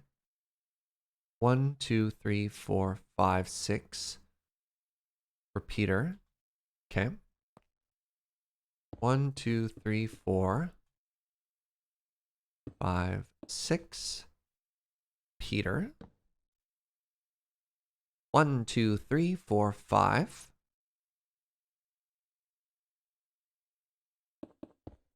1, 2, 3, 4, 5. Do you know? Sorry, do you know why I have such a particular enchantment to the smelter? This is also the first ever stream I made. The first ever stream I did on Twitch was building this smelter. That's why it's so near and dear to my heart. 2, 3, 4, 5. Hey, Basil, thank you very much for gifting. Wait, what happened here? 12-month gift subscription courtesy of Star Wars has entered month 10. My goodness. Thank you so much, Basil.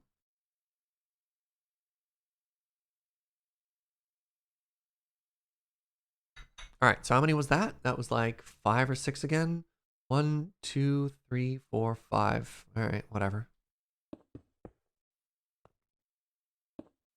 There's that extra one we have. Okay.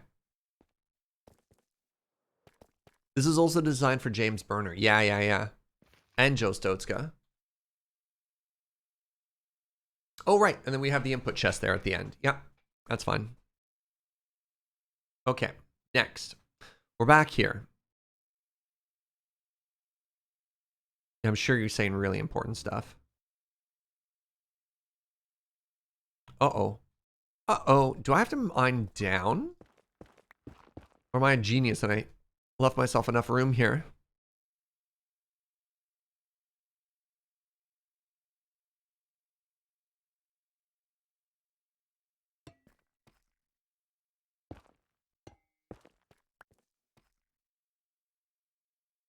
Nope.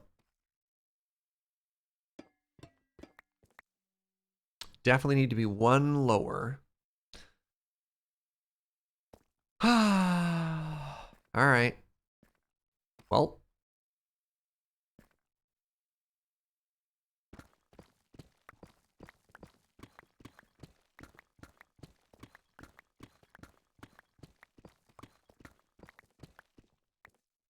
Question, does the direction of the hoppers need to be flipped to help get things out of the line? So we want to funnel everything in the same direction. So these are the input chests, and we want the output chest to be at the same place so we don't have to walk and chase it down. You know what I mean?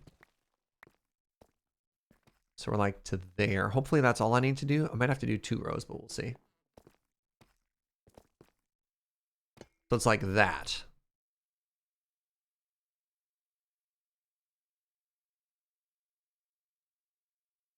Right, I remember this shape. So dust, dust, repeater. How much delay? And we do that. Redstone on top of that, and you go back. It's redstone on top of that, and we do a this and a this.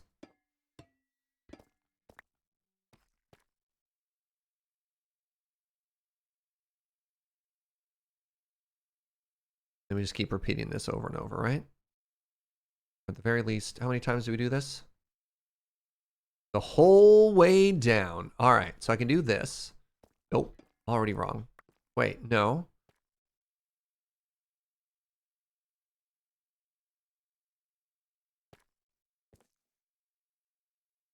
Hmm.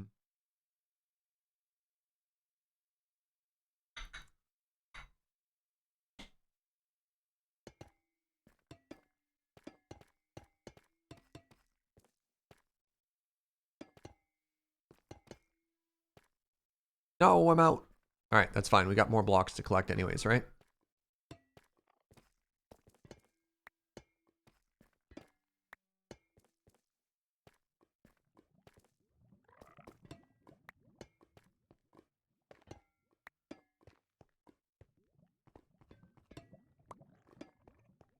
Yeah. Practicing my parkour skills here. You think I'm ready for like MCC yet, chat?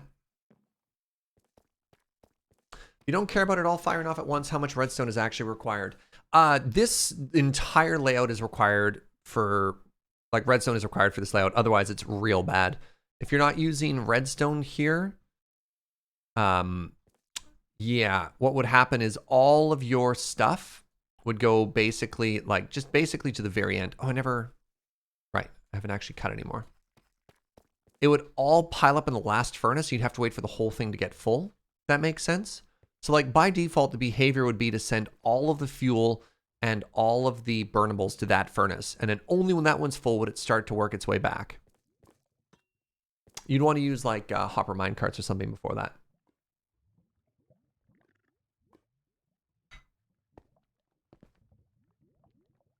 All right, where did the wax go?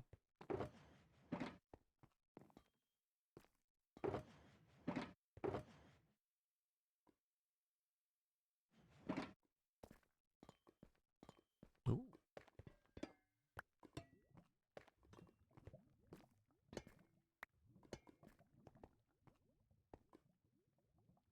All right, first things first, we want to wax everything, and then we want to turn all of these into blocks.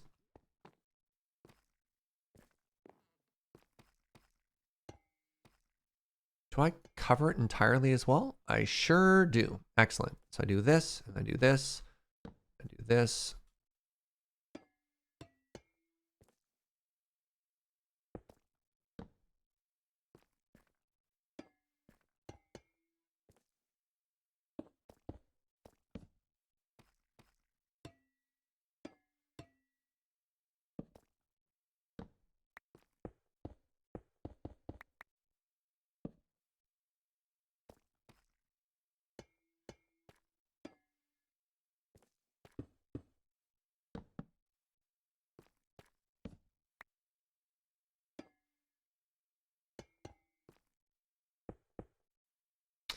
All right. Do I keep going the whole way? So let's see what happens when we get to the end here. I'm missing some blocks at the top. Okay, so it should end perfectly with this. So we're here, that lines up there, that's there. Now the other thing I need to do. Oh, no, that is done. Did I miss a dot somewhere? Let me go back and double check. If I missed a dot, it shouldn't be powered. Ah, all right, I guess it worked. History.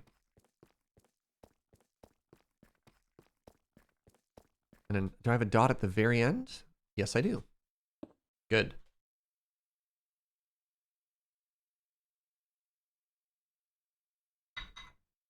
All right, now we go to the first repeater, which is back here. Remember, we have to reverse this. So we want to be approaching from this side. Hold on. You're going too fast. So build up straight to it. I got that part so far. And then we want to be working towards the... Oh, no. Hey, Legion Loyalist, thank you very, very much for that Prime in 28 months. Catching up on the VODs now. Look at what I'm seeing now. It seems I got a lot to see. Yeah, we're a little bit behind right now just because Joe and I have been under the weather because we got our boosty, but we should be catching up pretty quick. I'm not trying to blame anywhere, my love. Joe's like, what do you mean, Joe and I? She says, it's just me. No, it's no, it's a team effort. It's a team effort. All right. So we do that, and then we just do 2 redstone. One that comes from behind it and goes up, because remember, it's reversed. All right, now we go to the next one. Okay.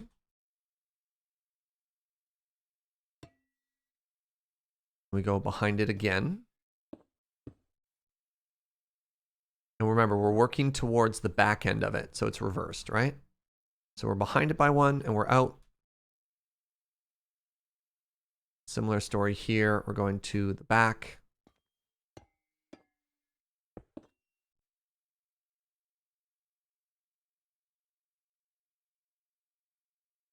This should be done, in theory. Hey, what's up, Fishsore?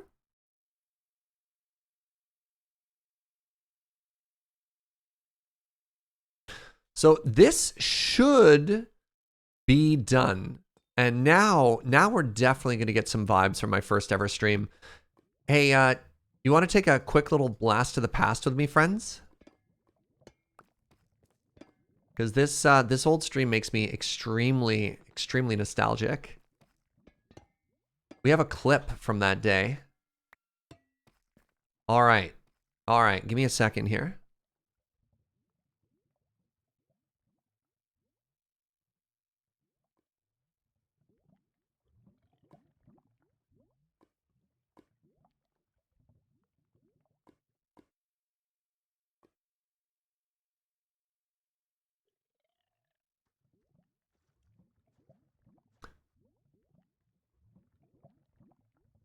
I'm going to put my camera on the right-hand side here. So, this is from March 13th, 2018, my first ever stream.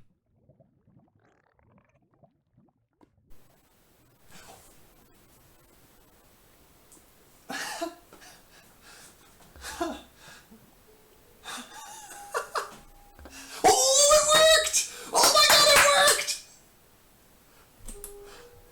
Guys, it's working!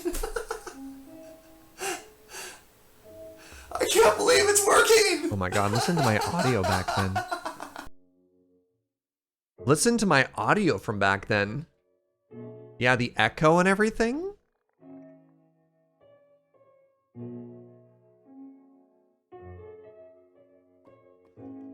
Surge hasn't aged a day, but his audio has definitely matured.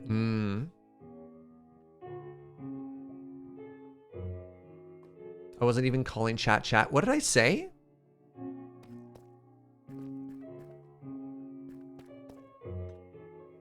I sound so buttery smooth. I said guys. Interesting. How are you younger now when I was then? Oh, that's just the camera lies. The camera takes like at least 5 years away.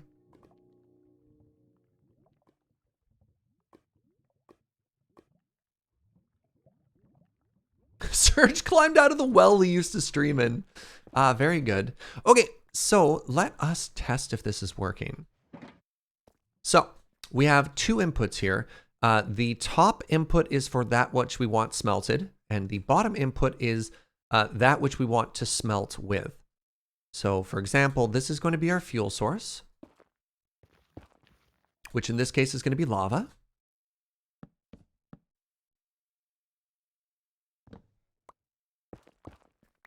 And up top, this is going to be that which we want smelted.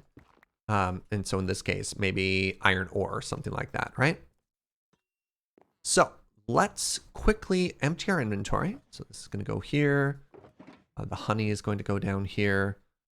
All these copper blocks can get put away.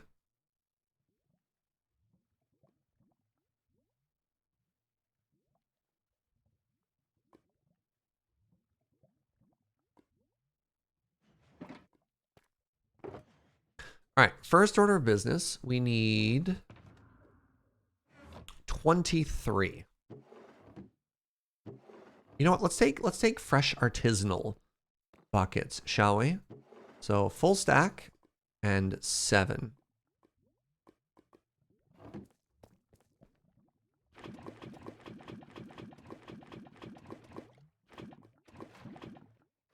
Oops. Oh, crap. Accidentally replaced one. Now, I need a quick second here. Let's just double check all these furnaces really quickly to make sure that no redstone components or anything has fallen into any of them, right? Because we did have to rebuild it at one point.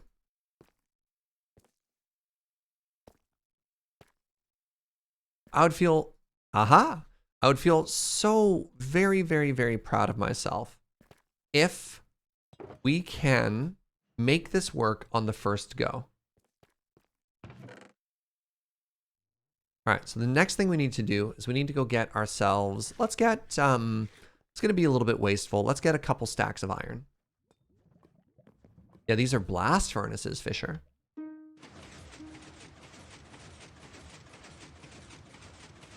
What's going to happen to the lava buckets? So the lava will be emptied and the empty bucket will be deposited in the output. So it should show up at the exact same place as our, whatever we're smelting. So we collect it all in the same location. All right, let's say 3 stacks. Why not?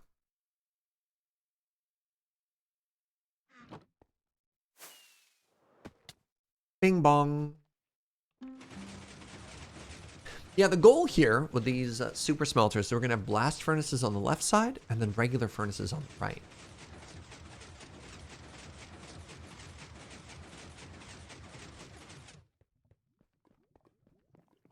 Yeah, yeah.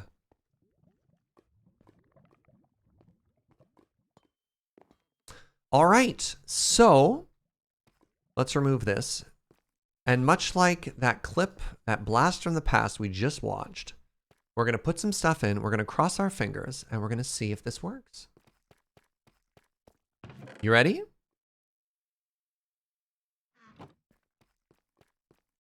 So, if this works, all of the furnaces should light up at the exact same time right about now.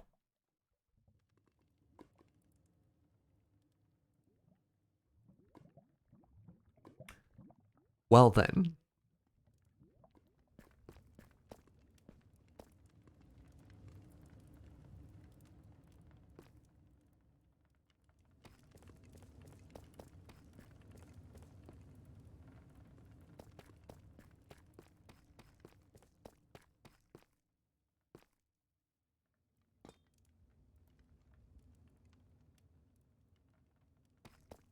Well, first off,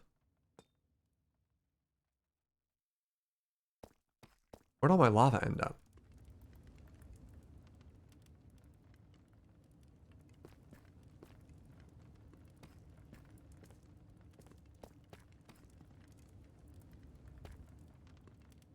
I notice a pattern here.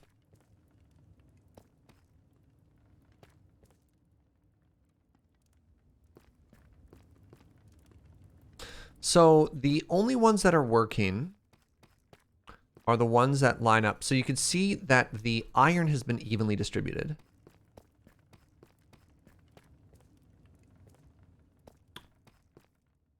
Are these supposed to be dots, not crosses? Well, let's test.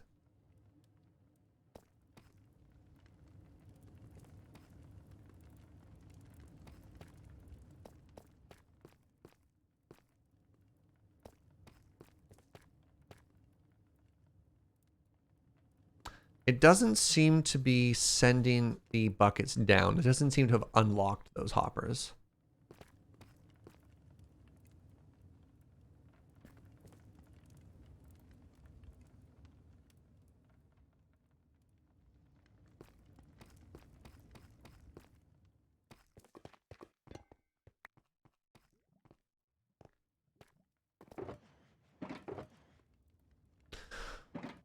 What have I done?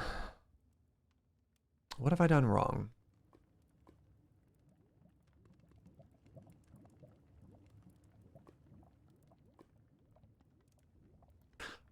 Oh! No, no, that's correct.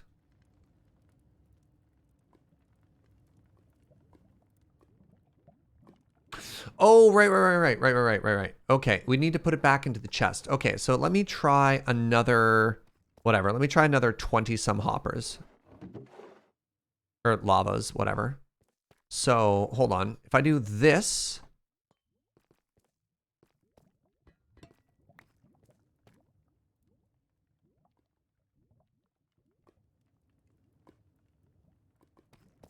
Is it filling all of them before it moves on? Okay, well that's bad too. That's not the desired behavior. It's supposed to give one to each of them. So...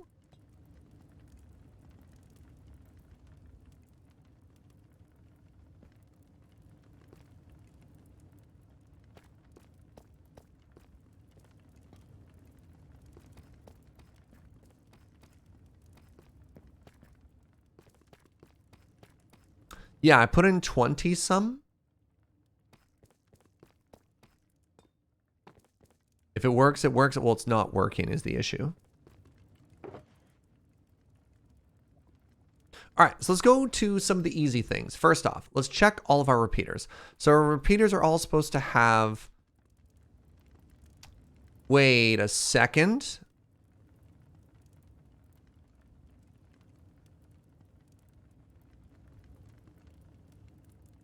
These repeaters have no delay? So the first one has delay and the rest don't? No. Really? Hold on a second. So if that's correct, that means that one has delay and these all don't.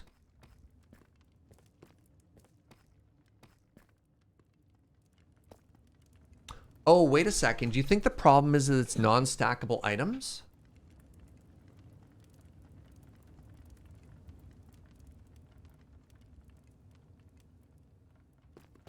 Oh, you're thinking this is screwed up because we're using buckets and not lava. Really?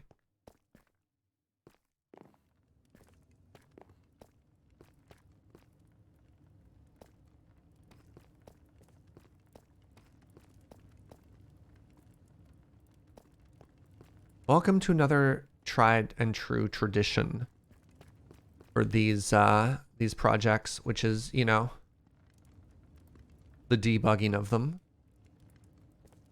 Steal some of these lava buckets back.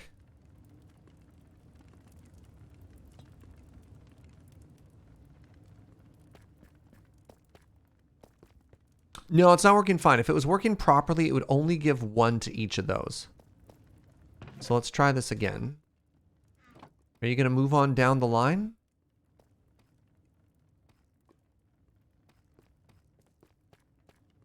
Sure aren't, eh?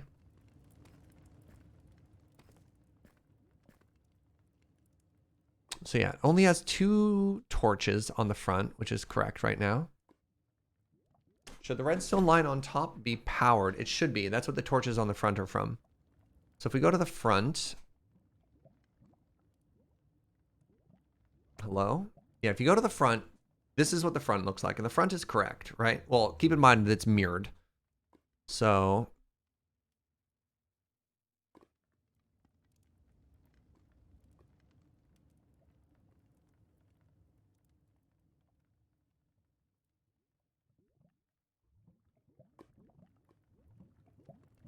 Distribution of buckets shouldn't even matter because it doesn't stack.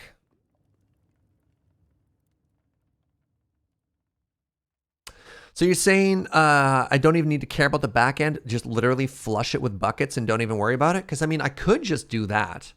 I could just absolutely flood it with buckets and it'll just work. That's the Fuji solution right now. What do you think about that? Because we have, again, we have infinite lava, right?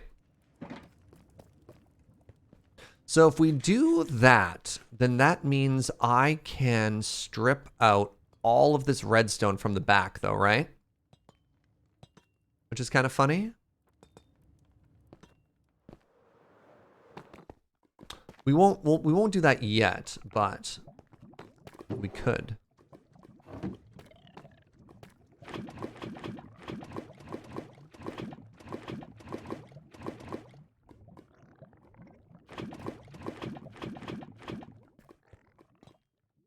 Man, the spam bots are out in force recently. Infinite has its own efficiency. Yeah. I mean, this is actually pretty close to how Fuji and I solved issues in Satisfactory, right? You know, as long as your supply line is flush, it doesn't really matter.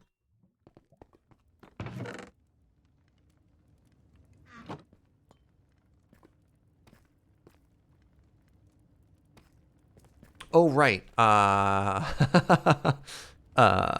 One sec. You might notice we're missing something right now.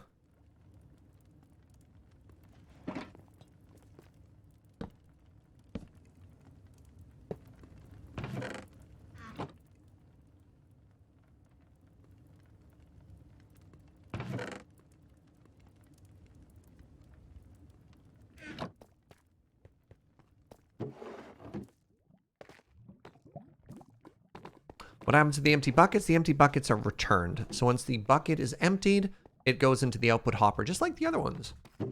And then it shows up in our handy little chest at the end.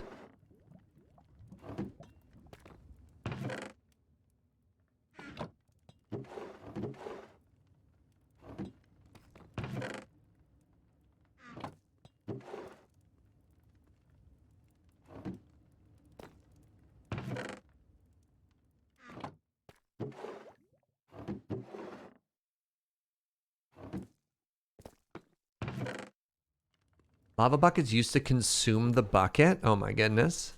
In the olden days. Okay, so these have burnt out now first. So we need to do another test, unfortunately. We need to do another test, but I think we can actually feel pretty good about this.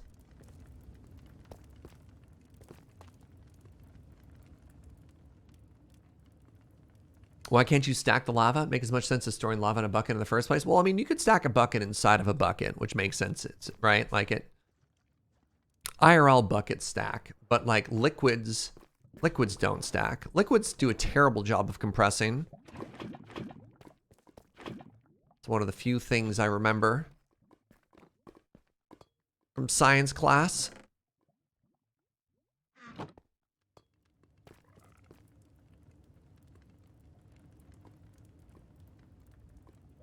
All right, so give me a second here. Here's my goal. I'm going to build literally this exact same thing again, but mirrored.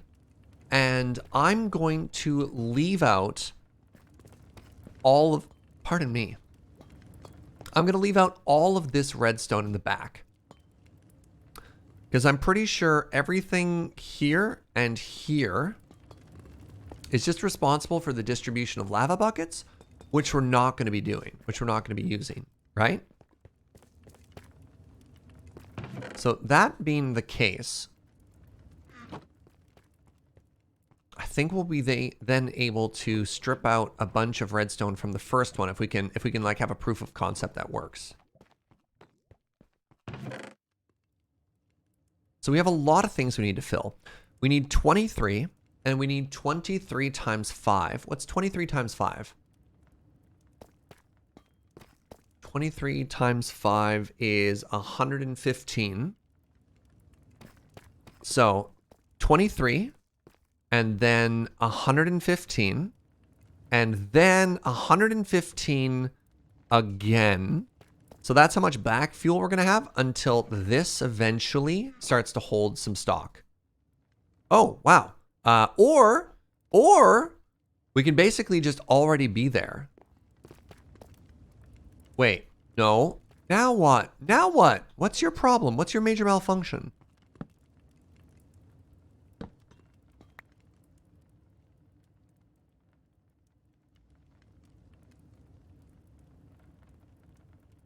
Replace some blast furnaces for normal furnaces for texture. They have different functionality, and as such, they have different jobs.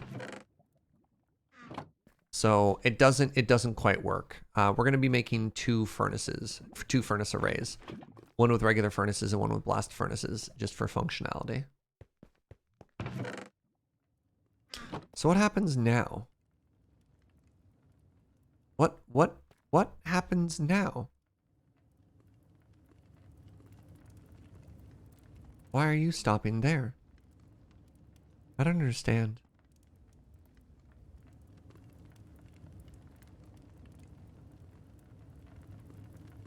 Whatever. Obviously it works to a certain extent. Otherwise we wouldn't be getting lava further down the line. Something, it's, you know, it's doing its stuff. Don't worry about it, chat. Everything's fine. Everything is fine. We just need to start saving up some lava now for our next experiment. Okay, so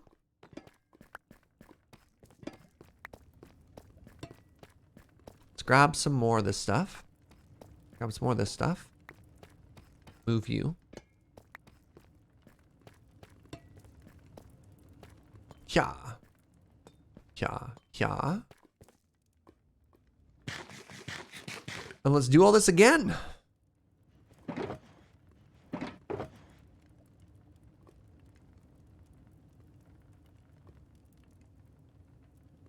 So, first order of business.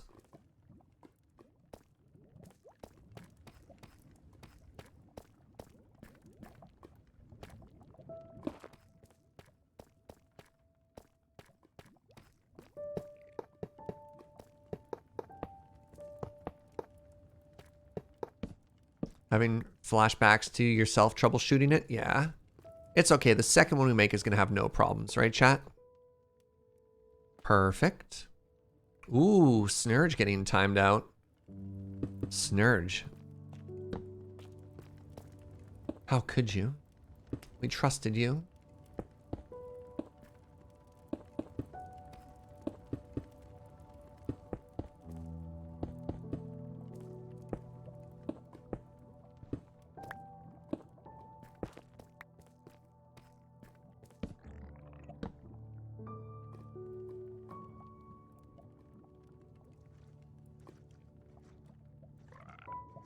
Next.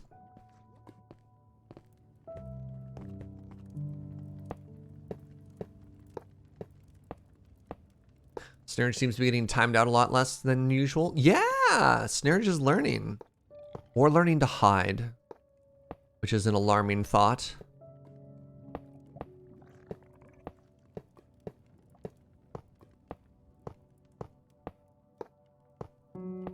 The bot is learning. That kind of freaks me out a little. Snurge is too smart. I don't know. I don't know if I'm ready for a world in which Snurge is that smart. I don't know if I feel comfortable with my Markov bot being smarter than me. You know? Like, ugh.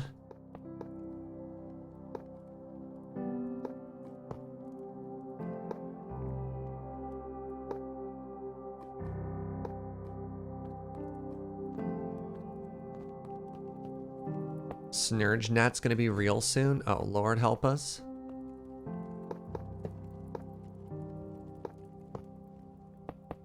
Does Snurge get feedback if timed out? I don't think so, but Thirsty Kitty does a very good job of maintaining the Snurge. Alright, so that's good like that. And then we do a one of these, a one of these, and a one of these. Potato. Next, head down to this end. We want one of these, and one of these, and one of these, and one of these. And look, we're not even going to look at the tutorial this time. We're just going to nail it. We're going to no-scope it, right? 'Cause that's never gone wrong before. We have this.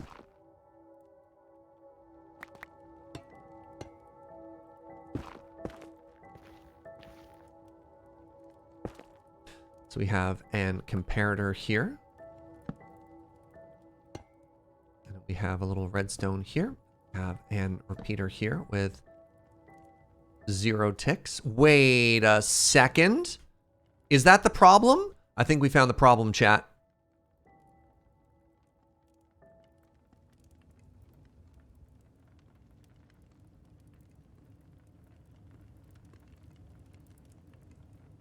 Oh.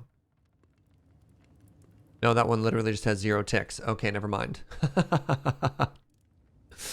And then we do blop blop. Like this. Like this. Oh, crap. Hold on. Getting ahead of ourselves here.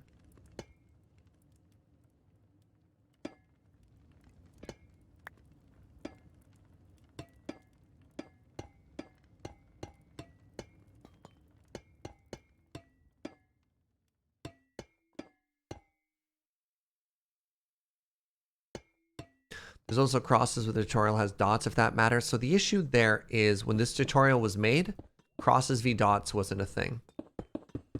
So in some of the places we've had to sort of puzzle out ourselves whether or not it needed a dot. So this one needs to be a cross because the comparator needs to power this block that needs to get to that repeater. So like that one has to be a cross.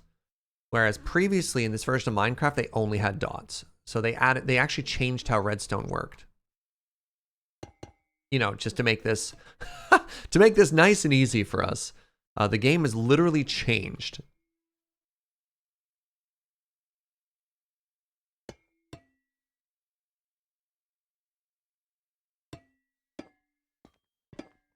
Goodbye.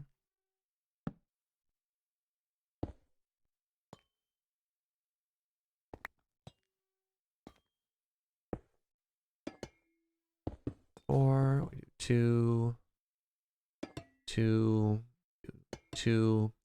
Find the hitbox on the side.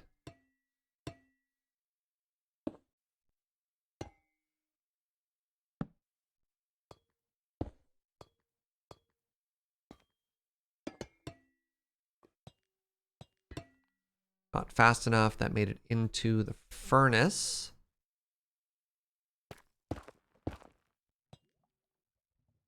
Is it possible this version doesn't work anymore? Unlikely, no. We could test it with coal, realistically. If we think that the non-stacking is the issue, we could just get coal. And then, like...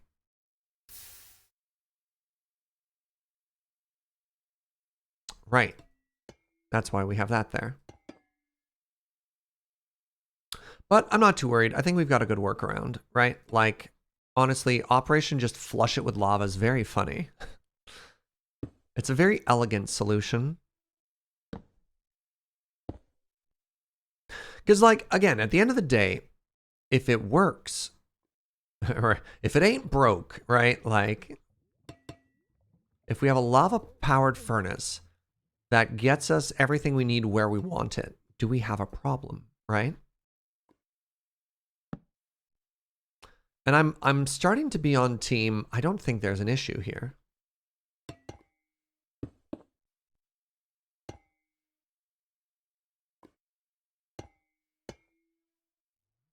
What is the functional difference between a blast furnace and a normal one? Blast furnaces only work with ores, and they work significantly faster.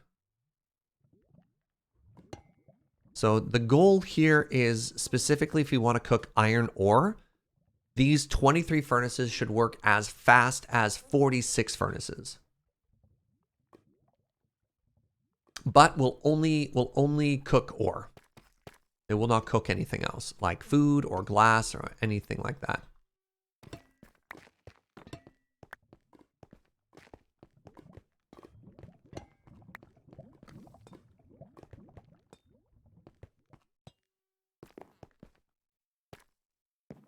Ah.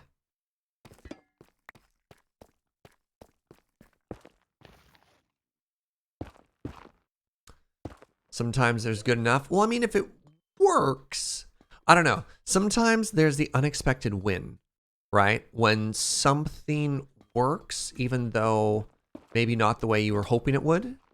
So what we're going to do is we're going to take 17, this should be done. We're going to take 17 buckets of lava. And we're just going to put them in. Manually. Pardon me. Please stop.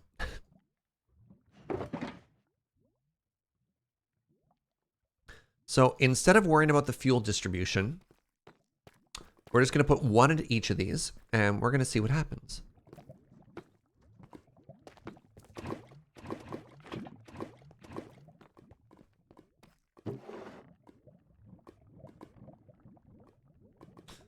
Six,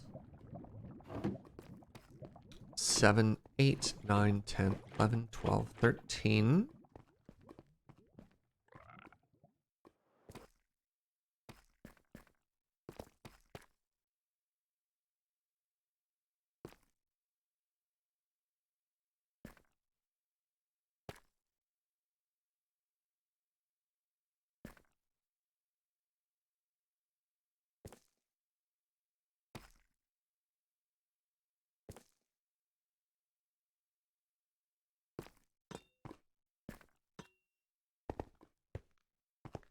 All right, I just need 4 more to show up. 3 more to show up. Actually, in the meantime, what should we smelt? You know, let's smelt a couple stacks of smooth stone. If I recall correctly, the 23 array is timed to slot the next ore just as the first one drops out. Since the blast furnace works twice as fast, you're still feeding at normal speed, you might lose efficiency and burning extra lava because it's too fast. Oh, interesting. So that's potentially also not good for the blast furnace? You might lose efficiency. So hold on. Does that mean there's literally no reason to use blast furnaces there?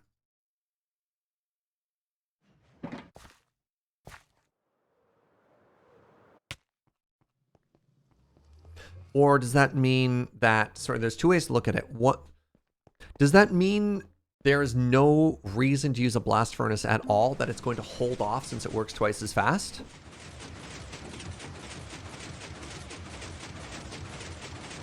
This design was made for the timing of normal furnaces. I didn't think there's a redstone clock. So like, what is the mechanism that fires that redstone pulse though? Because if it's looking at when something goes out, like there's no clock in this, right? Unless it's the, it could be the delays up top. So wait a second. It's the repeater delays. So what happens is the last one gets here and it sends it back. I mean, we could speed it up, which is kind of funny. Someone finally used blast furnaces. Like, do we even need this? Hey now. So, like, I could try lowering delay from this. That'd be kind of funny.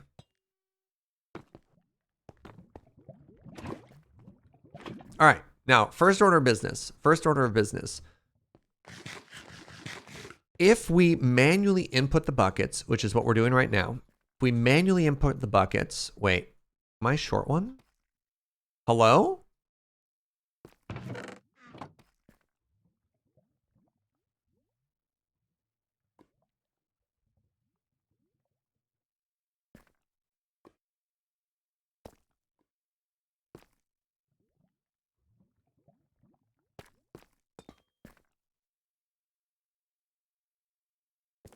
There's 23. Okay, I was starting to freak out a little bit there. I was like, what in the world is happening? Oh, I'm mega short. Okay. That was one of those moments where my brain disconnected. And you know when, I don't know, when the whole world goes like this? I don't know any other way to better describe what just happened there. Then everything suddenly got wonky and I was a little nauseous and dizzy for half a second.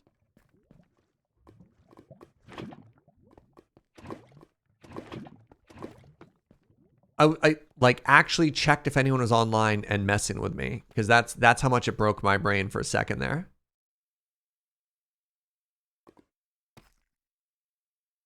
Steal it from the other smelter? We just worked so hard to have it be flush.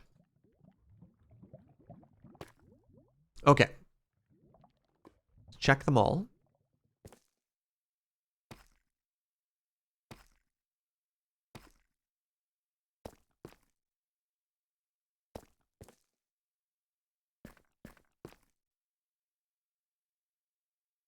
Okay. Here's the goal. Here's what we're going to do. We're going to put a bunch of stone into our furnace, and then like magic, this is going to evenly distribute everywhere, and then all these are going to turn on the exact same time. Are you ready, chat?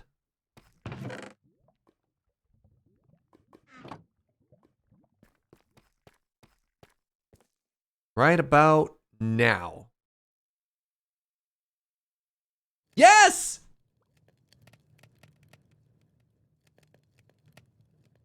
Let's go. Okay, so that means that we have a correctly identified that we can tear out all of this redstone. Actual first time, actual first try. No memery that time. All right, so we're gonna pull all this out.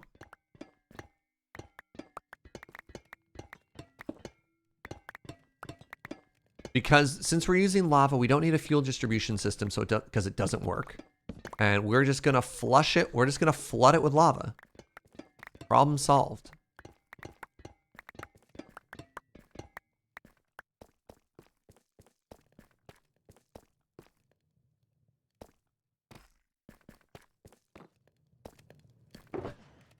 All right, finally something that worked. After a couple of misfires, you know, we take those W's, chat. We take those W's.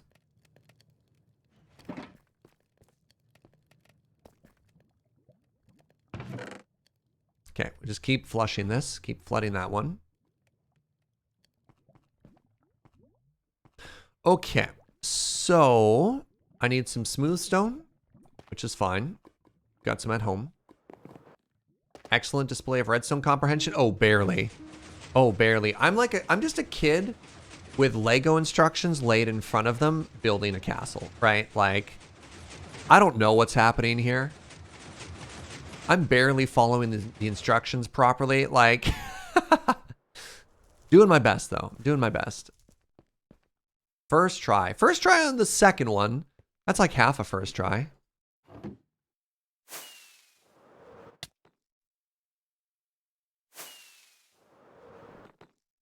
Bing bong. That's all part of the process? Did we miss the part where I did literally the same thing 5 years ago? Ah.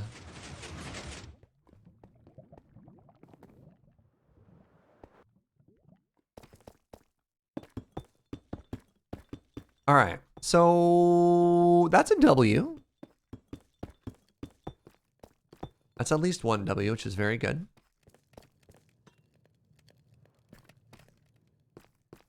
You know what? I don't think I care too much about the rest of this aging anymore. Let's just pick it all up so it's not a giant mess. And let's admire the beauty of what we've made from afar, because I think this is going to be an excellent addition to this room. I think you're going to look and you're going to be like, oh, yes. To which I reply, we are going to have to vault that a little bit. So currently it's present, but it's not pretty.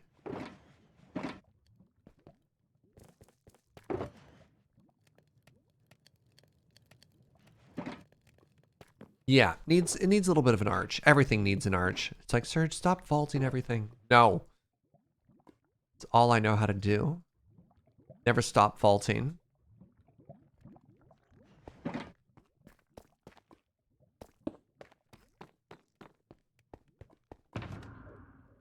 Throw a canal in, Von Schniglitz. You're getting a little too comfortable with the memes in this channel, and I'd appreciate it. You stopped. You're supposed to be one of the normal people I knew outside of this. I expected better of you, frankly. It's not your fault. You have an obsession. First of all, how dare you?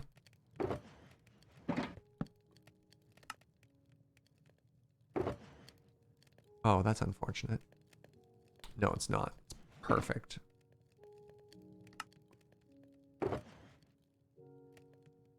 All right. Is that too many comparators? Close. Oh, I definitely could have skimped on torches there.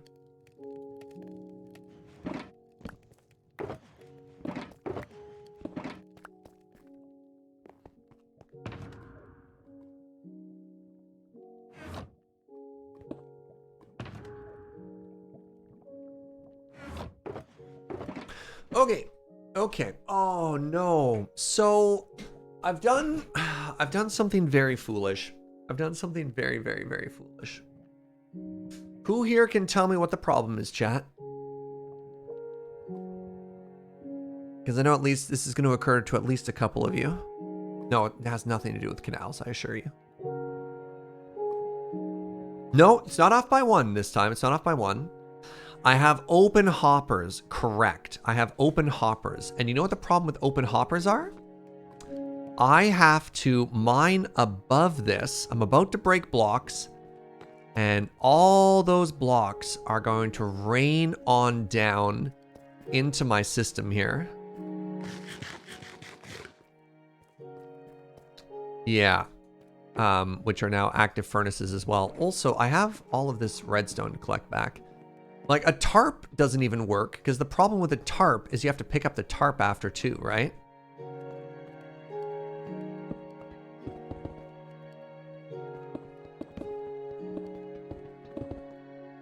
Simply catch all of the blocks before they fall.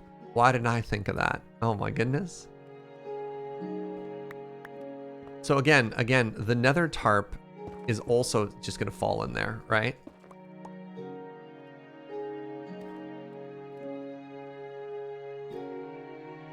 Oh, all the redstone's funneling down. Well, that's convenient. All right, where are my repeaters at next? There they are. Wait, I broke that redstone, and I guess it unlocked these? There we go. Okay. So now we know we have 23 plus whatever this was, 115. And the last couple hoppers are full. If the hoppers are full, they won't catch items. That, at the very least, is true. However, there are a couple of open spaces, notably those ones. But yeah. Simply flooded ahead of time, forehead.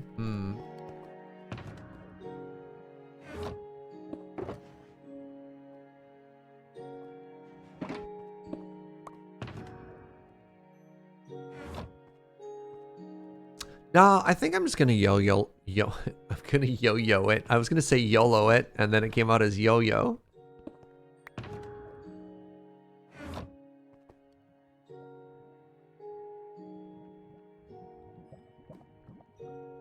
I mean, it is what it is. It is, like, worst case scenario, we waste some lava. Big doesn't matter energy. It's not like we're ever gonna run out of lava. I mean, actually, in the short term, we might run out of lava. But in the long term, it's all good.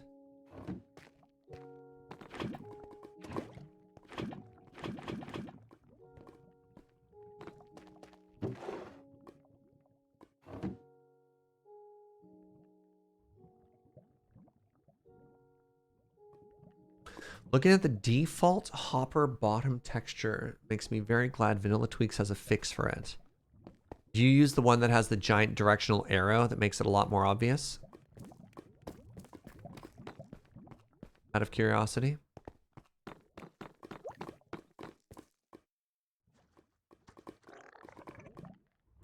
Oh my god!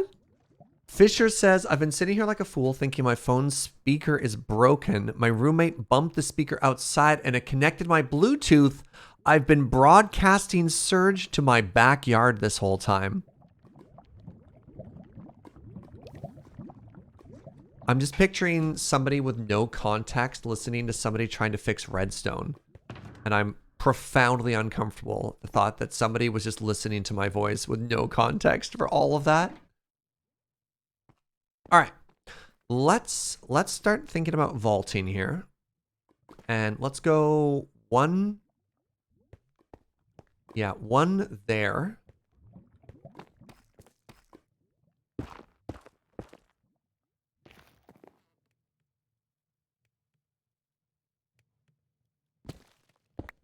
You know what? Maybe I will simply just catch it all. Thank you very much. You kid. You kidded. You didn't realize you were in the presence of a gamer.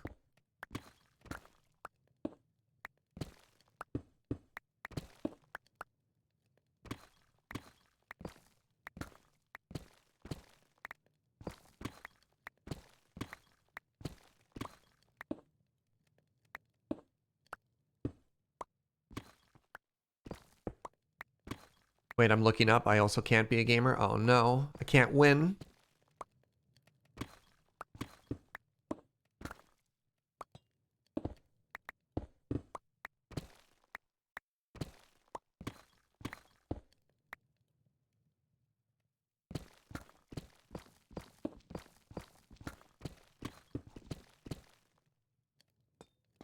Oh, it's getting dangerously close to falling in.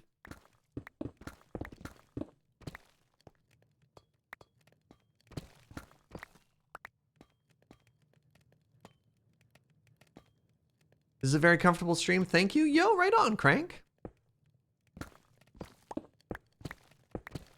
Definitely go for the cozy vibes here, friend.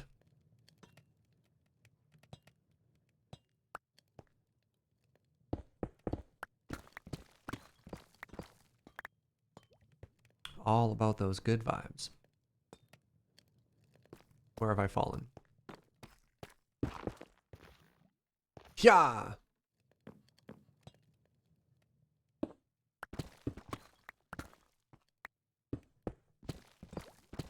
Hello?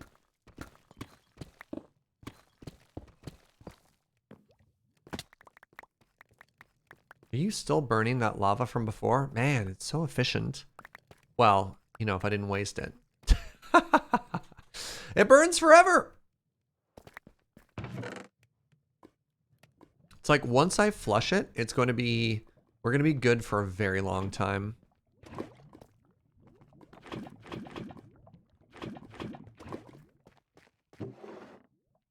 So another thing I want to do once we've cleaned this area up is I think I want to reorganize the lava racks, which I think would be kind of cool as well. I'm expecting there to be an update to the crawl system that takes you down a block.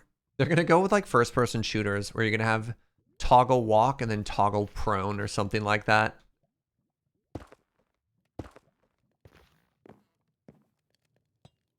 All right, so I wanted the vaulting to be 1 out and then 2. So that means now that I'm here,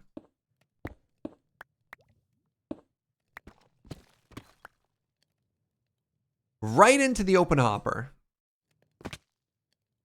Wait, does cobbled deep slate not?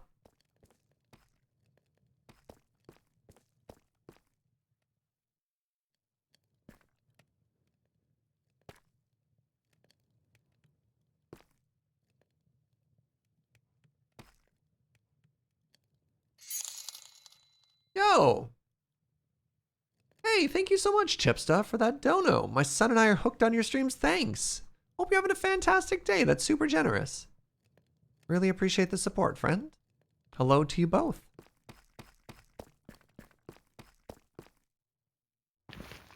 Yeah, the next thing that Minecraft is going to add is toggle to lean buttons. I'm going to assume I caught that block.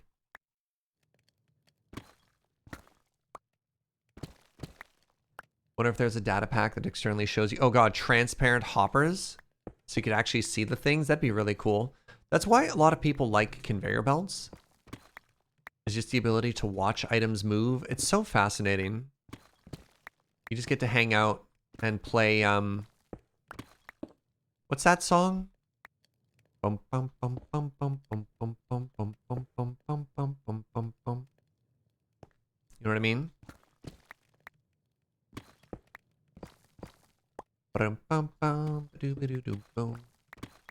Powerhouse, yeah. It's just some big powerhouse vibes. Not Mr. Sandman, but thank you.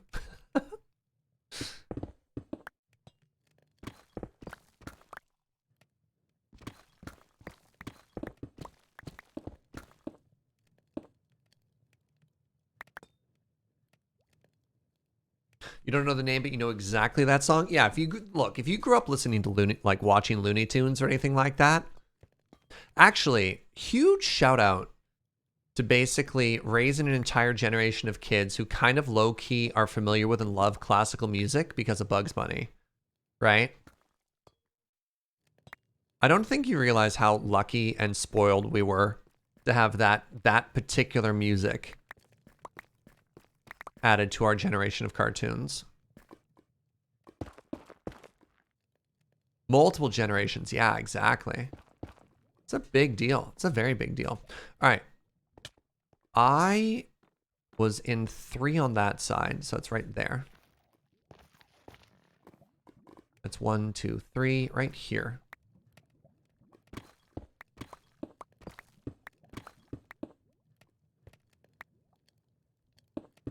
Low key, high key, pardon me, minor key, major key. Couple little music jokes for you.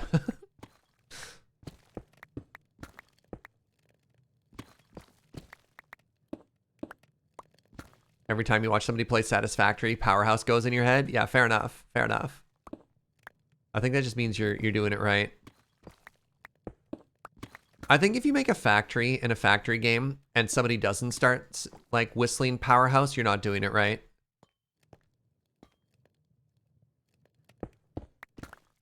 That's my goal. I want people to watch my content and be like, Powerhouse. This guy's gonna get a DMCA strike, isn't he?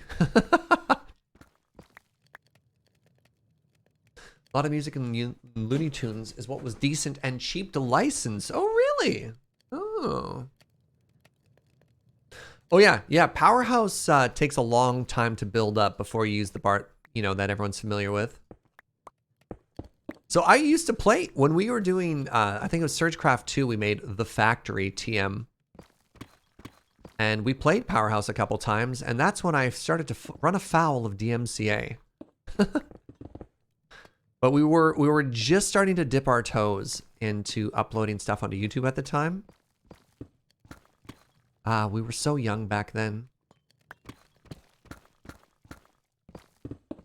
Surge, the powerhouse of Twitch.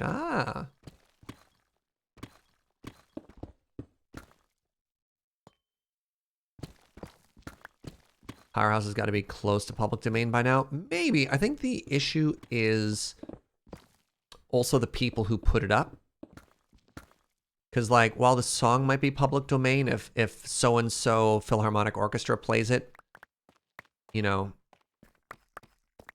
those folks might have a license to that particular arrangement of it. Yeah, arrangement's the word I'm looking for.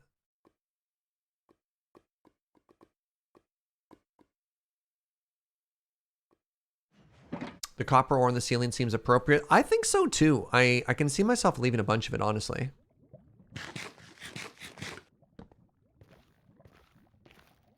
Right, I'm gonna need to put some torches on here too at some point.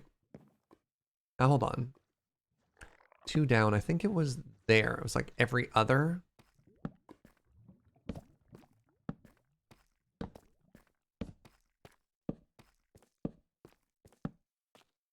I honestly don't mind the ore and all the walls behind it. I think it's really cool. It adds a lot of character. Heard horror stories of YouTube DMCing an artist's original content because someone else used it in their video. Apparently that's what happened with a lot of the Lena Rain music. The Minecraft music in particular. Is she had no intent for it to be copyrighted, but some other people were using it, and that's what was flagging most folks. And she had to work super hard to get that undid. At least I think that's the case. Please correct me if I was mistaken on that.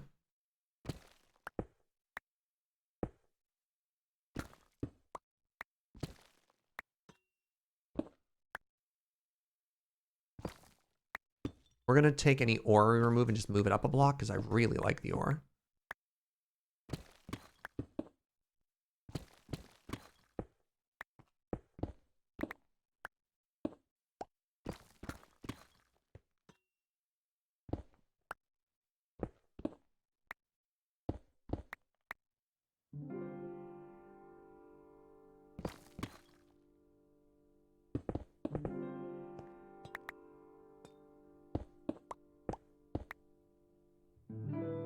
We're still a little too close to our furnaces to just really let our pick let loose yet, but we're close.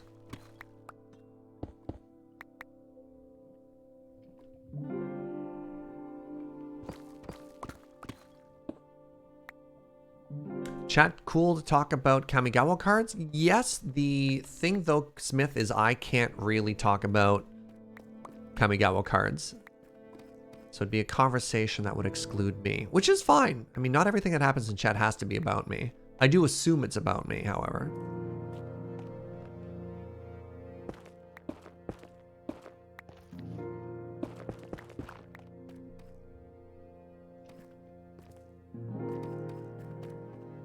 Yeah, or, excellent point from Raven, we do have a fantastic Discord. Some cool folks. If you like all of these people, want to chat with them when I'm not around, Discord. That's normally where I'd plug like the link. I don't know what. I have no idea how to do it. Surge. Chat never talks about Surge anyways, always talk about Chair. What is this Kamigawa? So there's a new Magic the Gathering set that's coming out real soon.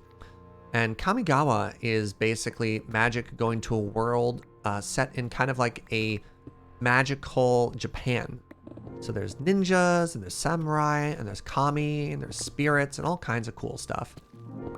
And this is a return to Kamigawa. Kamigawa was a beloved set from what, 17 years ago, roughly?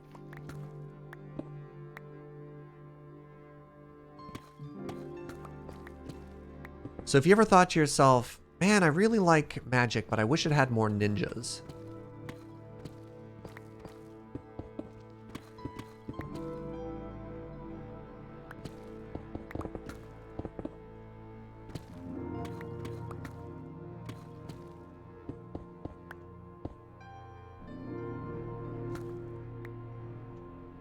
Became quite beloved over time? Yeah. All right, last thing we want to check now is the shape of the ceiling. Are we happy with the shape, or do we want to vault it ever so slightly? If it's 20 years old, this is the return. It's a brand new set, but they're returning to the previous set. That makes sense. So this is Kamigawa 2, Mitsu. Can you tell us why you can't talk about it? It's because I know information that isn't public yet. That's typically how an NDA works. So there's a release cycle, and I have been given information before it's supposed to be publicly released. So in order, there's an element of trust. So since I need that information to do my job, I'm granted it under the premise that I don't spoil it. That's how an NDA works.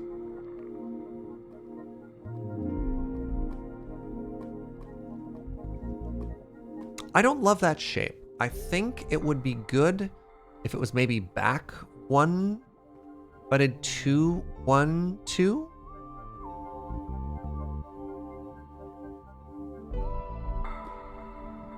No, I had nothing to do with the creation of Kamigawa, no. Yeah, the shape's a little off. I mean, maybe it works.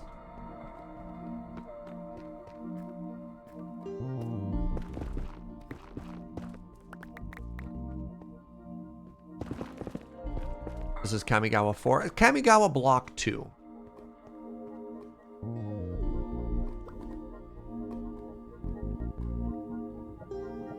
What do you think? Let's talk about the shape. You happy with the shape, my friends? I think it's workable. I think it's doable. It's not necessarily there yet, though. You know what I could do? Sorry, I could fill it in. And I think that'll help. If I take the same pattern and bring it in here, but we leave that vaulted shape, I think it'll be okay then. Because it'll make it, it'll get rid of that. I really don't like right angles of more than 2 blocks like that.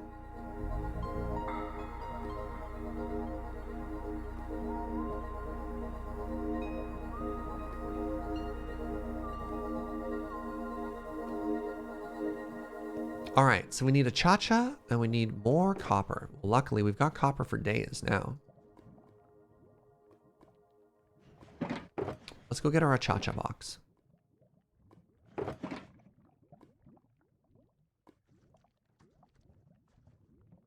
Oh, but first, more lava. Look at our little lava farm, chat. It's doing great.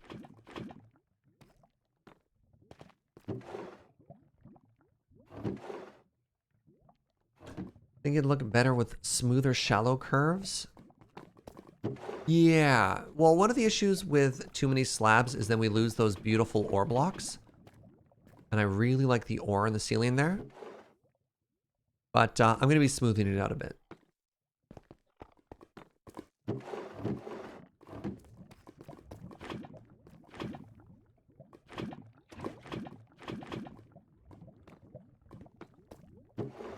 You missed me making the lava farm? Oh, it's back a ways. We've had the lava farm for,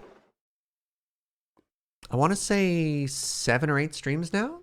Because we started the storage room. We came down here, we made this whole room, and then we went back to the storage room.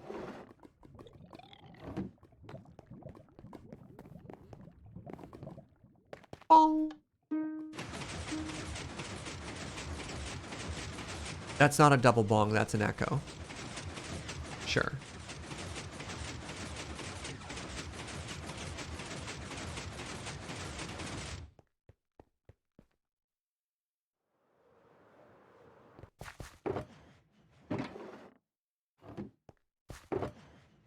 Oh. Oh. Crap. This is why you shouldn't have shame boxes, chat. We had all of the copper we needed. Already waxed and cut and everything. Ah.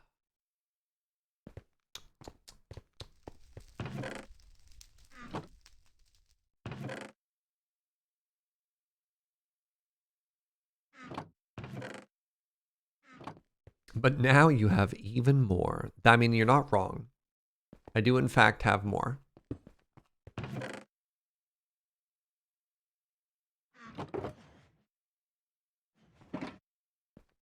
A little bit of granite. Okay, we got granite. We got a cha-cha. We got copper.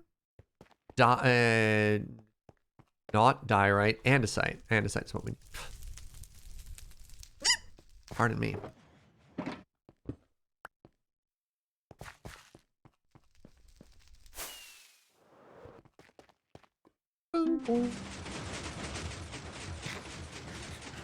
What happens if I put a torch here? Ah.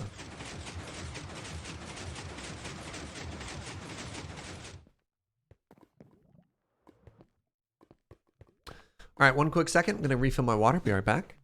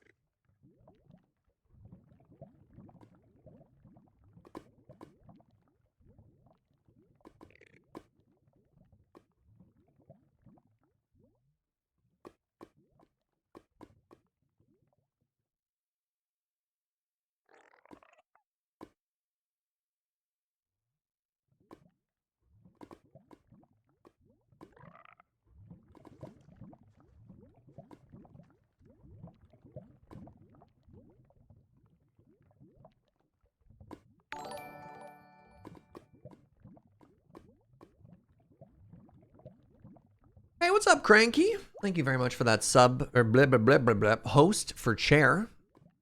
Chair's a big fan, I'm sure. Oh my goodness. Hello, Raiders. Welcome, everybody. How's it going? Jammers raid. Amazing. Hi. My name is Serge. I'm a full-time family-friendly streamer. And welcome to our little cozy Dwarven Kingdom. What were you streaming today? Thank you so much for bringing your community by. I really appreciate it. Yay, chair stream. Hey, I got here just in time to interrupt the chair stream. What a delight. Welcome, everybody. Welcome, welcome, welcome. You know what? We got some new friends. Let me very quickly catch you up on what we're working on here, if you're curious. Speedrunning items from a spinning wheel. That sounds amazing. Like little scavenger hunt stuff, eh? So this is a fairly long-term or fairly established 1.18 SMP. So we got quite a few friends on this. Lots of gambles, amazing. I haven't done that. I've had a couple of friends who have done that. All right, don't look yet. Don't look. Let me start the tour from the correct side. So I've kind of fallen backwards into something of a mega base, which I'm quite pleased with. That sounds rad. Alrighty. So we start outside. Minecraft, please.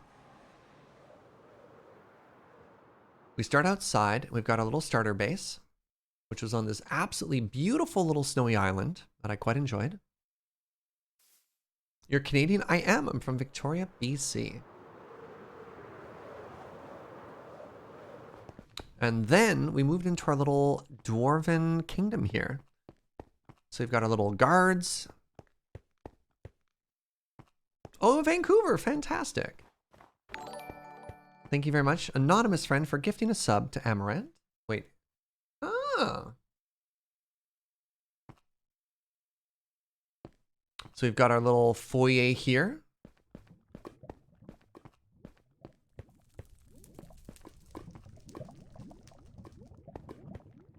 Big old hammer. Heading down the staircase. We open up into our grand hall, which I'm quite proud of. We need a, whenever we're trying to figure out what we're doing next, we got ourselves a little planning room. Oh, thank you, Jamie. And then we head into the storage room, and this is probably the room we spent the most time on. It's a big fan of this.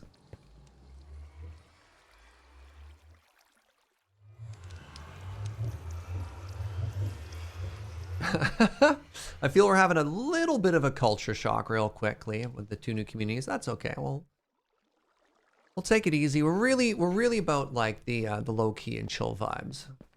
I hope you enjoy it. Thank you, friends. Hey, thank you to whomever just gifted Jamie a sub to the channel as well. Appreciate that.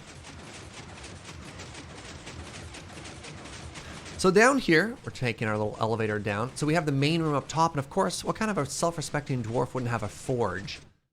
So we're working on our smeltery right now. So we've got a lava farm, a little bit of a lava canal. We had one of our friends drop off some striders to add a little bit of life to this place. And my favorite details of here, we got a big old gantry along the top, like a lava crucible to make this work. And you can see we're adding 2 twin super smelters to the end. So it kind of catches you up on the context of what we're doing. Yeah, plugging this in. And so these are both functional, which I love. We've got blast furnaces on the left side. We've got regular furnaces on the right side. And we're just starting to arch the ceiling to sort of like finish off the shape of this room here. So I'm really quite proud of how this is all coming together. Can we introduce them to Brimothy? Sure. Let's fly. Ooh, oh, I almost pulled it off. There we go. All right, let's head back really quickly. So yeah, our little robot friends do have names. So we've got Brimothy right here. Now, Brimothy's a bit of a centaur. You can see the 4 legs as opposed to the motorized versions outside. And then there's the twin brother of Brimothy, who always lies or tells the truth. I'm not quite sure. Ethmerb. Yeah, I don't know. I'm pretty pleased with this. This might seem odd, I've never really thought of myself much as a builder. I sort of like 50-50 make a build, and I do some farms and some redstones and just kind of do like survival let's plays. And this is the first time I've really just sort of jammed time just into building, right? Like just focusing on the aesthetic. And as you can see in this whole area, we've got, I think this is the only farm. We've got this lava farm, and we've got a bit, oops, oh God, am I gonna die? No. We've got a bit of redstone in here. So this is a shulker loader unloader. So like mixed shulkers go in, shulkers get broken, goes into an impulse SV item sorter, and then into shulker loaders. So if I take like a mixed box of whatever, like this, send it off, it gets separated into shulkers of stone and all the various building materials, which is kind of cool.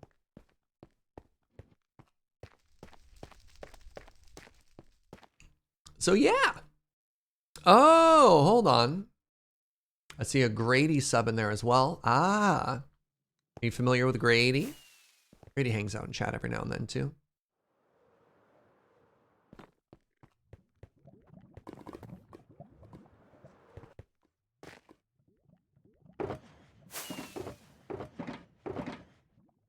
Grady is okay.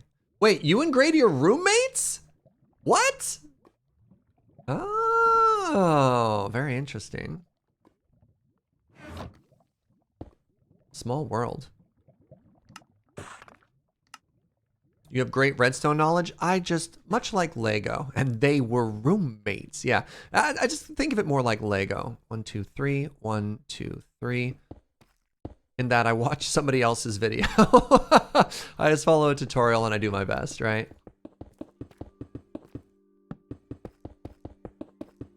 It's not like I look at that sort of stuff and I build it out of nowhere.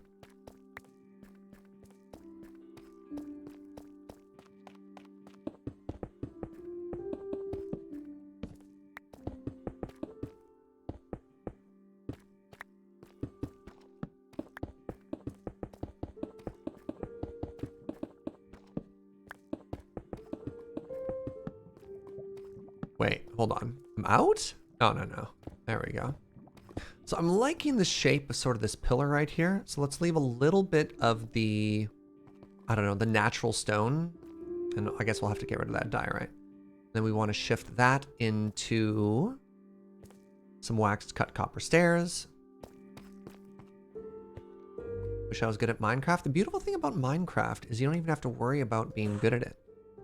There's no wrong way to play this game. So as long as you're having a good time, you're crushing it.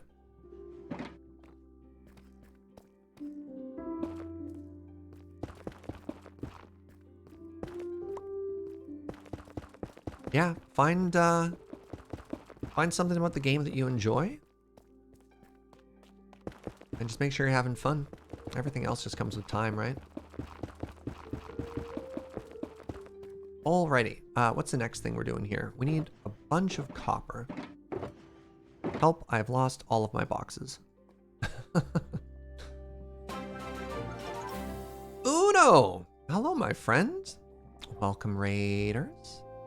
Twitch.tv/RebelliousUno, my partner in crime, over on 9 o'clock. Oh, BT Dubs, pro tip with copper. If you want waxed copper, if you don't want it to change, and you know you're going to be cutting it, wax it first, because then when you cut it, you actually get waxed cut things. So it saves you from having to wax it by placing it down or by having to... Basically, I saved 4 wax by waxing it first and then cutting it, as opposed to the other way around, which is very handy.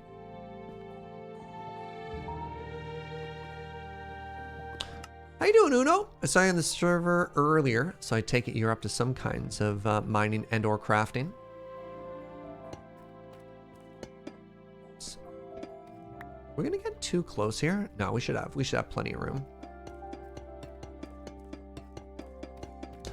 So I found someone had been bed blasting beyond underneath the wither farm. No, Uno.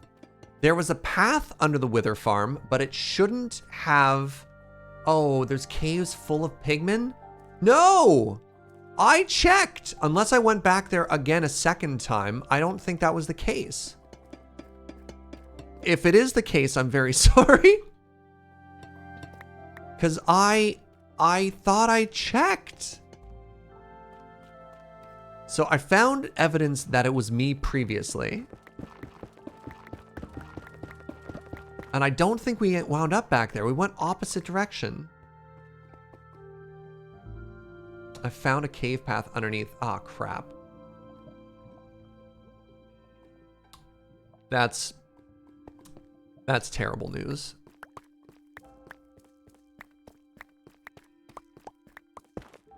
So we've been working on a community project, which is a giant wither skeleton farm. And that's depressing. Finding out that somebody's accidentally tunneled underneath. It's probably me. That I may have tunneled underneath and just ruined it for everybody is disheartening, to say the least. So 32, that's going to cut a couple of times. Let's leave ourselves 8. Yeah, the somebody in this equation is almost certainly me. They look like a single bed hole, so not that bad. Okay, that might have been somebody else, because when I last checked, that was definitely not the case. Because there was a staircase that was near the farm, but it was definitely outside of the radius. Oh, I overcut. Crap.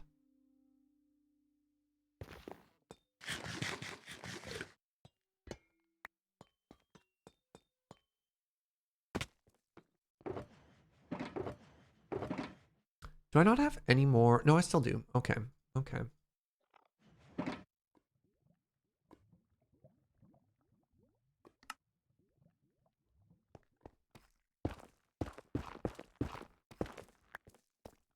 Wait, is there a good sound for walking on copper? Hold on.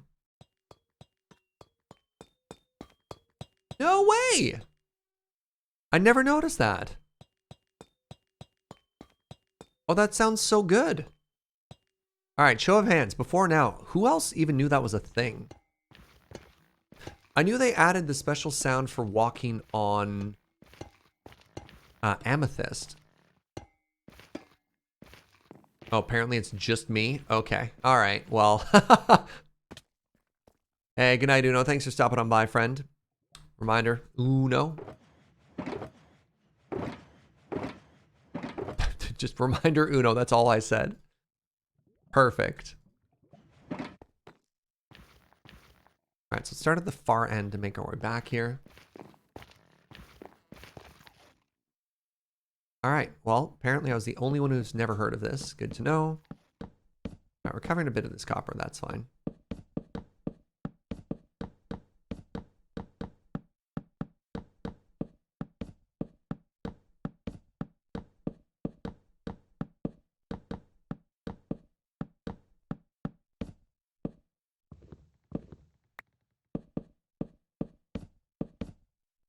Bad. Hello?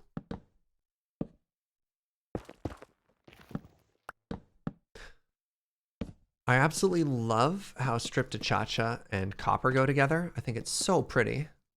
Except when you have torches in your offhand. Okay. Hello?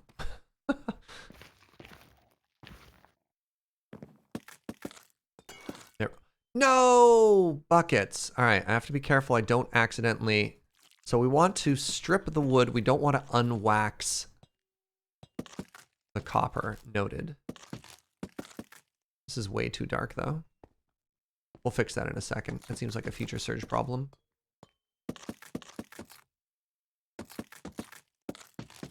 Have to squint. It's so dark.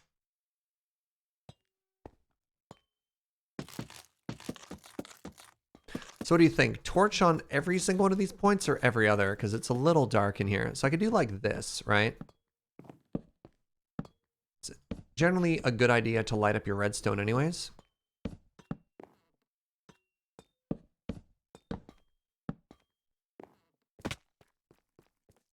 Or we could do every other. Every other being here.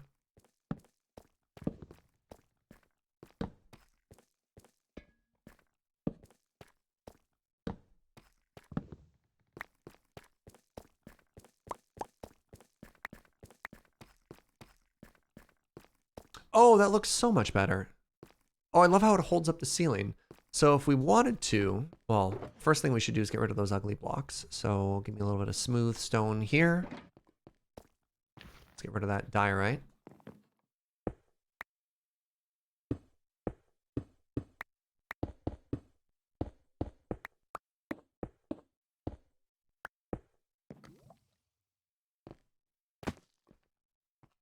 So I think that's actually like a mega cute addition because it fits really well into the theme of the room that we have. And I also like how it makes this area feel like an addition, right?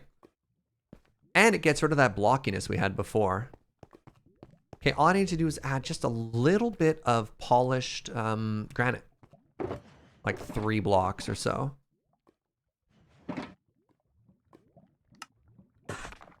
What do you think? You happy? Are you impressed? Are you entertained?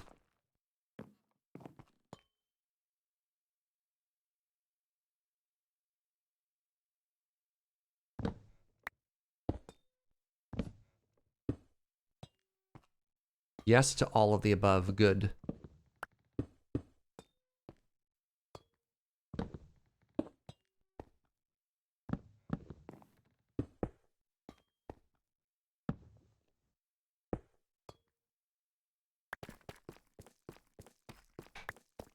How many of those blocks wound up in my furnaces? I hope 0. I mean, let's do a check, right? Let's do a check right now.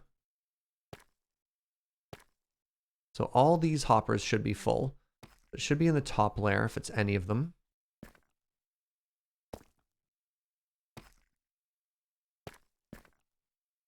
One diorite, gross.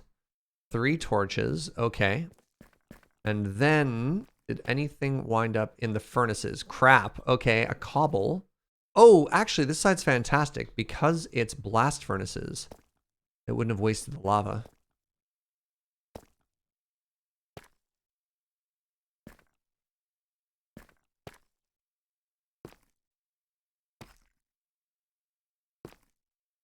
I guess that would have been sent to the very end here, so I should check this hopper and this hopper. Like 4 things. Hey, Kashindan, thank you for 40 months, my friend.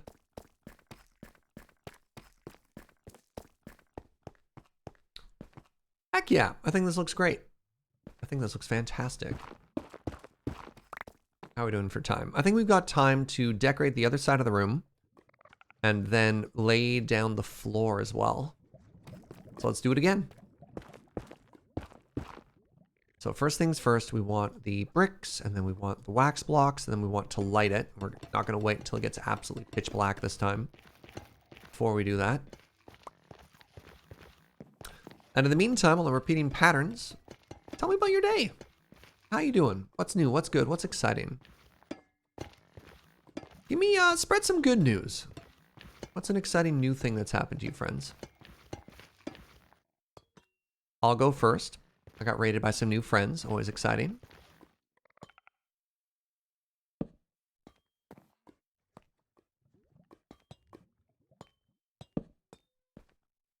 You got your wisdom teeth pulled. Is that good news? I'd call that in the bourrée range. Like, better out than in, right? Oh, no.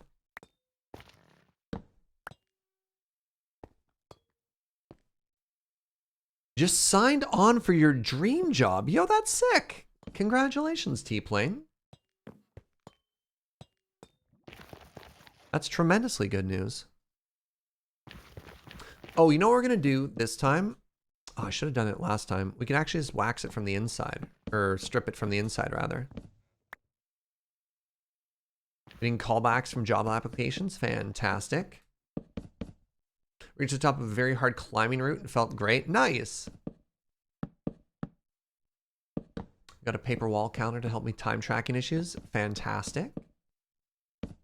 My friend finished chemo and I'm COVID free and we're going to have tacos to celebrate life together. That is so sweet, Sundist. I love that.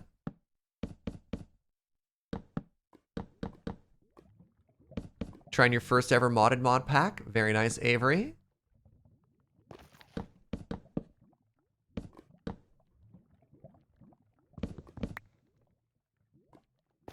Oh, got a random phone call from a friend out of the blue about how they miss you and are thinking about you. That's super sweet.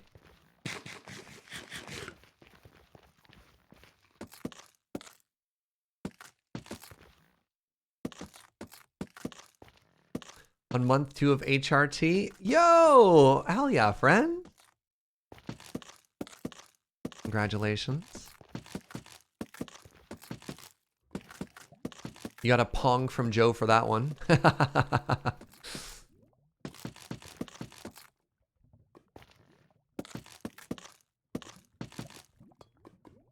Yeah.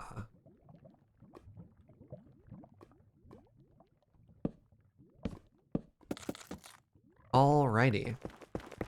Should we make our torches super pretty with sconces? Oh, how much? I do have enough. All right. You ever just try and use an axe on the floor?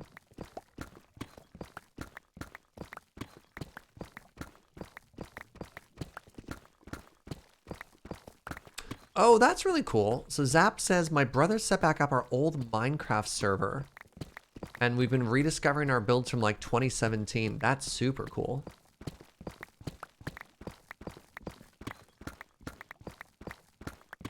So here's, I mean, everything's up in the air. Everything's very much up in the air. But let me tell you my rough timeline for the next 4 months when it comes to Minecraft. So I would like to start playing Surgecraft 3 in March. Which I think is, it's interesting. It's not going to necessarily mark the end of our playthrough on this server. Because of course we have friends, we'll hop on, we'll probably try and help and mine a clock and stuff like that. But yeah, I think at around March, it'll be a good time to sort of take a breather from this to keep things fresh. And the big blocker on Surgecraft 3 is going to be, of course, which mods have been updated to 1.18 by that time. And then, again, I don't know how well this is all going to work out. Oh, no, this deadline, it's not me giving Seraphina a deadline. This is talking to Seraphina and asking, hey, what's realistic? And so the big blocker on this is going to be what mods have been updated, because I want to play modded for 1.18. Because I think that'd be cool as heck. And if we're not quite there yet, I'm happy to wait. But for those of you who haven't followed the conversation, Surgecraft 3 is going to be sort of vanilla plus. It's not going to be a super heavily modded experience, and it's going to be primarily centered around the create mod, which is just so cool. It's just a very, very, very neat mod. All right, now I need a bunch of andesite. Yeah, it's going to be mostly create some quality of life changes just to make, you know, life easier.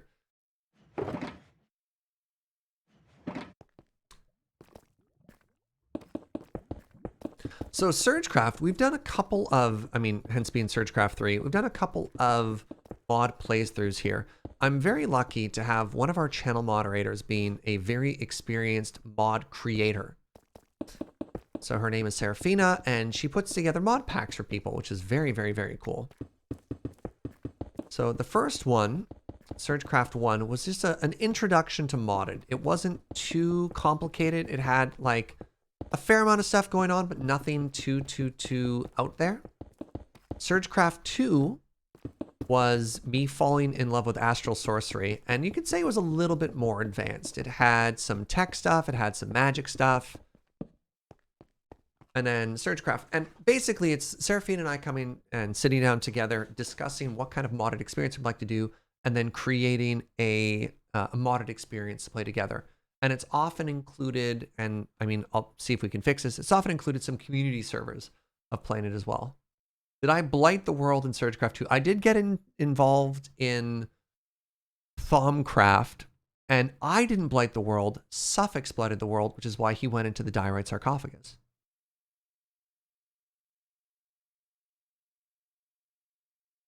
I find it weird to hear Create and Vanilla Plus so close to each other. Well, you want something to build around. So Create is going to be as modded as it gets, RF232. And then after that, everything is going to be basically pretty vanilla. So some rules, there's going to be no power, no digital storage, well, maybe some power, no digital storage, no seeds, no botania are like the big no's. What's up, Finest? Yeah, look at these super smelters, chat. Yeah, my biggest issue with modded is when you break one block of grass and then all of a sudden your inventory is just filled with so many seeds and you're sitting there, you're like, oh God, what happened? So we need a couple of things here. One, we need some sconces. Two, I also think we need to arch this ceiling a little bit, just a little bit. And by arch, I mean vault. Or arch, whatever. Wait, what's the difference between an arch and a vault, chat?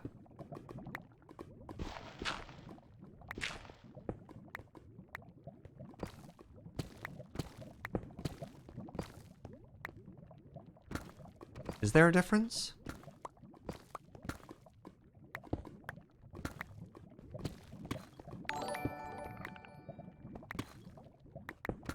Hey, Aonep, thank you very much for that resub. Welcome back, friend. Thank you so much, Serge, and the community for the cozy times. We got you, friend.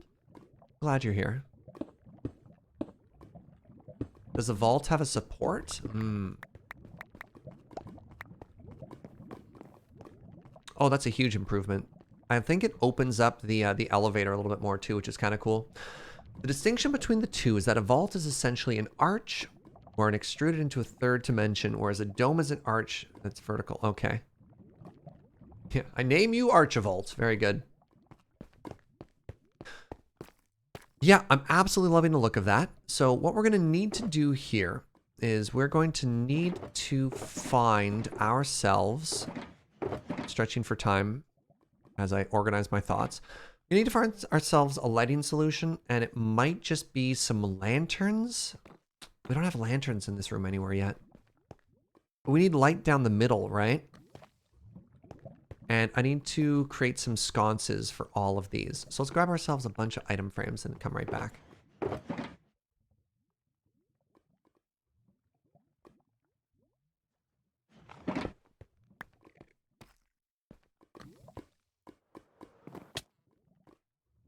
Maybe glow lichen as a treat? Maybe? I don't know. I think glow lichen might look kind of weird on the floor there.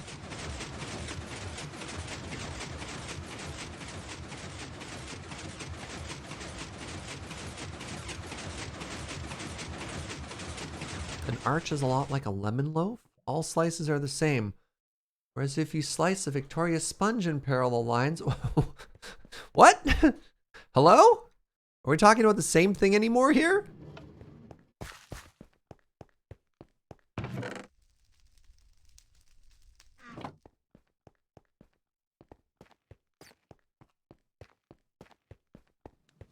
You understood Skunky just fine?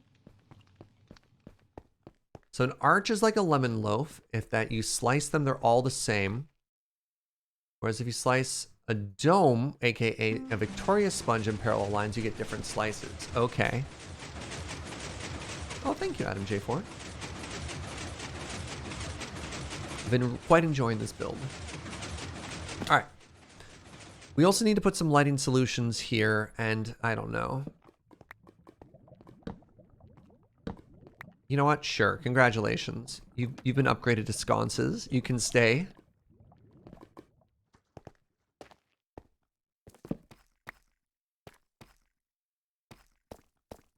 Ooh, hold on. So we're checking our light level right now, and I don't think I need a torch in this corner.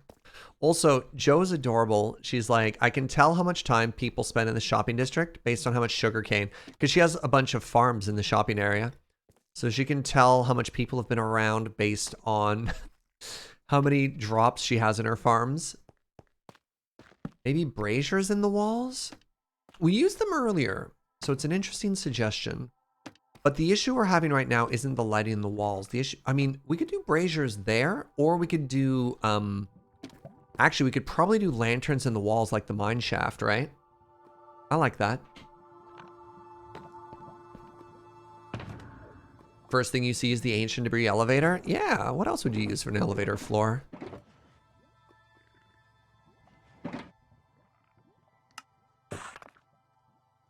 So our trick here is to take these plain looking torches and make them look a little fancier. And our goal with that is these sconces. This is not a brazier, this is a sconce. Who's the richest person on the server? Joe.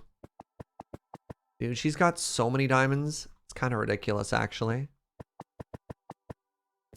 Oh, sweetie. Oh, I don't need a new bow anymore. We made our own. No, that's okay. You've been busy. You've been recovering.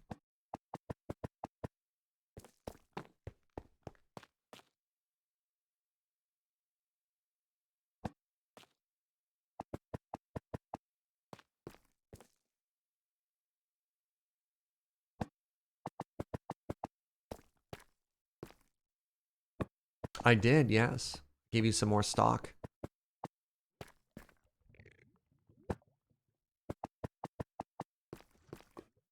All right, do you like, I mean, these sconces are cute as heck, so I think they stay, but we'll have to think of the other ones. We may have accidentally, or yeah, perfectly spawn-proofed the outside, so there's still a chance. This is a spawn slime chunk, so there's a chance we'll get slimes here. But I think we did a pretty good job of accidentally making the area behind it too small. So we won't have to worry about any there.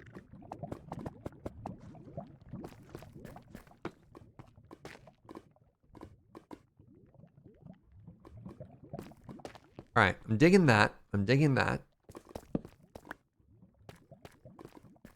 Hey, what's up, Territon? So let's grab ourselves some, lanterns and chains. Hello? All right, fine, I'll take the elevator.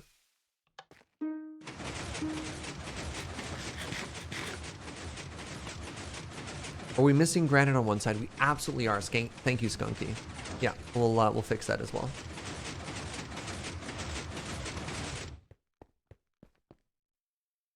All right, lanterns and chains.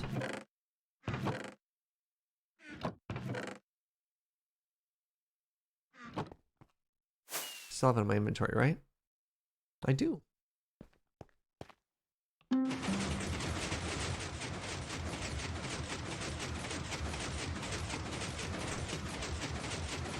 wonder if you could do a tripwire around the portal to hook up to a dropper to track foot traffic. Oh, that's so funny. Everybody who comes through sets off a little ticker counter. Okay, so let's talk about this first, right? We have this special lighting in the mine shaft, so we can do a transition here from the mine shaft to the forge. That is the same, or we could just have these sconces, which sort of establishes us. Oh my goodness, can I please just, there we go. No. You know, which is a lighting design we've used in a bunch of other places. Do you have a particular preference? I mean, I think it looks fine. It's not exciting, but it doesn't have to be.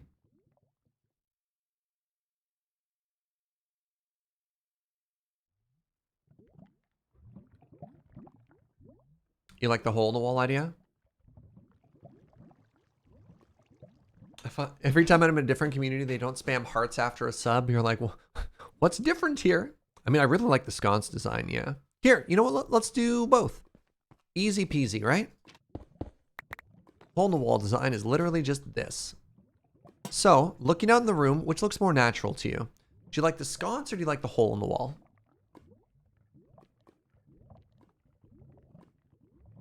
Up one.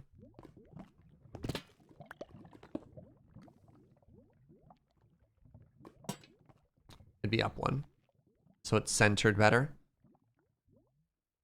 Oh, a lot of people like the hole. Yeah, all right. Easy peasy. Oh, there's, speaking of holes in walls. Or a brazier. So we have them elsewhere. I think they'd be a little out of place. Just because, not that they wouldn't look good, just that we're not using them here.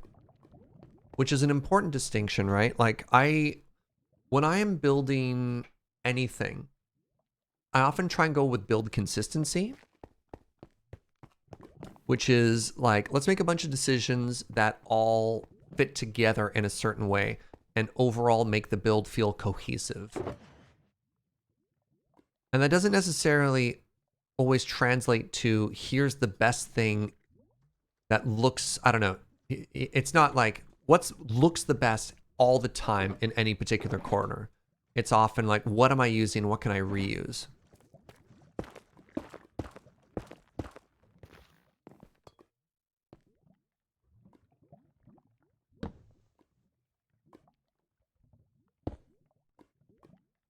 Hello?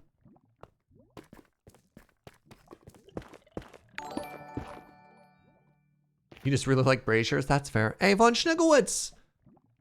Thank you for using your Prime here, friend. Appreciate that. I know you've only got one. There's a bunch of streamers out there, so thank you for the support.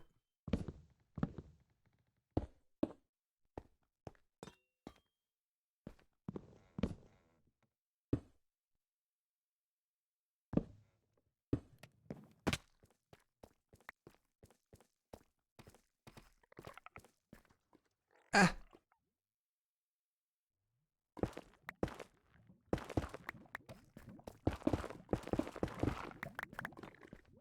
Alrighty, let's drop some torches down here. Sorry, not torches. Let's drop some lanterns down here. So we'll go in 1.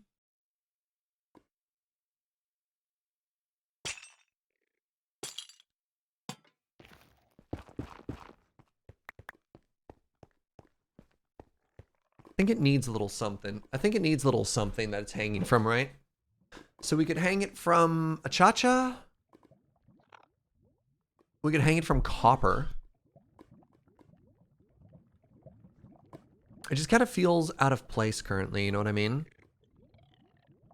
Do I have to do like copper straps along the top? No, I really like that the stone is visible.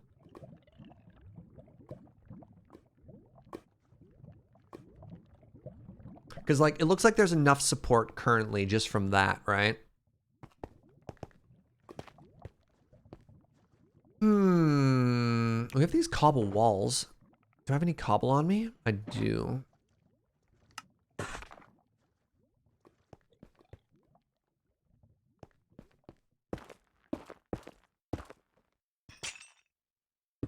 What?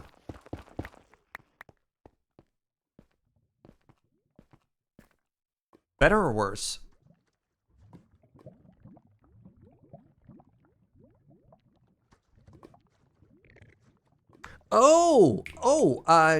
Yeah, Contingent Cat with an excellent suggestion here. Lightning rod. We can finally do the lightning rod thing that I've wanted to, that we've wanted to do. Better, but not much better. All right, hold on. I got 19 of these.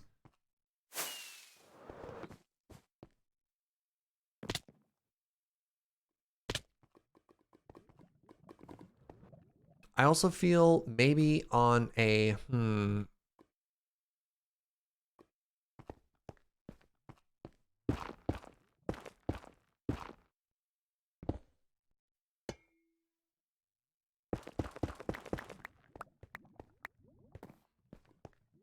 I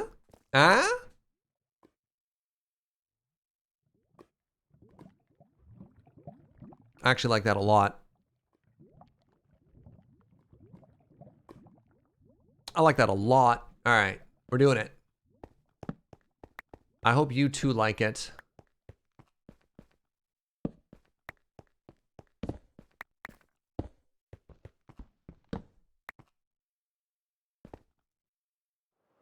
All right, give me a second here. 1, 2, 3, and then in 1. Okay, so I want to go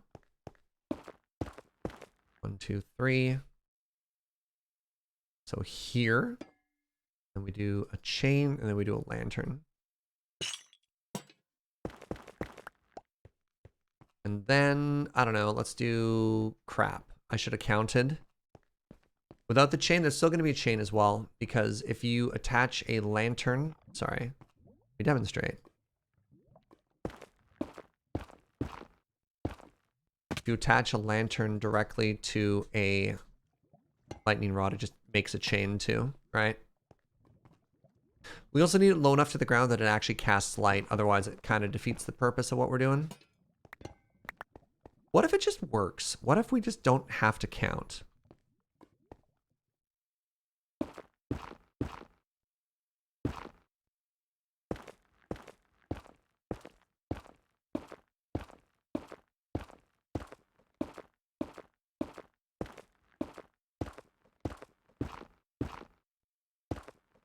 All right, well, I counted anyways. Okay, we are 23 blocks between them, which means there's 21 in the center. So if there's 21 in the center, what is a pattern that divides perfectly to allow us to put 2 or 3 in here? Where are my math people at? Help.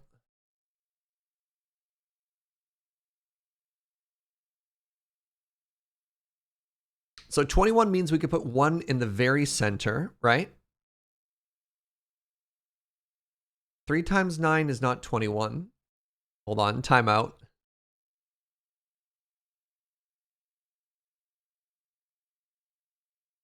Three lanterns was 6 in between. Does that work?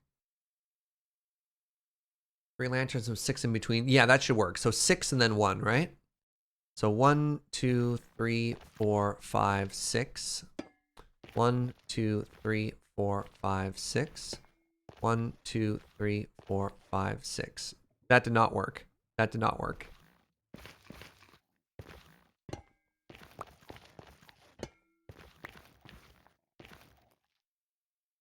1, 2, 3, 4, 5, 6, and then 1, right? 6 in between.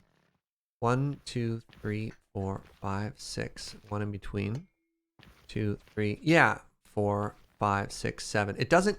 See, this is the thing. It's not as simple as just making a division. It just doesn't. It doesn't add up that easily, which is very interesting, and I don't know why. So no, ignore the other. Ignore the outside, right? Ignore that. We just care about the spacing in between. So what did I do wrong there? You want 3, 1, 6, 1, 6, 1, 3? Am I sure I counted right? I don't know.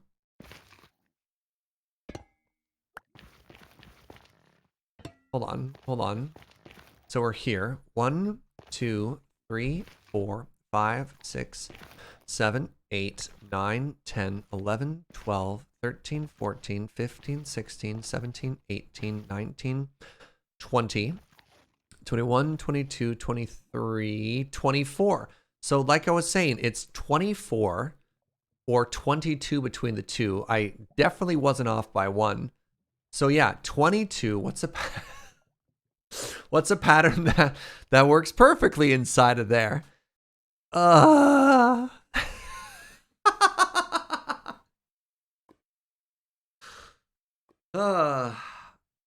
Can't believe I was off by 1. This has never happened before.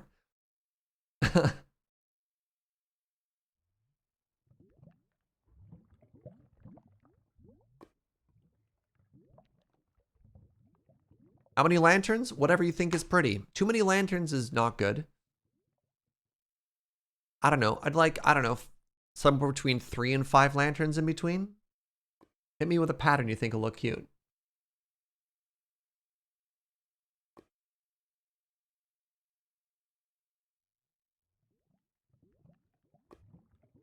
You have 22 empty spaces to fill with n lanterns. It's k times n plus 1 empty spaces. A lot of very clever math people here. All right, see, some of you can give me mathematical formulas, or you can dumb it down. This is what I'm talking about. Yeah. All right, so 1, 2, 3 lanterns, or 1, 2, 3. So you can do 5, 4, 4, 5, or 4, 6, 6, 4. I think I'm gonna try Reikira here, just because that seems fairly evenly spaced. So what's that? That's 5 lantern. Okay. 1, 2, 3, 4, 5 lantern. 1, 2, 3, 4 lantern. 1, 2, 3, 4 lantern. 1, 2, 3, 4, 5. No. What'd I do wrong? 5, 6, 10, 11, 15, 16, 21. All right. Reikira is off by 1. That's for 21. We did a 22. How about Trick? 4, 5, 11, 12, 18, 19, 23. All right. This one also doesn't work. So that's an odd number. Okay. All right. Okay. What do we have here? Lantern. That's including the one that's already there. All right. So 7, 8, 14, 15, 22. All right. We're going to follow Lecto here. We're going to follow Lecto.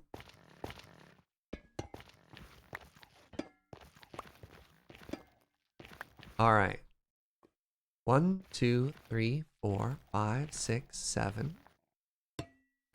1, 2, 3, 4, 5, 6. 1, 2, 3, 4, 5, 6, 7. Amazing. All right, we're going with this one.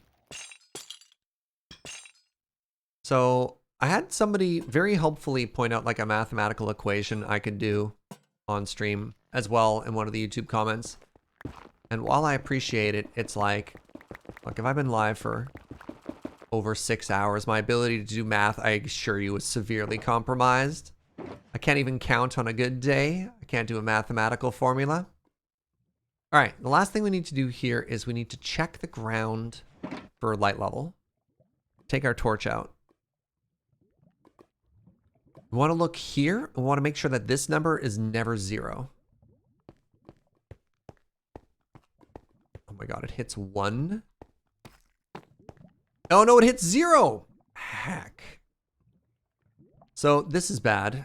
It won't hit 0 on the opposite side. But this corner is spawnable. This corner is spawnable. Here I am breaking out the graph paper. Just hide a lamp under carpet. We haven't been doing that yet. We haven't needed to do that yet. So I have talked about wanting to change these shelves. So let's do that. And in order to do that, I need trapdoors and buckets. And I think I've got a bunch of trapdoors on me in my spruce box still. I need more. Maybe another freestanding brazier. No, I got a plan. I got a plan. So I think what I want to do here is a series of shelves for all the lava to go into. And I think I can pretty easily and pretty cleanly have a what's the word I'm looking for here? Pretty easily and pretty cleanly have a like a lantern coming off it, which might look kind of cute.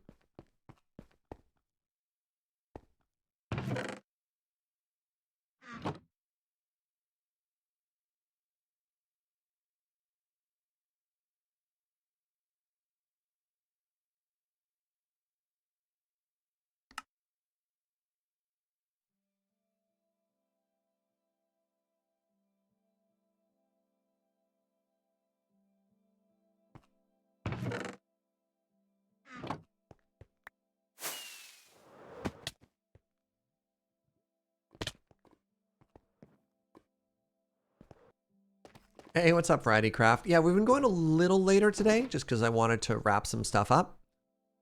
But this is definitely a little bit on the longer side for a normal stream for us. So yeah, I want to rotate these. I think they'd look really cute in this orientation. So let's have the first one here.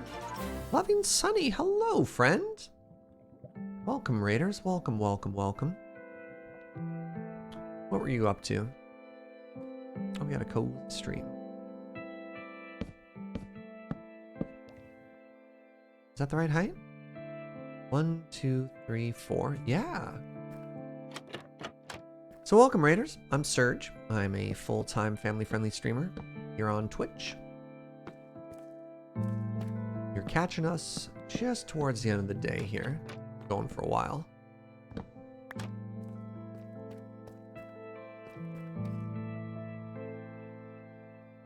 Did I not just make like 70 barrels? Where did they all end up? Did I leave them in the chest? Playing Story of Seasons, a cozy farming game. Amazing. Thank you so much for bringing your community by. That sounds lovely. I haven't heard of Story of Seasons. What's it similar to? Loving Raid? Oh, I love that. How are things over here? Oh, very chill. We're working on a little smeltery right now. We're just adding some finishing touches to it. Y'all saw me make like 30 barrels, right? I'm not making this up. I made a bunch of barrels and I put them somewhere. Am I on a server? I am. It's a private SMP I play on with some friends. Oh, it used to be called Harvest Moon. Yeah, that sounds way more familiar. Oh, thank you very much to Anonymous Friend for gifting Loving Sunny a sub to the... Wow, my brain. Thank you for gifting them a sub. I appreciate that.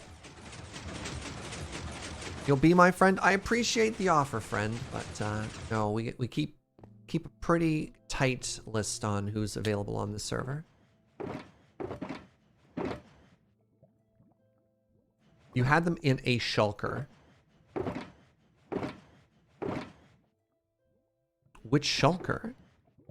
Oh, they look at this. They camouflaged perfectly with the spruce. I got there. Then how do I join? Unfortunately, there isn't a way for you to join. Again, it's just a private space to hang out with friends.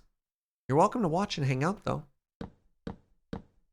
We're not really looking for more people to hang or to join the server currently.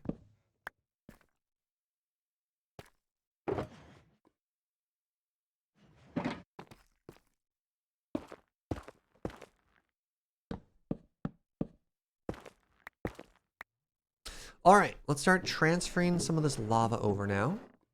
Oh, that's going to take a while.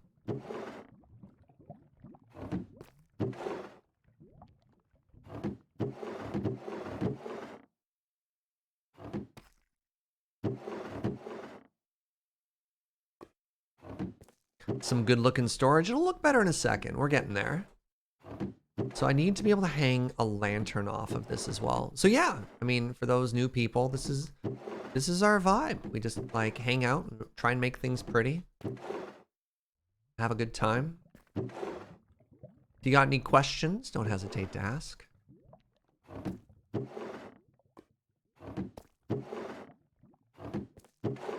right, so now we're gonna tear this one down and rotato it. And see if we get a little bit of a lava bucket explosion anywhere. Yeah, we don't think too hard about the fact that we're storing lava inside of wooden buckets. It's or you know what I mean. You know what, it is what it is, right? It's Minecraft. We do our best.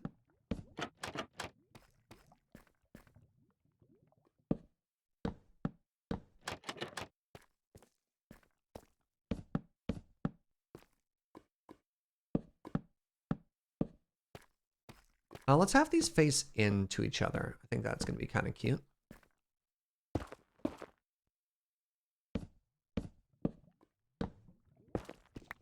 Now, I had a plan to have a super cute lantern hang off of this somehow.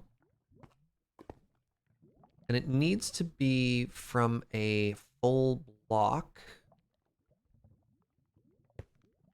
So if I did this...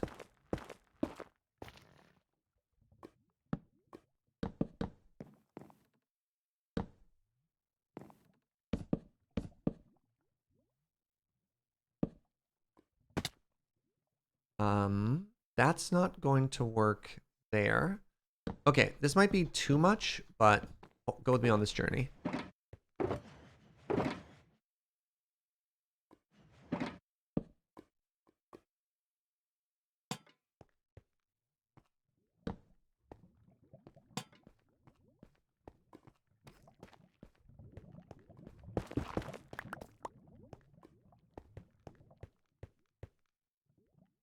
You think that scans? Adorable? Did we make it work?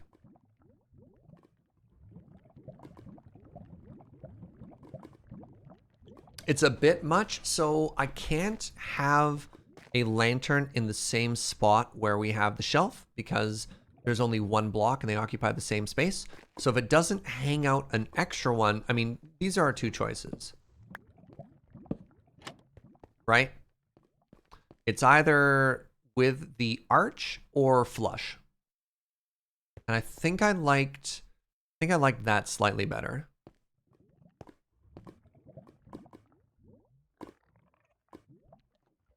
You like the arch better? I thought so, but I just wanted to show you what it looked like otherwise. What about a fence? Fence. What about a fence? I mean, if we had a fence, the torch would hang lower, but there's no way for this to attach other than hanging from the bottom of a block.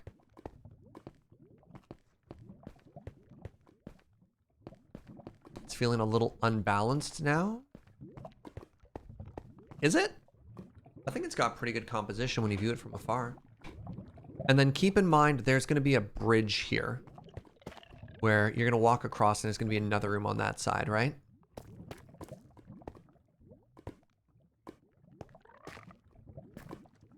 I think I need to rotate these barrels though. Like they're kind of cute mirroring each other, except it looks kind of weird from this side. It just looks flat. So let's rotate these.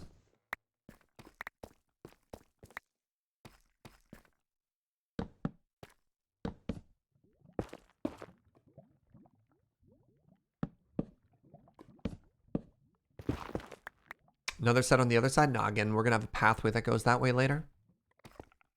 I could maybe put another one, but then it might fall into the path of the crucible, which doesn't make any sense.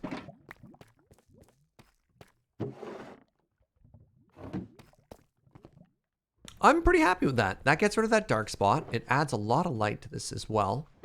And it breathes a little life into it too, right?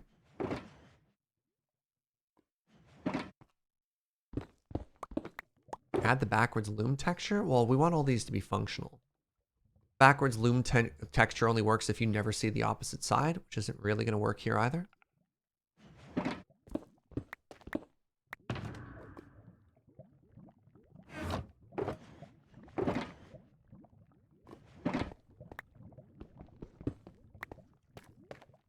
So I think with that, we can say our project of adding a super smelter down into here is done, which I'm really quite pleased with. So you walk down into our super smelter. We've gotten rid of all of our torch spam.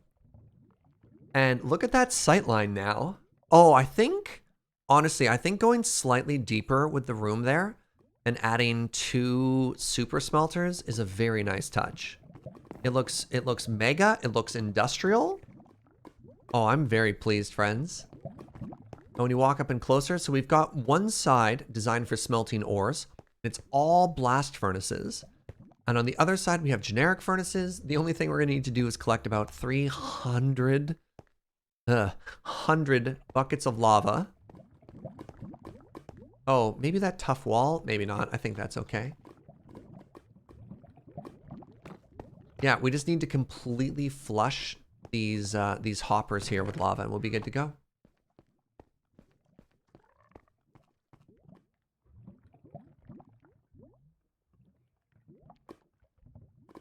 Five out of 7. Perfect smeltery. Yeah. Let's take a very quick second to organize our inventory and then let's call it a day, friends. Bet there's a lot of lava. Yeah, they all look full. I just don't want to grab a bunch of buckets right now. We've been live for like 6.5 hours. We'll start calling it a day. Let's get everything organized for tomorrow. And actually, one last thing we can do tomorrow is we need to start planning our next sprint. My apologies to everybody who uses this to escape from work. You're like, no! Not that word. This is where I come not to think about work stuff.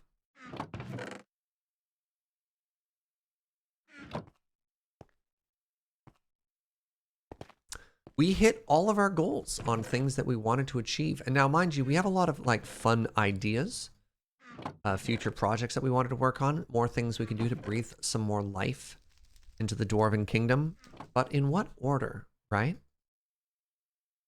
All right, so andesite goes here.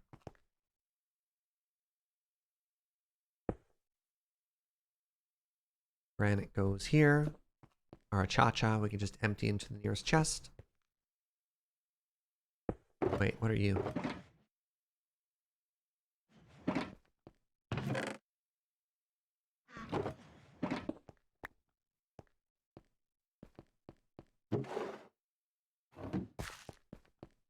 We need to find a place for the Balrog Bridge, right? See?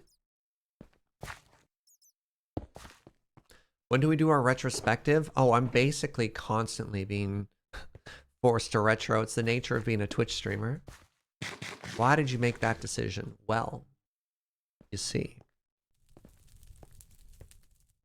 I think we have plenty of conversations about the nature of various decisions as we go. Very true. Oof. No, not in the worst way. Just sort of, it is what it is, right? Most of the time, it's because of the I want to say the asynchronous nature of Twitch chat, if that makes sense. Which is the fact that I think average viewership on Twitch is about 90 minutes. I mean, that could change and like average viewership for who. But like the majority of people do not watch an entire stream from start to finish. And so a hilarious part of streaming is you could take a ton of time explaining everything into minute detail. And as soon as you're done, somebody can join and they'll just be here and they're like, hey, what are we doing? And it's tough because it's not fair to say, well, you missed it, so you don't get to know. But it's also tough for the people who've watched the explanation to have to explain it again, right? And that's why the handy plan is there. Exactly. All right, finished storage room and super smelter are both done, which feels very good. We actually even added a second one. So super smelters are done and the storage room is done. How good does that feel? Oh, our proggers. I mean, the storage room, I guess, is technically still in work. Right? Because we have more to do there. I mean, look at this. We've gotten a lot done in here. So let's check our back wall. Terraform the dining room cave. Right. All right. Ideas we have is the second canal. I mean, technically that's part of the forge. So we could put that in up next. We have a second canal. I really want to get the throne room in kind of soon. So I guess the answer is, what do you want to see? Do you want to see swag or life? Right? Because we don't have a living quarter. We don't really have a kitchen yet. So we could add those sorts of things off of the side, or we could do the, like, the throne room with the treasury hidden underneath. Brewery and or living quarters is Chrono's vote? Yeah. We have a tent.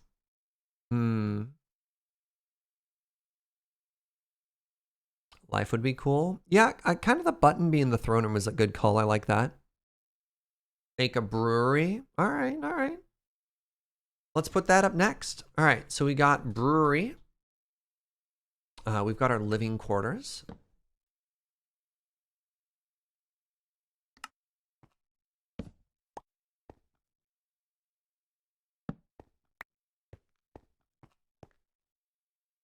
No, we don't need a poll when people are kind of on the same idea. This is also just brainstorming.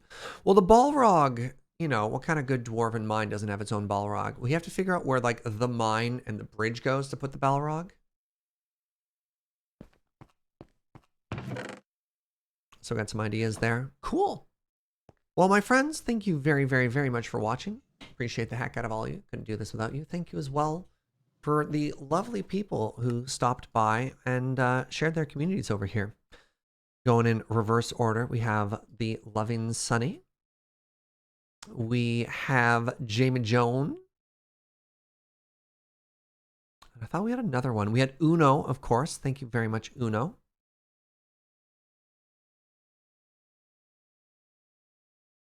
I think that was it. Y'all are a delight. I'll be back tomorrow at 9 a.m. with more of these Minecraft vibes. So if you're having a good time and you're enjoying the story we're telling, consider following. Come on back in the future. I'd love to have you. And then this weekend, we might do a little bit more roguelike variety with a return to Noita. So good times over there. Oh, we're going to grade my friend Cam. Cameron is playing more Valheim, which I think is just so tremendously exciting. I tend to be very family friendly. Cam is a delight, but will occasionally utter profanity. So just be aware that you might encounter that. But go spread some positivity. Go let somebody know that they're loved. Thank you very, very, very much for watching, and I'll see you next time. Bye, friends.